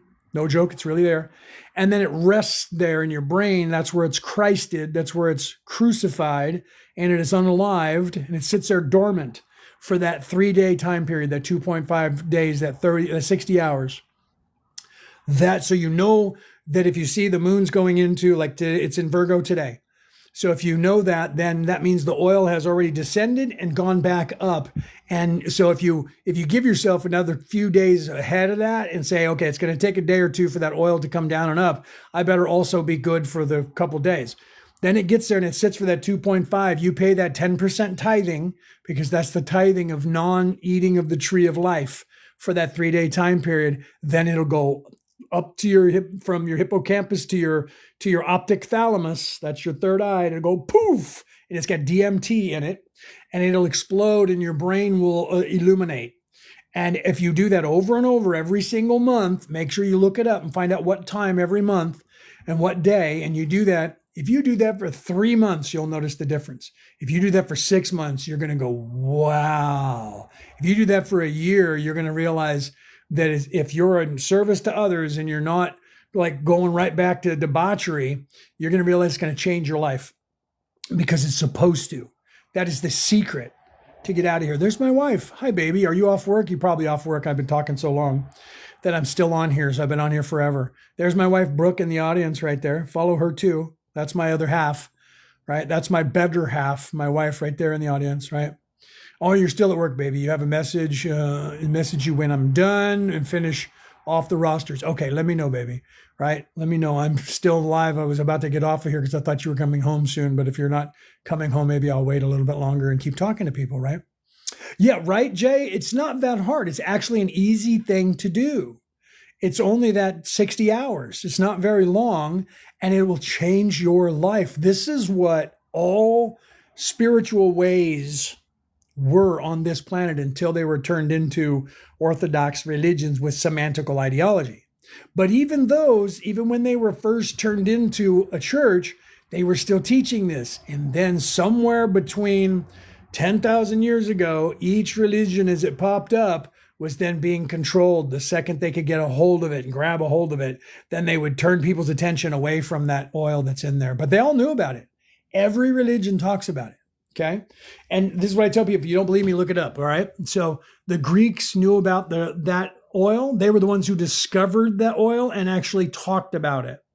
Talked about most of the names of the stuff were Greek names. So they actually went into somebody's brain and actually secreted these oils to actually look at it. So they knew about it. So did everybody else. Okay. And you see this reflected in these religions with the chakras. Okay. The Japanese knew about it. They had the Mitsubishi. Mitsubishi, that means 3 diamonds. 1 diamond was the upper 3 chakras. That's the feminine spiritual plane of existence. You know that whole thing where people say mind, body, and soul? Okay. Mind meant the wisdom, body, and spirit. So the mind was the heart because that wasn't called the mind before. This brain was called the heart. Okay. The brain was the heart, and the heart wasn't called the heart. The heart was called the body pump or something like that. Okay. So mind, body, spirit meant the three things. Your body is the flesh. That's the lower 3 chakras. So in Japanese culture, that was one of the 3 diamonds. The 3 diamonds were this zone, which is the upper 3 chakras, the lower zone below the heart, which is the bottom 3 chakras, and the heart. And if you polished those 3 diamonds, you would ascend to heaven. Okay, so they actually knew that the upper 3 chakras were in fact the spiritual zone, and the lower 3 chakras were the physical zone. So the Japanese were more right in their thinking than the concept today of just the chakras being individuals. But they also know that in that religion's spiritual way, Hinduism and the like, Taoism and the Buddhism, they all pretty much share that. Okay, but when you look it up, sometimes they'll tell you that it was invented by them. The words are just the words. If you look at the word chakra, that means circle. That means spinning circle. Okay, the Greeks knew about it. Their word is kirkos. Kirkos. It's where we get the word circle from. And that meant spindle wheel or wheel. So they knew about it. And the diamond from Mitsubishi is 3 spinning diamonds that need to be buffed in that religion. Okay? They all knew about it. When you look at the Egyptians, they knew about it. They talked about it. The way to get to heaven, according to the Egyptian Book of the Dead, was that you needed to have either this spell written out or you needed to have this knowledge. And what was the knowledge that they needed?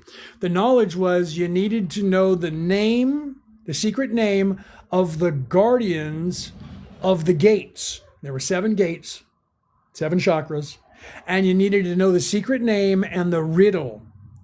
The riddle was how to balance the chakra. So if you did all that on the boat on your way to the afterlife, if you knew those things or had that spell placed on you so that it would balance your chakras, you got into heaven. So the Egyptian Book of the Dead was teaching the chakras. They called it something different. Every religion has that. The rainbow bridge that you cross the rainbow bridge to go to heaven. Rainbow is all of the colors of the 7 colors of the chakras.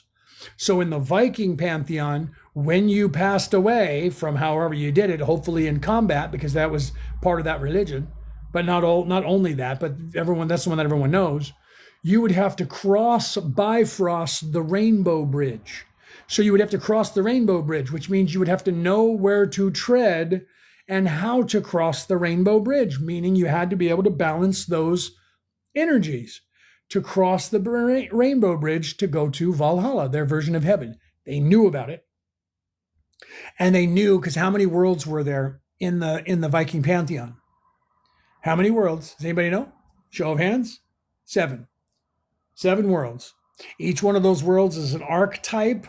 The third being here on Earth. The third, that was Midgard, Middle Earth, Midgard, Middle Earth in the movies for Lord of the Rings.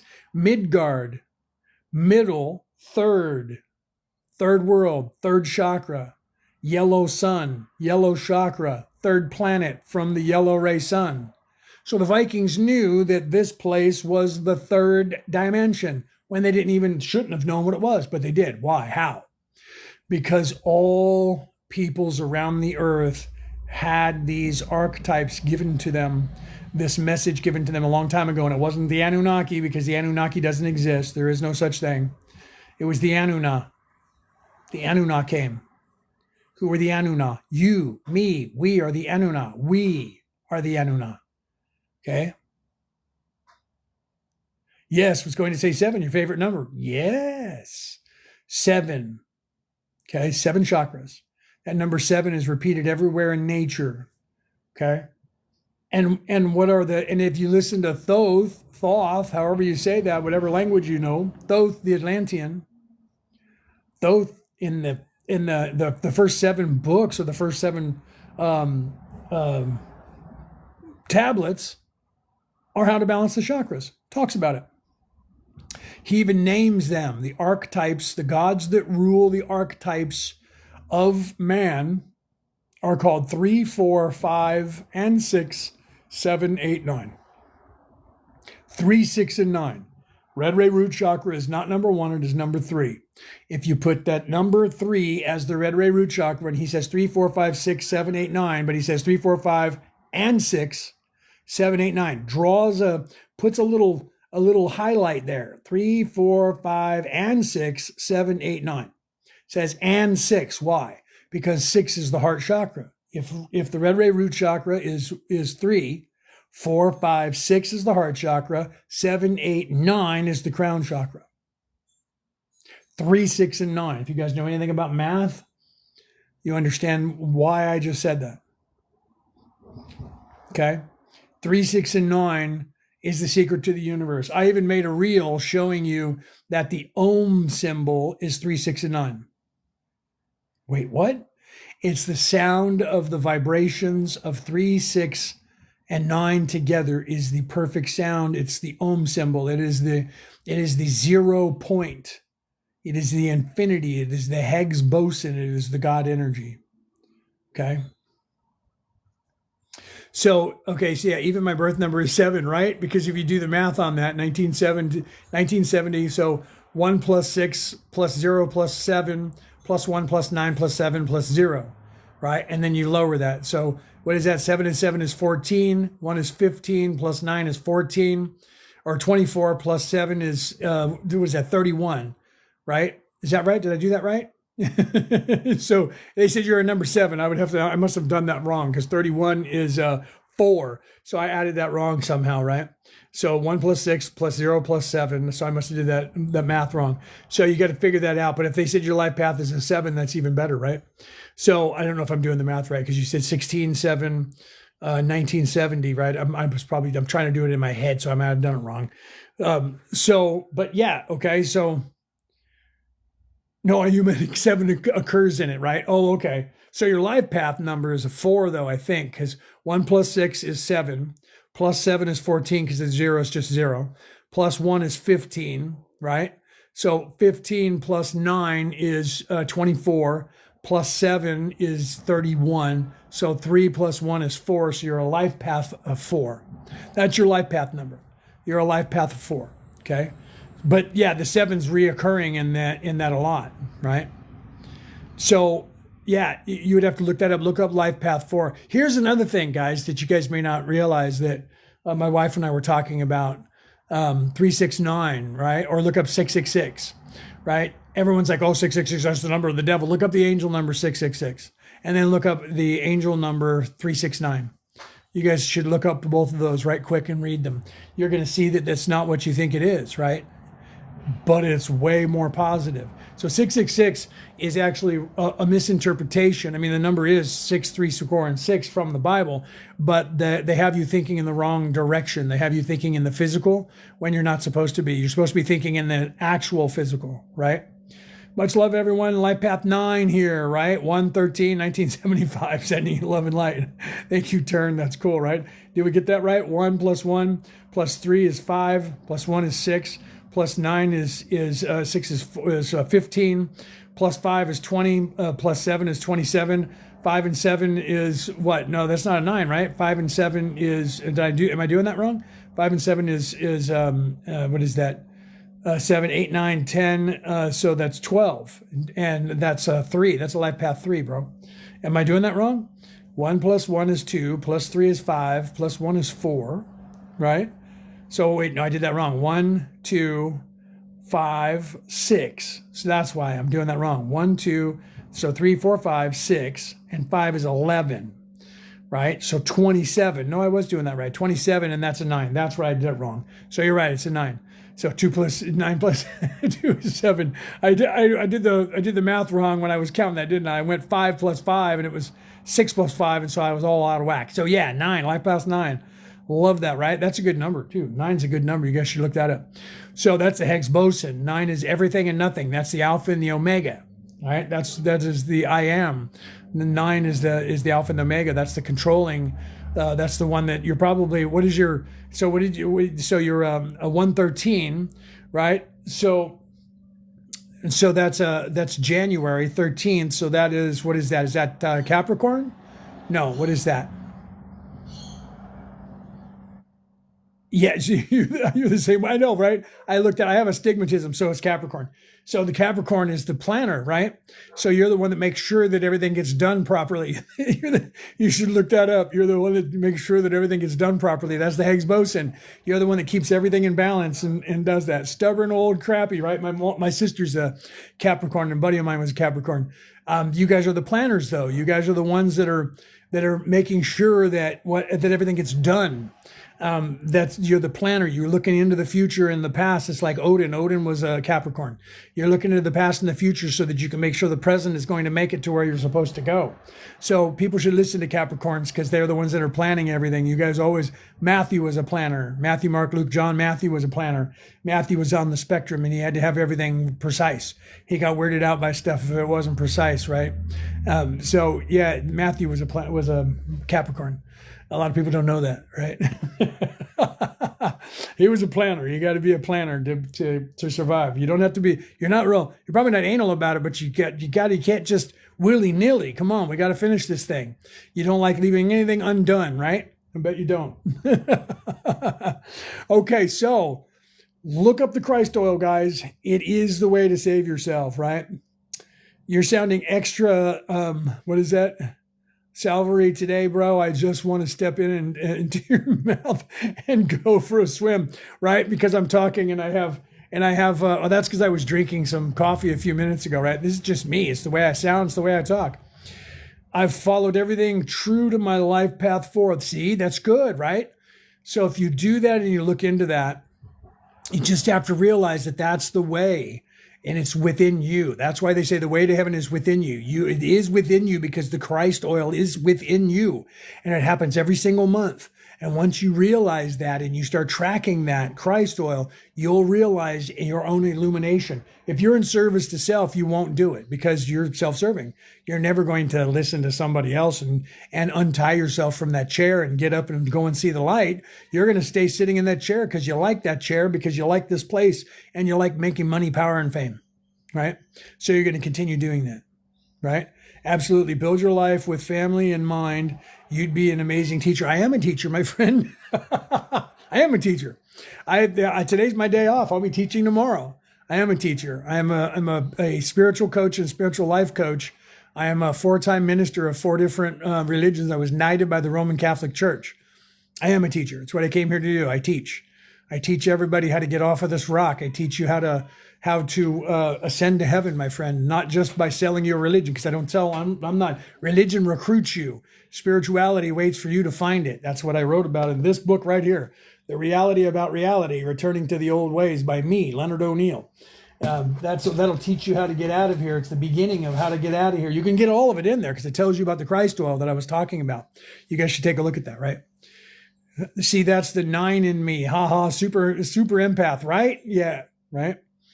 You heal animals, so you're already a healer. I'm a Reiki master teacher, so that's actually, in a sense, a 5th title that would be a spiritual path. Reiki's not actually a religion, it's a way, it's a spiritual path. So I have actually 5 spiritual titles, right? And if you're already a healer, you should look at that, going down that road. I'm a Reiki master teacher, so is my wife, who will be getting off work any minute and heading home. So I'll be getting off of here soon so I can hang out with my wife, have some dinner, and put my feet up.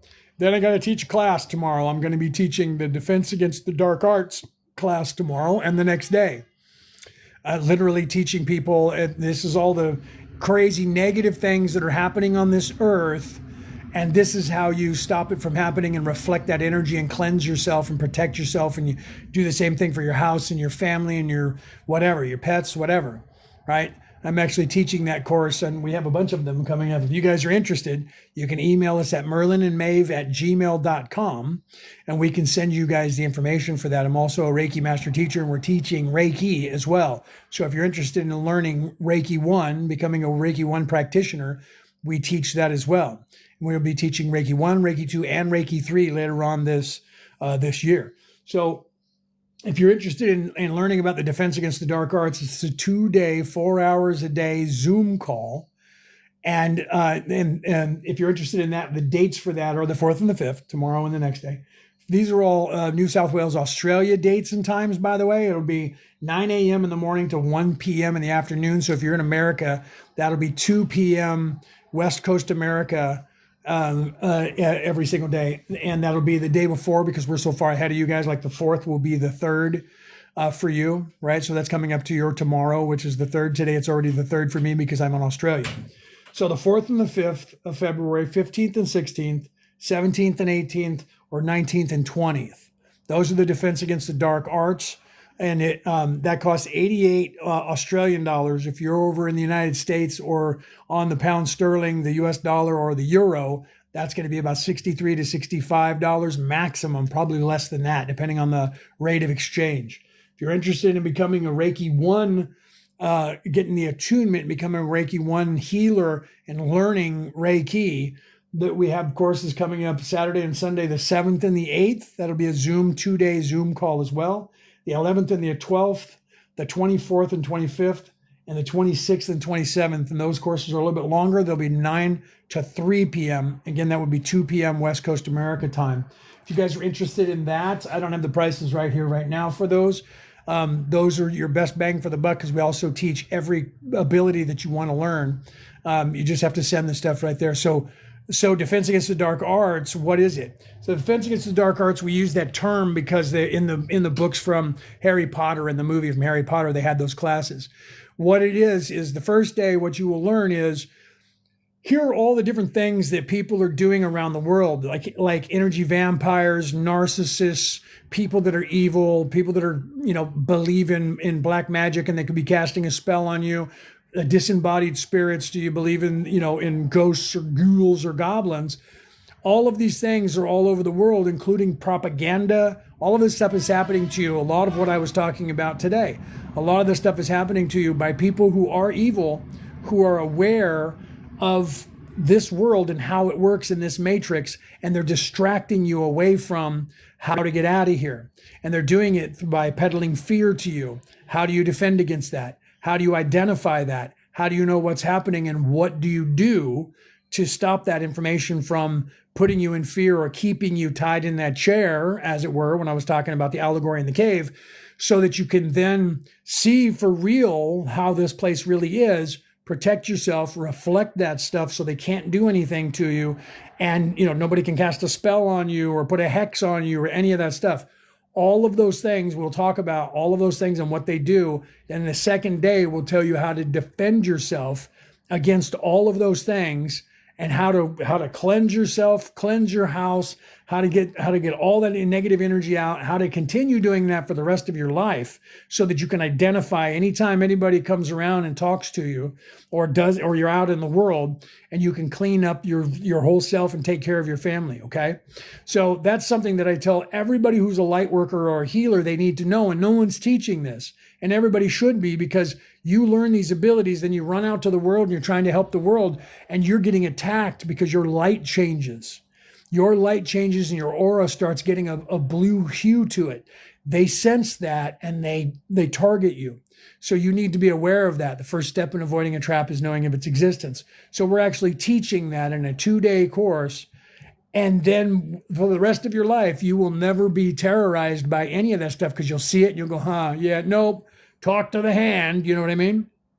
So that's what that's about. So it's the defense against everything that you could imagine that negative, evil, narcissistic people are doing, whether they're in bodies or out of bodies. Okay. And that's what it's about. Right. So, and that's 88, not 800, 88, my friend, 88 Australian dollars, which translates to about 65 American or 63 American, maybe 58 pounds sterling or something like that. It's actually really cheap for you guys. Over here, it's, if you're in New Zealand, it's like 110 New Zealand dollars, but you guys in the Americas and Europe, you guys get another $20, $25 off, depending on the rate of exchange. It's actually a really good deal for you guys. 2 days, 4 hours, and you can pick our minds, ask questions. So a lot of times the 4 hours turns into like 5 hours, because you guys ask a lot of questions. We take the time to answer all your questions to make sure that you have the information that you need.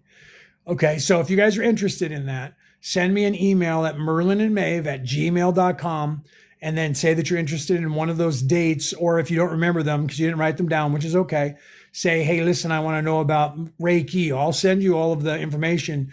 If you don't know what Reiki is, I'll send you the entire information that I send out to everybody about that spiritual practice, because it's a way of life, and that's actually going to wake you up. If you go become a Reiki master, that will actually wake you up. It's a way. It's not a religion.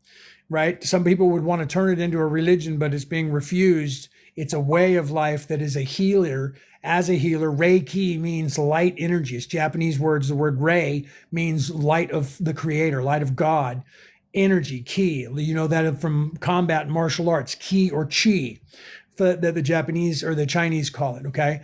That's energy, but it's not your personal energy. It's the energy of, it's the pneuma, if you know Greek. It's the energy of the creator. Okay, so we also teach that because we're both Reiki master teachers, right? So if you guys are interested in that, send that information. And I don't have, like I said, I don't have the price point right here in front of me. I don't know why. I remember the $88, but I don't remember the Reiki. The Reiki is a little bit more expensive, but it's if you're going to unlock all of your abilities, or if you want to unlock all of your psychic abilities, like all the clairs, there's like 8 of them: clairvoyance, clairsentient, clair empathy, all of that stuff. Individually, you could spend a long time trying to wake those up.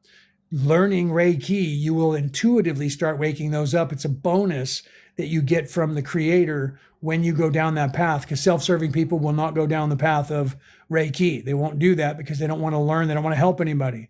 Okay. So in Reiki 1, we teach you that. We teach you how to channel that energy through yourself. I can give you all the information. We have the whole, like 2 paragraphs of stuff that will teach you that and what that stuff means about Reiki. So if you're interested in becoming a healer, if you're already a healer and you want to increase that ability, and be able to attach yourself to the creator and draw that energy from the universe to actually put into yourself and then eventually put it into other people to heal people. You should learn that, because that's going to be the best thing, because that will wake you up, and you will actually, that spiritual way will actually wake up your third eye. Everything will wake you up completely. It'll change your life. And in the same way that the Christ oil does, every once a month, this will start there. And then if you also abide by the Christ oil, which we'll also teach you about, then that, because we're going to teach you how to balance your chakras, the meridians, your entire endocrine system. We're going to teach you a ton of spiritual practice in the courses and over time, because it takes at least a year before you can become a master, because there's a lot of stuff that you need to do, but it's only 3 classes of 2 hours or 2 days in that year time period that are 6 hours long each class. So you'll do, like if you do one this month, then you have to wait at least 2 months, almost 3 months before you can get the next attunement. Then when you get that, we'll be teaching you, you'll get that attunement. And then it takes at least another 2 or 3, probably 3 months after that, sometimes 4, before you can get your master. It just depends on each individual and how quickly they will tune themselves and then start tuning others. And then you can get the master, and then you can start teaching people as well. Okay. So if you guys are interested in that, any of those, or any other psychic ability, or just getting a psychic reading, or getting Reiki, we do distance Reiki healing. If you want to, book a session for that, just let us know. Email us at merlinandmaeve@gmail.com. The Defense Against the Dark Arts is super popular. Everybody, I wish there was somebody in the audience that you guys could ask. Everybody that's taken it, we did it back in December. It got so popular, we ended up doing 5 classes in December, and then January we ended up doing the same thing. Here we are moving into February, and we have, 4 classes? We have 1, 2, 3, 4, and we just did one. I just did one on the 1st and 2nd. So 5 more classes opened up for you guys if you want to do the dark arts, the Defense Against the Dark Arts, because they're super popular. Why? Because nobody's teaching this. If you're in any way a light worker or a healer in any way, doing card reads, doing psychic reads, doing healing, doing anything with your abilities, you know what I'm talking about. You have people that are coming at you. You have energies that are coming at you and attaching themselves to you and trying to stifle you, to punish you so that you won't focus on your ascension. You won't focus on healing other people, right? Jay, yes. Okay. So no one has people, for some reason, there's not very many people in everyone's life, and they learn that stuff and they go, I got to go and help people. And they run out to the world, and no one's going, hold on. There's stuff you need to know so that you can protect yourself, so these people can't bother you. And when they try, you go bang, right? So all you have to do is take that course, and you'll know that stuff for the rest of your life. That's a course that keeps on giving. It's the cheapest one, and it keeps on giving for the rest of your life. Then if you want to continue and devote yourself to become a healer, we will teach you the Reiki way, and you'll see the difference. It's incredible. Okay. But it takes a little bit of time, right? I'm isolated for a year to find peace, right? Well, there you go. You're already trying to do that, and you're already trying to find your path. You should take, if you don't know how to defend yourself, take that course, get one every week. Take that course, and then you'll see the difference. And then if you don't vibe with me or with Brooke, you can always go somewhere else. But learn that, because people aren't teaching it. I was teaching it for free for like 5 years, right? But we're starting our company now. We're trying to move on, so we can't just keep giving everything away for free. Even though I keep coming on here, I keep giving you guys the secrets to the universe and how to get out of here. I keep giving it to you for free. It's here if you guys want it, right?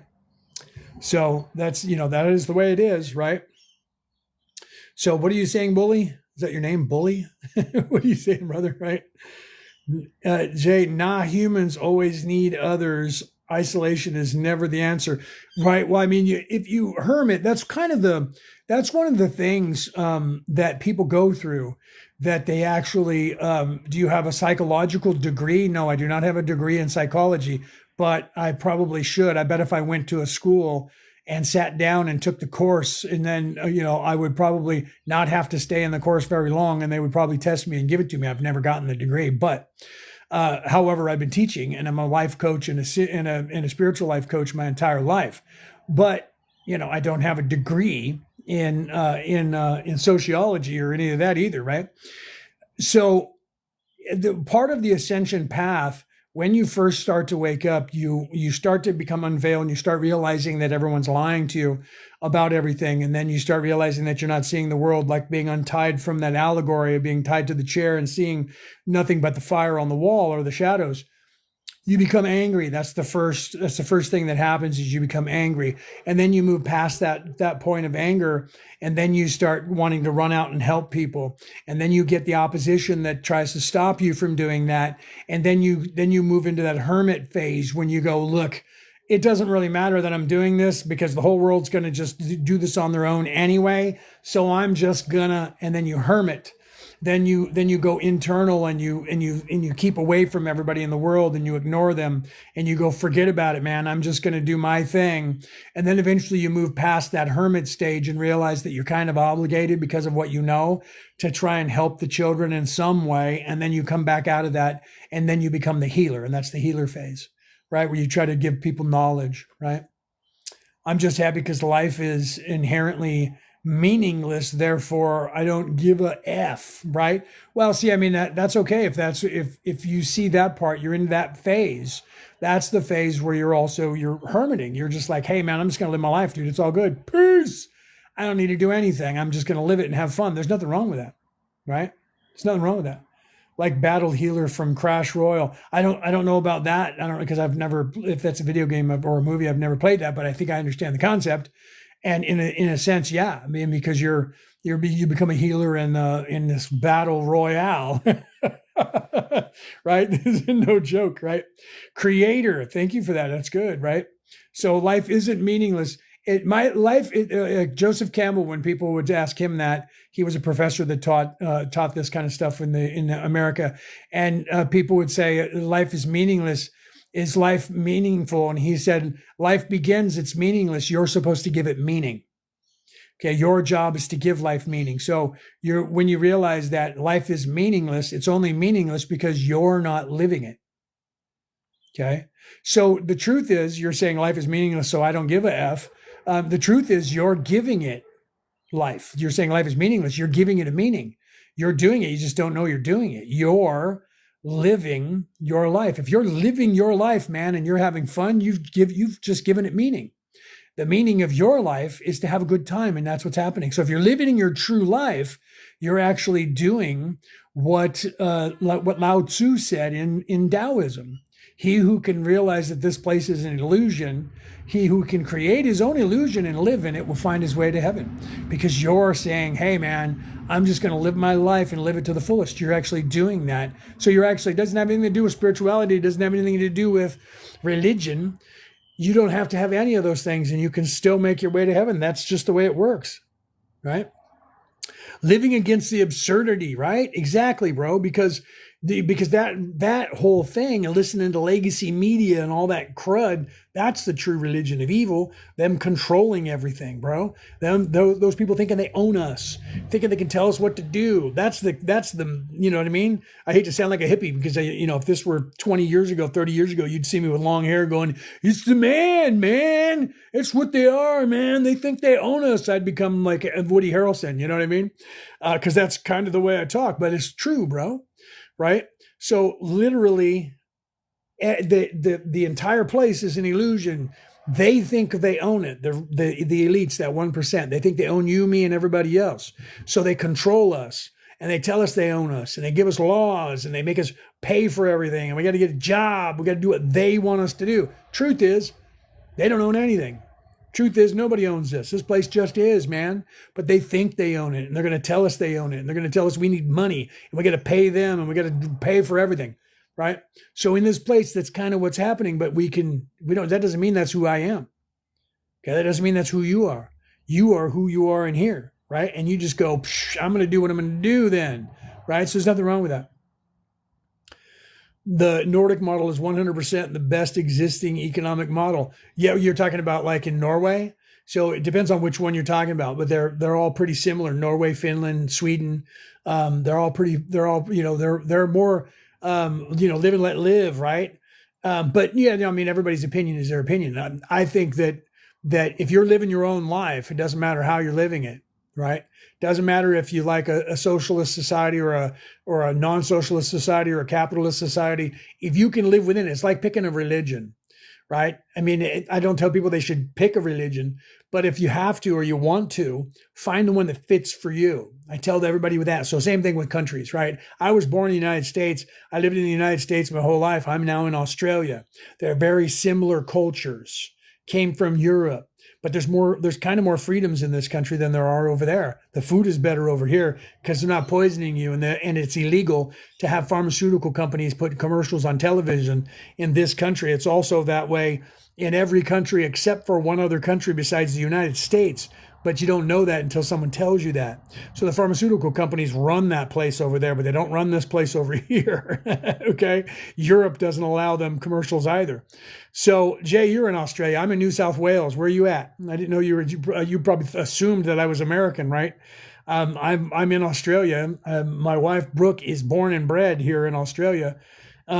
Okay, so I'm in New South Wales. I'm in Woy Woy, New South Wales. So I'm like 75 miles up north of, what is that, 63 clicks north of Sydney. That's where we're at, right on the coast. You know, Brisbane born. Okay, so that's just north of me up the coast, the Gold Coast, right? So you know exactly where I'm at least where Sydney is anyway, right? On the Gold Coast here. So yeah, that's where I'm at. I'm in paradise over here. And my wife is she was born in Blacktown, and we're here in Woy Woy right now. Oh, okay. See, so that's not very far away, right? Am I wrong in that? I don't know everything yet. I haven't learned everything over here. So, but yeah, so nice to meet you, right? Nice to meet you. So that's where I'm at. I'm over here on the coast, right on the water. We literally, the inlet, the bay is literally on the other side of the railroad track. So about 100 yards, 200 yards from here. Maybe, what is that, right? There's 32 clicks in 20 miles, right? So what is that? It's about a click from here, maybe half a click, 3/4 of a click from where I'm sitting is the bay, and the ocean is about 4 clicks that way, if that, to Yamina Beach, right? So you could look it up on the map. 3,000 clicks north of Brisbane. Is that what you're saying? 3,000 clicks north of Brisbane? That's like up there, right? Isn't that like, what is that up there? The Northern Territory, isn't that what that is? I have to look on a map. So yeah, so not 3,000, 3,000 clicks. I was thinking 3,000 miles. I'm like, wait, what? So yeah, okay. So that's a couple hundred miles. I'm still converting all of that. I haven't been here long enough. I have all the temperatures down and the time, but I'm a little off on the stuff, right? It's in South Cooktown. Okay, I know Cooktown. All right, so I know what you're talking about then. I know that name. I'm getting it. Love this country. I don't want to ever leave it. I'm on an 820 partner visa right now, and trying to do everything for the State Department so I can stay here, because I'm not planning on leaving my wife. I'm staying here. She's going to be off work in a minute and come over here. I think she's still at work. I don't know if she's still at work. If she wasn't, she'd pop in here. She was staying to work and doing some stuff, and now she knows I'm still alive. She's probably going to stay longer, right? Smash those hearts for me, champions, and share this thing out for me. So, yeah. So literally you have to learn the Christ oil and start living that. Then you have to learn to defend yourself if you're in any way in service to others, especially if you're a healer or you're doing medium work or anything like that. I've been training people. I used to train people. I guess I kind of still do. I used to train people that work with ghost hunters, mediums, to go and work with ghost hunters. I've been training those people for probably 12 or 15 years now, because before that I kept saying, why are all these ghost hunters running around on television without a medium with them? How are they doing that? You guys are crazy. If you guys want more action and more ratings, get a psychic in there with you. So now you don't have a group going out without a psychic. Most of, you know what I mean? So I've trained quite a few of those people and helped them. They were all psychics in their own right. They just were afraid to go up against negative energy. And I'm like, let me teach you the defense against the dark arts, and you won't have to worry about that stuff. Okay. So now they're out there on television doing this stuff all over the world in the United States. Not everybody, but I've trained quite a bit of them, right? And they'll tell you, if I pop in, they'll tell you, oh, there's, I did that on one of the girls' shows. She was live at a haunt, and my wife and I popped in. She was like, oh my God, my mentor is here, and his wife. Oh my God, these two are amazing. And we were like, don't get worried about us. Just do your thing. We're just popping in to say hi and see what's going on. And so we were watching her, and she was doing a hunting, and then she was like, I'm having a hard time reading this." And so she looks at the camera, and she's like, "What are you guys getting?" And she knew that we were watching. So my wife and I were tuning in, and we were telling her what she thinks. And she's like, "Okay, listen, Leo and Brooke are telling me this. Leonard and Brooke are saying this. So let's do this, because he's my mentor. If he's saying that, and his wife is they're both saying it. They're like the strongest psychics I know." We were laughing. We're like, "We're going to leave you alone. We're not here to steal your thunder. We were just going to help," right? So yeah, so after I go and catch a train home, right? Nice to meet you. All right, you got to go catch your train. If you're interested and you want to learn the Defense Against Dark Arts or any of that stuff, please send us an email at merlinandmaeve@gmail.com.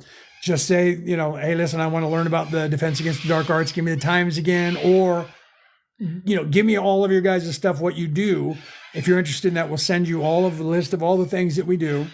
And then you can, if you feel like you want to, you vibe with me or you vibe with Brooke and you want to have us teach you something, let us know. If not, then just follow us and hit those likes every now and then and tune in, and you'll still get some of this information, all right? Because we're trying to give you as much of it as we can for free. And have a great day, okay? All right, so for the rest of you guys out there, and thank you for coming in and hitting likes too, by the way, Jay, and having a conversation with me and asking me questions. So you guys, the rest of you that are here, hit those likes. Thank you for doing that. For those of you who did, right? Hit those likes and give us some more likes here. I'd like to see us get over 100,000 likes, right? So smash those likes, champions. Send this to somebody, share it out to somebody that you might think might be interested in learning how to get out of this matrix and how to get home, how to increase your vibration and become a spiritual being and move out of this place into 4D and go home, because I'm hacking it for you. It's actually very easy. And if you do all the things, I'm not the only one telling you about this. It's out there in front of your nose for you to look at in this world. All you have to do is see it.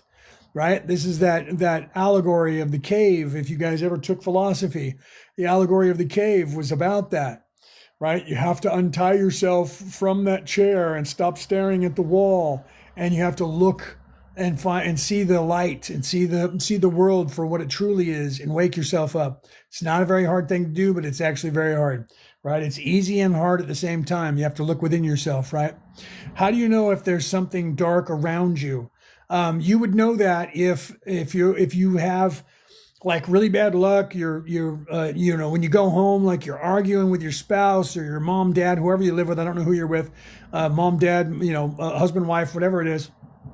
And you guys just seem to have like negative things happening and bad luck and one thing after another. And just that means that you probably have something in your life that's negative energy. Right? You'll kind of know it because your life won't feel right. It'll feel like you're taking one step forward, two steps back. What is going on? Why is it that every time that, something distracts me away from trying to be spiritual in some way, I'm trying to get through life, and life seems to be, handing me lemonade, lemons, and I got to try and make lemonade out of it. That's what people are telling me. How do I get away from that? Right? You got to realize that you probably have negative energy. We call that opposition. You probably have opposition working on you, right? And you probably, see, right there. Yeah, you hear noises sometimes and fight. Exactly. Yeah, then there's a good possibility that you have negative energy. We go out in the world all day, man.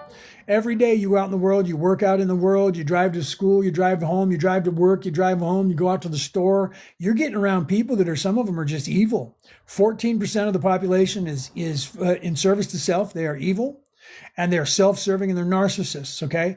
Some people are energy vampires, okay? And they know that they're preying on you and you don't know about it. You could have an energy vampire in your family and not know it. Okay. That's that person that that you go, I don't want to go and see that person. Every time we go and talk to her, him, insert that person, they're always down and negative. And every time we go there, by the time we leave, we're drained, and they're all perky and happy. And I got no energy, and I feel sick and just queasy and hate that. That's an energy vampire, and they're sucking your energy and taking your aura away from you. Okay. So the way you can figure out the first step of avoiding a trap is knowing of its existence. So know that we all interact with people all the time.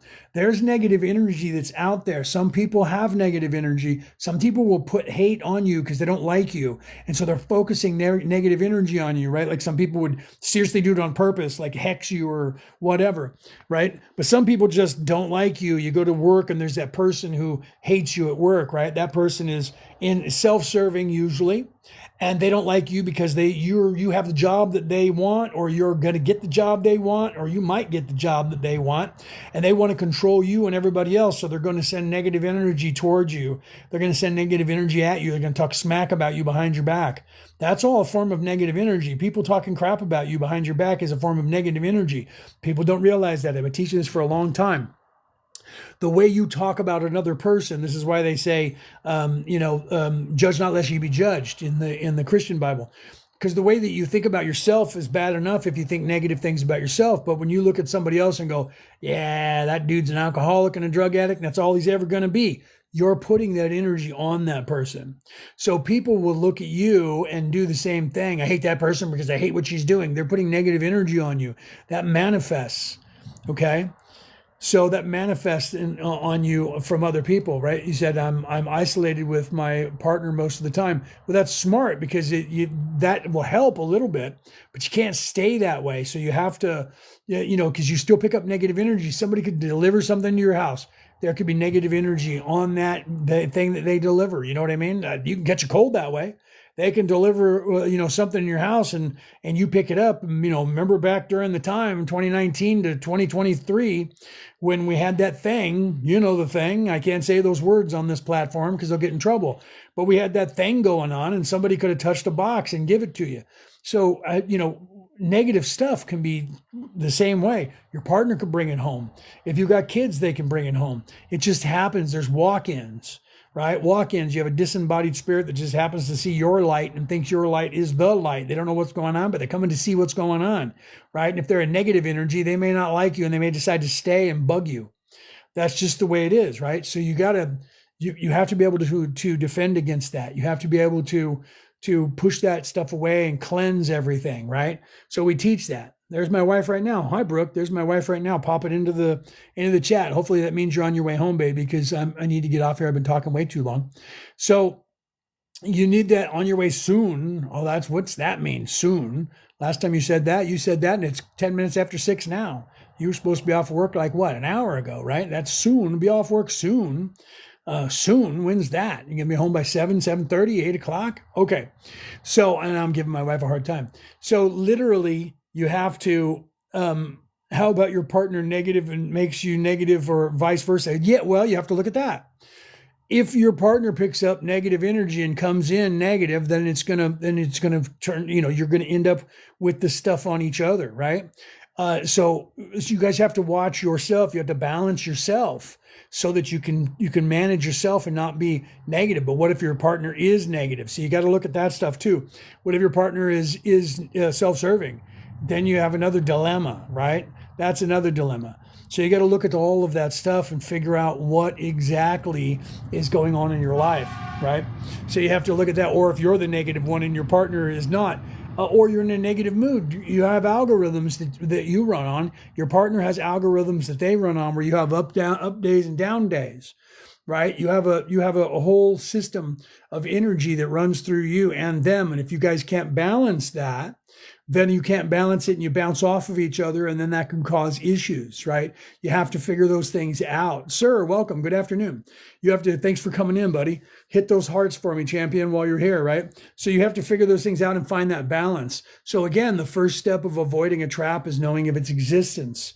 This is why we teach the course, the defense against the dark arts, because dark arts don't just mean evil people and evil things doing things to you.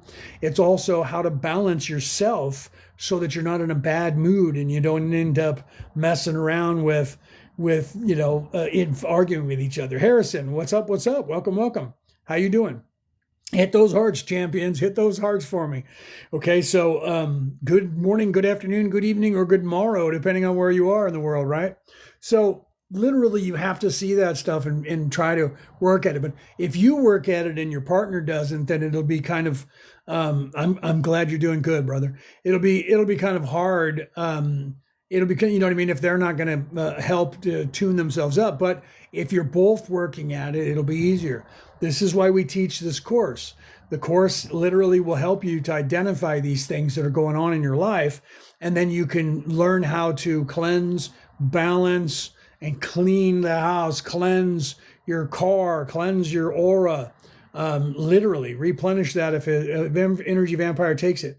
So you have to work on that. That's why we have this course, because no one's teaching it. Why is no one teaching us these basic things? Well, in society, they don't want you to know about it, so they're not teaching it to anyone, because they love it when you're out of whack, arguing, low vibration, because that is where the controllers who think they own this place are living and want you to live. Okay, they need you out of whack and not knowing what's going on, because that way you're easier to control. Your life is crud and you're just trying to get by. You have no energy. Your aura is small.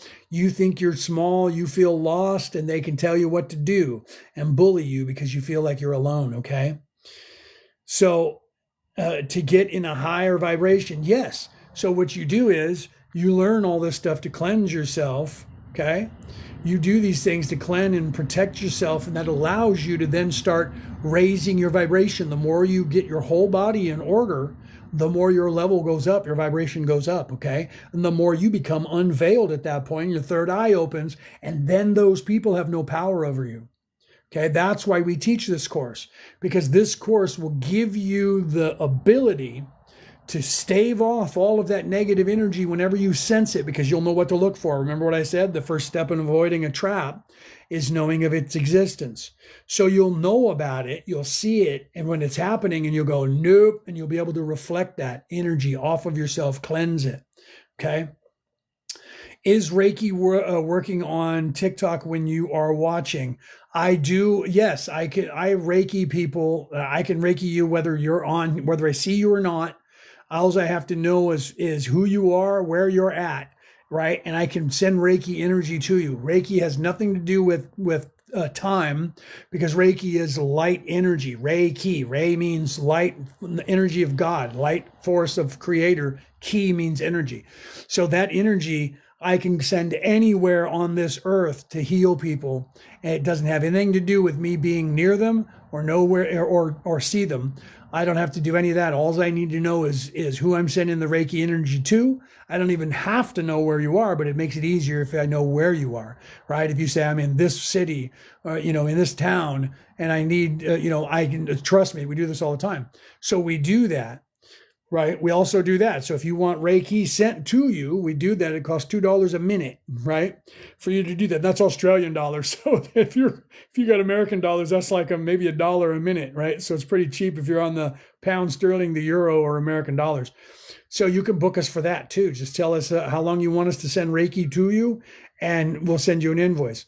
So, and then if you want to get tuned to Reiki and become a Reiki practitioner, a Reiki healer, then you'll be able to Reiki yourself, because that is what Reiki is. The first Reiki 1 is self-Reiki and self-healing, right? Learning how to tune yourself up to use that energy to put it through you, and tune your body up to allow a large amount of energy to go through you. So you balance your chakras and your body and your whole intricate system. We teach you how to do that with that energy, and then you tune yourself up. And then when you become a Reiki 2, then you learn how to heal others and send energy to other people, okay? And then if you become a Reiki master, then you will know how to tune people to Reiki as well as heal people, okay? So if you guys are interested in that, we're teaching those courses as well. I told you there was 3 of them this month, the 7th and 8th. There's actually 4 of them this month, right? And they're a 2-day course from 3 to 9, or from 9 to 3 p.m., 2 days on Zoom to become a Reiki 1. We're doing that on the 7th and the 8th, the 11th and the 12th, the 24th and 25th, and the 26th and 27th. So if you're interested in becoming a Reiki 1, let us know. We'll send you out the information. We'll send you out the cost for that. And then that will be the 2-day course, and you'll get the attunement. And then it'll take at least 21 days afterwards for you for the attunement to finish and you'll be Reikiing yourself. And sometimes it takes an additional 21 days after that. That's why we say you can't for at least 2 months before you can become a Reiki 2, because it takes, some people want to wait 3 months just because that's the way it works. In some people, it takes you a little bit of time to get comfortable with it. And, some people never become a Reiki 2. Some people will never become a master. Other people say, yeah, I want to like this. I want to heal other people. Then you become a Reiki 2, and Reiki 2 is about the healings of other and learning how to do that to heal other people. Okay. So if you guys are interested in that, send us an email at Merlin and Maeve, name of the live that you're in, Merlin and Maeve at gmail.com. Let us know if you remember those dates. Otherwise, if you don't, we'll send you the dates again if you guys are interested in that. We teach everything. We do psychic readings. We do life coaching, spiritual life coaching. We have price points for all of that. If you guys want a psychic reading, I can do a reading on you, or Brooke can. We can do card reads on you, right? It's up to you guys. We also teach every spiritual, almost every psychic ability that there is. Some we don't teach because I don't like teaching self-serving or something that could be used by self-serving people, right? So there are some things, necromancy and a few other things, that self-serving people, remote viewing.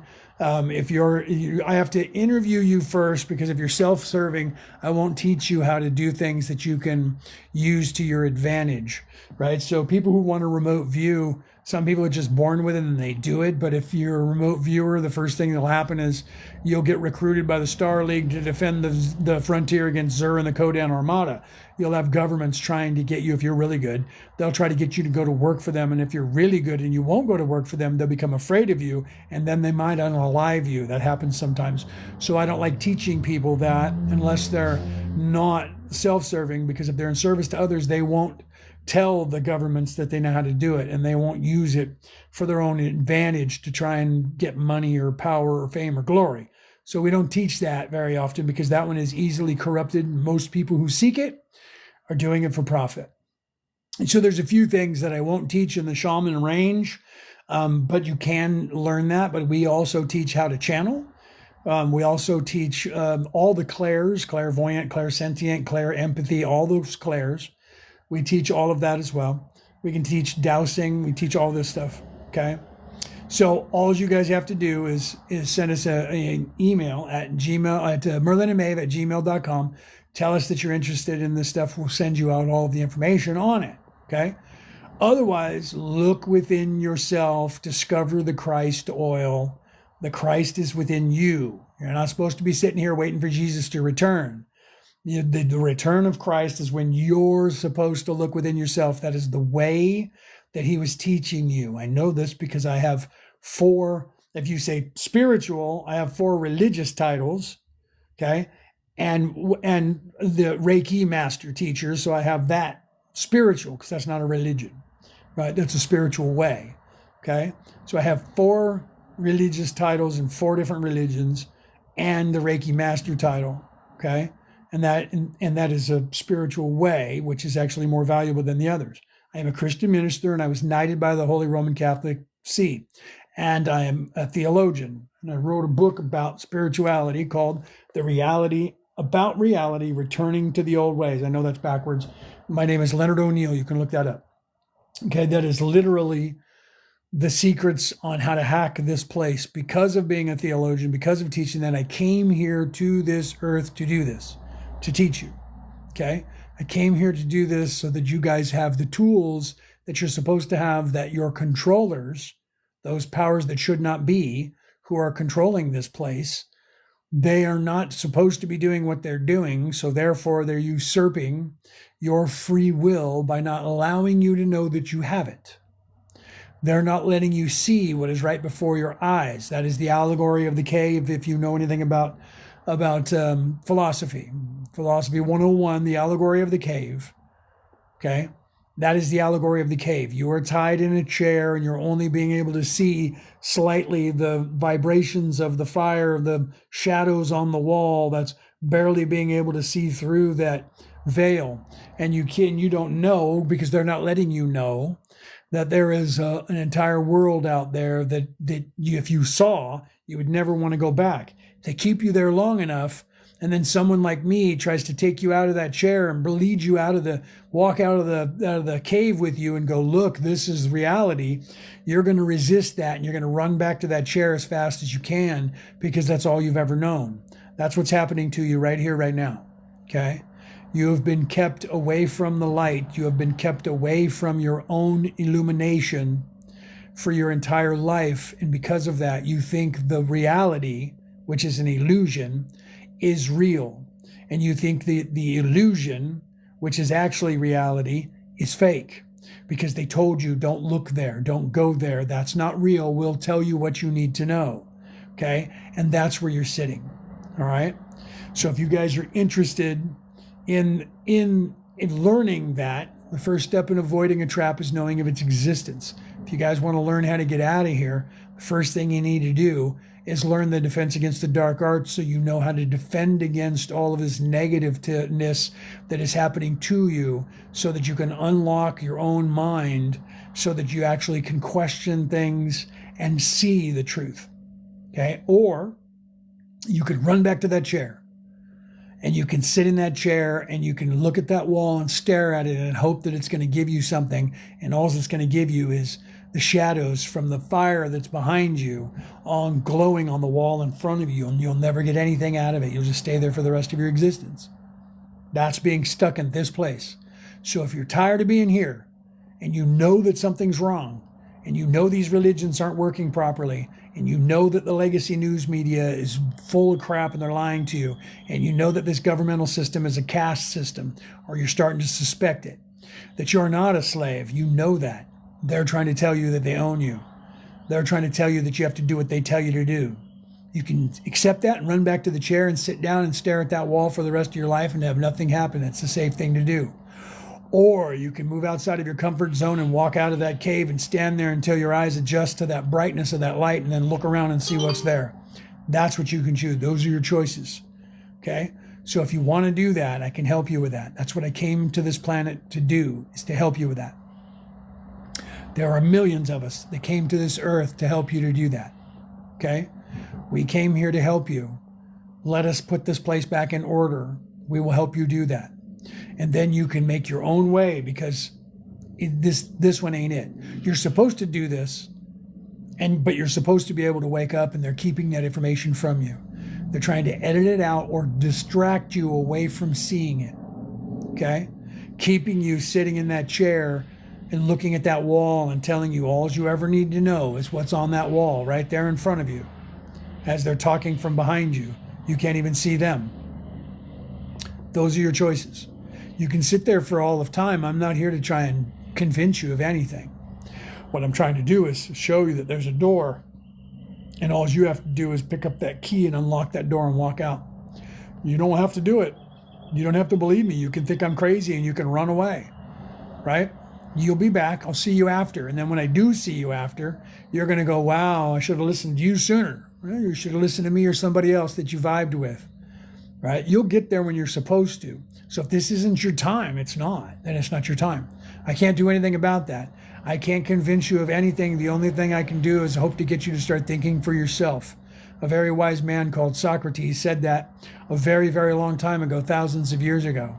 He also said, I don't think this earth is flat. I think it's round. And they tried him and convicted him of heresy. And his penance for that was that he had to drink poison and unalive himself.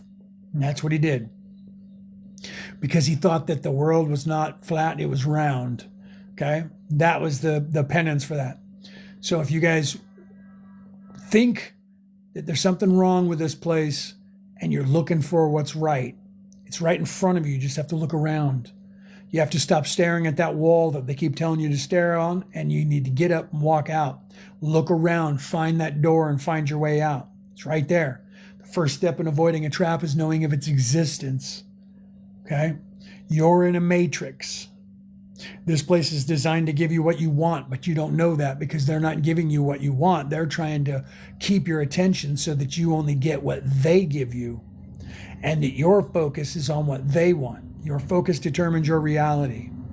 Okay? They know that, so they're keeping your focus on what they want, so that that focus determines all of reality from everybody here, because they're controlling the focus of everybody so that they control reality. He who controls a thing can rule the thing. He who can destroy a thing can rule a thing. So they're keeping your focus away from you and onto them and onto the way that they want you to focus. That you're nobody, that they own this place, that they own you, and everything you have to do has cost you money, and that money goes to their companies and go right back to them. Okay? Yes, I am Santa Claus. Thank you for asking. I am Santa Claus. I was Santa Claus, and I will continue to be Santa Claus until the end of time. That is who I am. Thank you for asking. It is now not Christmas, so I am on vacation. Okay? And this is what I do on vacation. Who are you and who are they? They being the powers that should not be, the 1%, those people who are the oligarchs, who have all the money, who own all the corporations, and who pay to own all of the governmental systems on this earth. They are evil people that are self-serving and narcissistic, and they believe they own this planet. That's who they are. I am Leonard O'Neill. That's the body that I'm in. I am a person who has come from a very high vibration, along with a very large group of people that have come down here. My name is Kelto. And I have come down here to help you guys get back on track and to remember who you are. That is who I am. I have come here with a large number of people, and then some of you came here as well. You just don't remember it because you are veiled like everyone else. I am not veiled. I am unveiled. So I know what's going on. I know who I am, and I know who most of you are. You came here too. But on this place, you get veiled. So when you got here, you got veiled as well, and you can't see. You don't remember who you are, and you don't remember why you came here. I'm one of the people that are coming here to help you remember who you are, so that you can then remember what you came here to do, so that you can do it and then continue on your path and on your journey back up to the source. So they are evil men and women on this earth who know what I know, and they're keeping your attention away from the path on how you get out of here. They're keeping your attention away from the knowledge of how you get out of here. And they're doing a very good job, and they've been doing it for a very long time on this earth. They've been doing it for thousands of years, controlling the knowledge and the narrative here, to the point where your immortal soul, you don't remember it, but your immortal soul cried out for help and said, "We are stuck." So some of us heard that call, and we came here to help to get you unstuck. But it's free will down here, so we couldn't tell you who we were or why we were here until everyone on this earth was at a vibration high enough to where me telling you these words would either sound crazy to you if you're too low vibration and you'll just leave and think I'm nuts, or when I tell you this, you'll go, "I fucking knew it. I fucking knew it. I knew something was wrong." And you're one of the people that will wake up from it. Or you'll just go, "Wow, all right, yeah, that's a great story, dude. Have a nice day." It's no matter to me. I'm not here to be the savior of this planet. I'm not here for any of that. That already happened. You already have those allegories here. I'm just here to show you the tools that they left behind for you to find, so that you look within yourself and realize that you have everything you need within yourself to get out of here. You just have to look. You have to see it. You have to stop letting them distract you so that you can see how to get out of here, because it's right in front of your face. You just don't know it because they keep going, "Look over here, look over there, look over here. What's that? What's this over here?" And they keep you distracted with all of that because they know how this algorithm works. The algorithm that is this matrix is supposed to give you what you want. Your focus determines your reality, so they're keeping your focus on everything but yourself. They're keeping your focus on everything but the ascension. You got to look at this, you got to buy that, you got to have this, you got to come over here, you got to pay that, you got to go to work, got to come back, got to watch TV, go on TikTok and flip, go to Facebook, YouTube, Instagram, any other place. Go anywhere but internal. Go anywhere but education about your way out of here. That's who I am. I am Kelto, and I come from a very high vibrational plane. And I came into this body and many other bodies. I've been here for more than 30 lifetimes. This happens to be the body I'm in now, and his name is Leonard O'Neill. This is the body that is named Leonard O'Neill, right? Law of detachment is the key.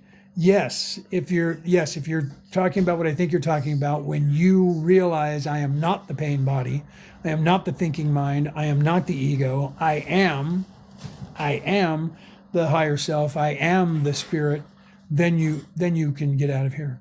Yes, I believe. Thank you. So this is what I'm here to do. And my wife, who just walked in from work, was probably too tired to show her face on camera. She might. I'll say hello. This is my wife. I'm Satori. That is, Hi, guys. that is Satori, and I am Kelto. And that is my wife, and her and I have been on this planet for more than 30 lifetimes, actually more than that, about 60 lifetimes. We came here a long, long time ago to help fix this place, okay? And we can now tell you who we are because the collective consciousness of the people of this earth are now in a place to where I can say these things even on a communist platform like TikTok, okay? Most of you are ready to hear it. Thank you for that. Thank you, Shelby. Hit that follow button right there, right? Follow us and join our little whatever they call that, fan club or whatever it is, right? And make sure that you teach this. Pay it forward and teach people, okay? We teach this. We teach you. Thank you very much for that. Thank you very much for that. We teach this, okay? And part of what I was talking about just a minute ago before you got here was teaching the defense against the dark arts, okay? We have a course that we're teaching to help you to understand, not understand, because we don't stand under anyone, to help you to understand this knowledge of how to defeat these people, right? And then my wife right there, Brooke, she just put it in the chat right there. The defense against the dark arts, if you guys are interested in learning how to defend yourself, there, right there, you see the course, the first and the second, we just passed that one, right? Fourth and fifth, seventh and eighth, they are 2-day Zoom classes, 4 hours a day, the fourth and the fifth, the seventh and the eighth, the 15th, 16th, 17th, 18th, 19th, and 20th. Okay, if you're interested in one of those 2-day courses to learn how to defend yourself in this place so that all of this negativeness that's happening to you by these people who are trying to keep you here will no longer affect you because you will be able to identify it and stop it from happening, you can email us at merlinandmaeve@gmail.com. It's right there. My wife put that in the chat. Okay, and we'll send you an invoice for that, and you can learn that, okay?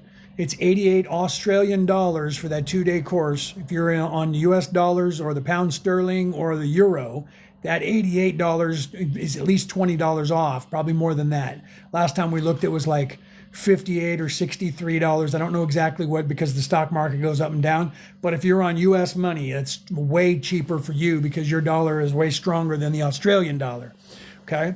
We also are Reiki master teachers. So if you're a healer and you want to become a Reiki healer, we are teaching the Reiki courses online on Zoom, 2 days on Zoom. Those will be from 9 until 3, not 9 until 1. They'll be from 9 until 3. So it's a little bit longer of course each day. Okay. And it's then there you see Reiki 1 courses for the attunement, or the 7th and the 8th, the 11th and the 12th. Okay. And I think we had another one that we added. For Reiki 1, we also added the 24th and 25th and the 26th and 27th. So if you guys are interested in becoming a Reiki healer, email us at merlinandmaeve@gmail.com and let us know that you want to become a Reiki healer, and we will teach you that spiritual path. And then we also will be teaching Reiki 2 and Reiki 3 later on this year if you guys are interested, okay? If you're in the New South Wales over here in Australia, in the New South Wales area, we can teach you in person.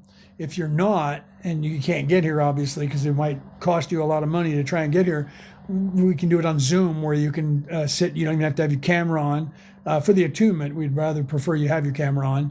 But for the defense against the dark arts, you don't need it. It's just all information that I'm going to give you, right? But that's on Zoom as well, okay?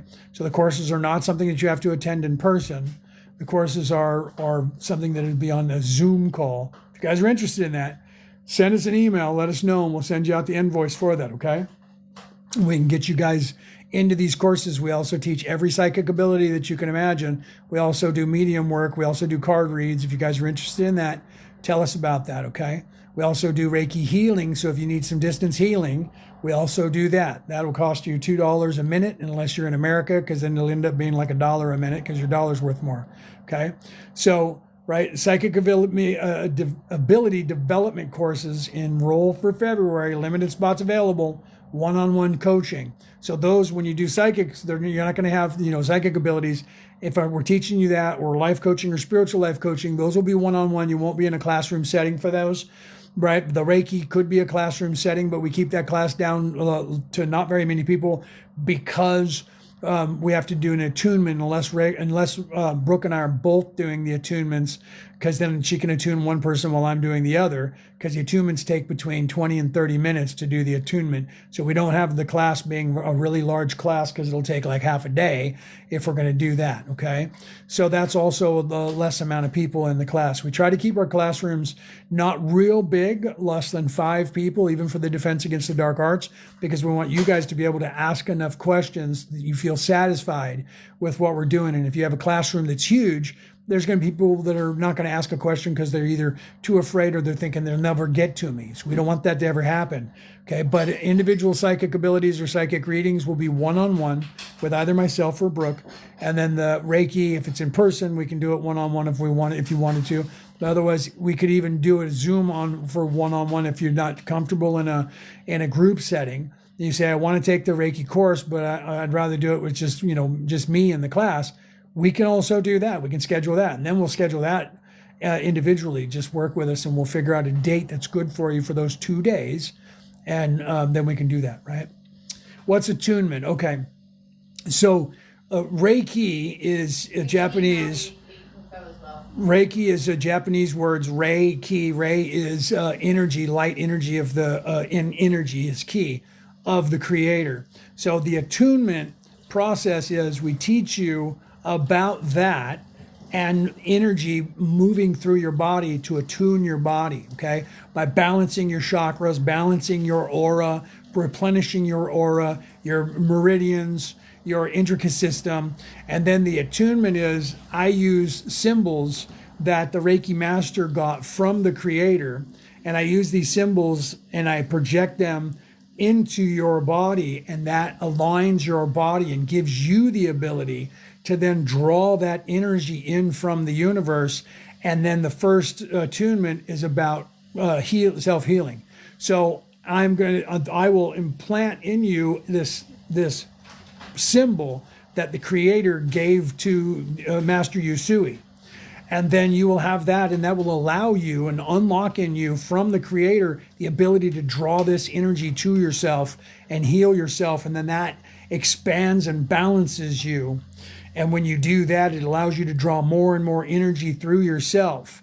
And then when you learn Reiki 2, I attune you with other symbols, and that allows you to then take that. We also teach you this part of the spiritual practice that allows you to then take that energy and heal others.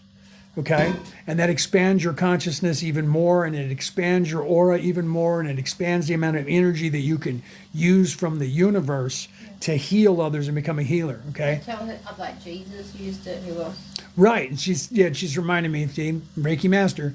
And remember, Jesus did the same thing. Jesus was using light energy from God to heal people and healing the sick. That was the same energy, okay?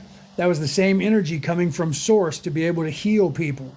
So this is not like some gimmick. This is for real, legit spiritual practice of expanding yourself and enlightening yourself to become this healer, to actually heal people for real, not a gimmick. And the attunement is us aligning you and tuning your body up so that you can then help tune other people's bodies up. And then if you decide to become a Reiki master, then we give you these master symbols that we attune you with those master symbols, which then expands your consciousness even more. It will literally expand all of your psychic abilities. If you don't have any, you're going to get some. And that'll start happening in Reiki 2, in Reiki 1. So it's a spiritual practice that teaches you this, that you literally, I can't say you're going to walk on water. I don't know about bringing people from unalived back to life. I don't know if I'll ever achieve that. That was an ascended master that is well above my pay grade that can do those things. So I can't claim that that'll ever do that for any of us, but you never know who you are and who you're going to become. I would love to think that I would eventually have that ability, but I don't try to tend to weigh myself that high up on the scale and think that I would get anywhere near the Christ. But beside that, below that, beneath that, we would have the ability from source, you would have the ability from source to be able to heal other people. And when you become a master, you will then have the ability to tune people and make them Reiki healers and pass that on to other people to get them to also become hopefully masters in the end. And if we can, she said, yes, I do. So if we can, we want to, okay, so send me an email, or send Brooke one, send us an email. If she doesn't want to become a Reiki healer herself, or have the abilities of a Reiki healer, she can get healing. She said she needs more mental healing. We can work on that, and we can help you with that. We're happy to heal you if you're not comfortable becoming a Reiki healer yourself. Don't practitioner, healer yourself. And then, you can get used to the feeling of it, and if you like it, you can gel with it. Could you hear that? So, we can work with you if you think you need the work first, to heal yourself and expand. We can help you with that as well. We can also help you with the spiritual life coaching to help you to understand what you need to do to get to that place. If you never want to become a Reiki healer, it doesn't matter, right? You can still do whatever it is that you came here to do. We're willing to work with you on any of that, okay? So whatever you want to do. Shelby said, thank you for sharing. I'll be sure to email you. Thank you for that. Have a good night. I got to go too because she's now cooking dinner. So I love you guys. Please follow us. Please, if you're interested in even if it's just in more information, email us at merlinandmaeve@gmail.com and say, give me freaking what you got. I don't know what you were talking so fast, right? So now I got to put the puzzle piece in again because they're thinking I've been online so long that I'm a robot. So hold on a second here, guys. Let me put the robot in here. Oh no, I have to confirm. What am I having to do here? Select two objects that are the same shape. Oh, okay. This one here and that one there. How does that work? 1, 2. Let's see. Does that work? And yes, so they know I'm not a robot. Okay. So you gotta love TikTok, right, guys? Okay. So I love you guys. Thank you for following us. Like I said, if you want some more information, like I said, well, what was it? All that stuff you were talking about. That was a lot. You were talking too fast.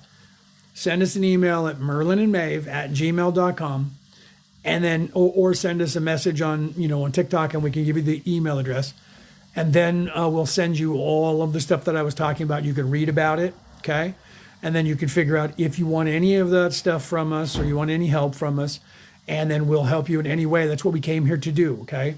We came here from a long ways away. We came here from the Belt of Orion. If you look up at the Orion Nebula, we came from the Belt of Orion, from the middle star in the Belt of Orion. That's a long ways away from here, okay? We came down here to help you guys down here because you guys needed it, and we're here, and we're going to stay here until you guys are back on track, until you leave. There's a lot of us that came here, okay? The people who came with us are 28, but that's just down on Earth. We are the Orion Coalition of Light, okay?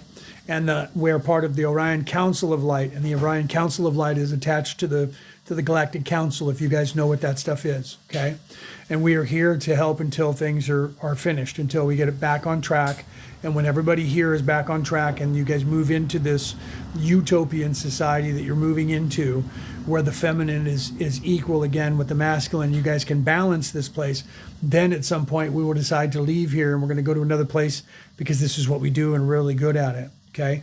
But we'll be here with you till the end, so you're not alone. And there's millions and millions of people who came here to do this that are in other coalitions, okay? And you guys might be some of them. So start thinking about that, all right? So I love you guys. Please email us if you're interested. Follow me here. Follow us here. I'll be going live here. You can follow me on my, Leonard O'Neill, because I'm here on TikTok, and you can see it in the chat a couple of times there. Follow Brooke. That's my wife. Her and I are Merlin and Maeve. That's our company that we have here, and we're here to teach you guys this, along with a whole bunch of you that we're trying to wake up, okay? There's some of us we're trying to wake up because you guys came here for the same reason. You heard the call, you came down here and you got veiled, you sacrificed yourself, and you're stuck here with the rest of us. I am awake, I do not have a veiling, I am completely unveiled, okay? And I came here in this life to be unveiled because this is really the last one that you guys have to worry about. So if you guys are wondering, how much longer am I going to be stuck here? This is the last one. You're going to have to stay here. After this one, you can leave whenever you're ready, okay? Because we have been here with you the whole time, helping you fix this to get back your right and your ability to see what it is that you're here to do, okay? So I love you guys. Have a great night. I'll see you guys the next time I go live. Probably to be tomorrow. I'll be teaching a class, so it'll probably be either before the class in the morning or after the class in the afternoon, right? So just look for us. Hit that follow button and hit that bell so you know when we go live, okay? All right, guys. I love you guys. Have a great night or morning or afternoon, depending on where in the world you are, okay? And I'll talk to you guys another day or another time, okay?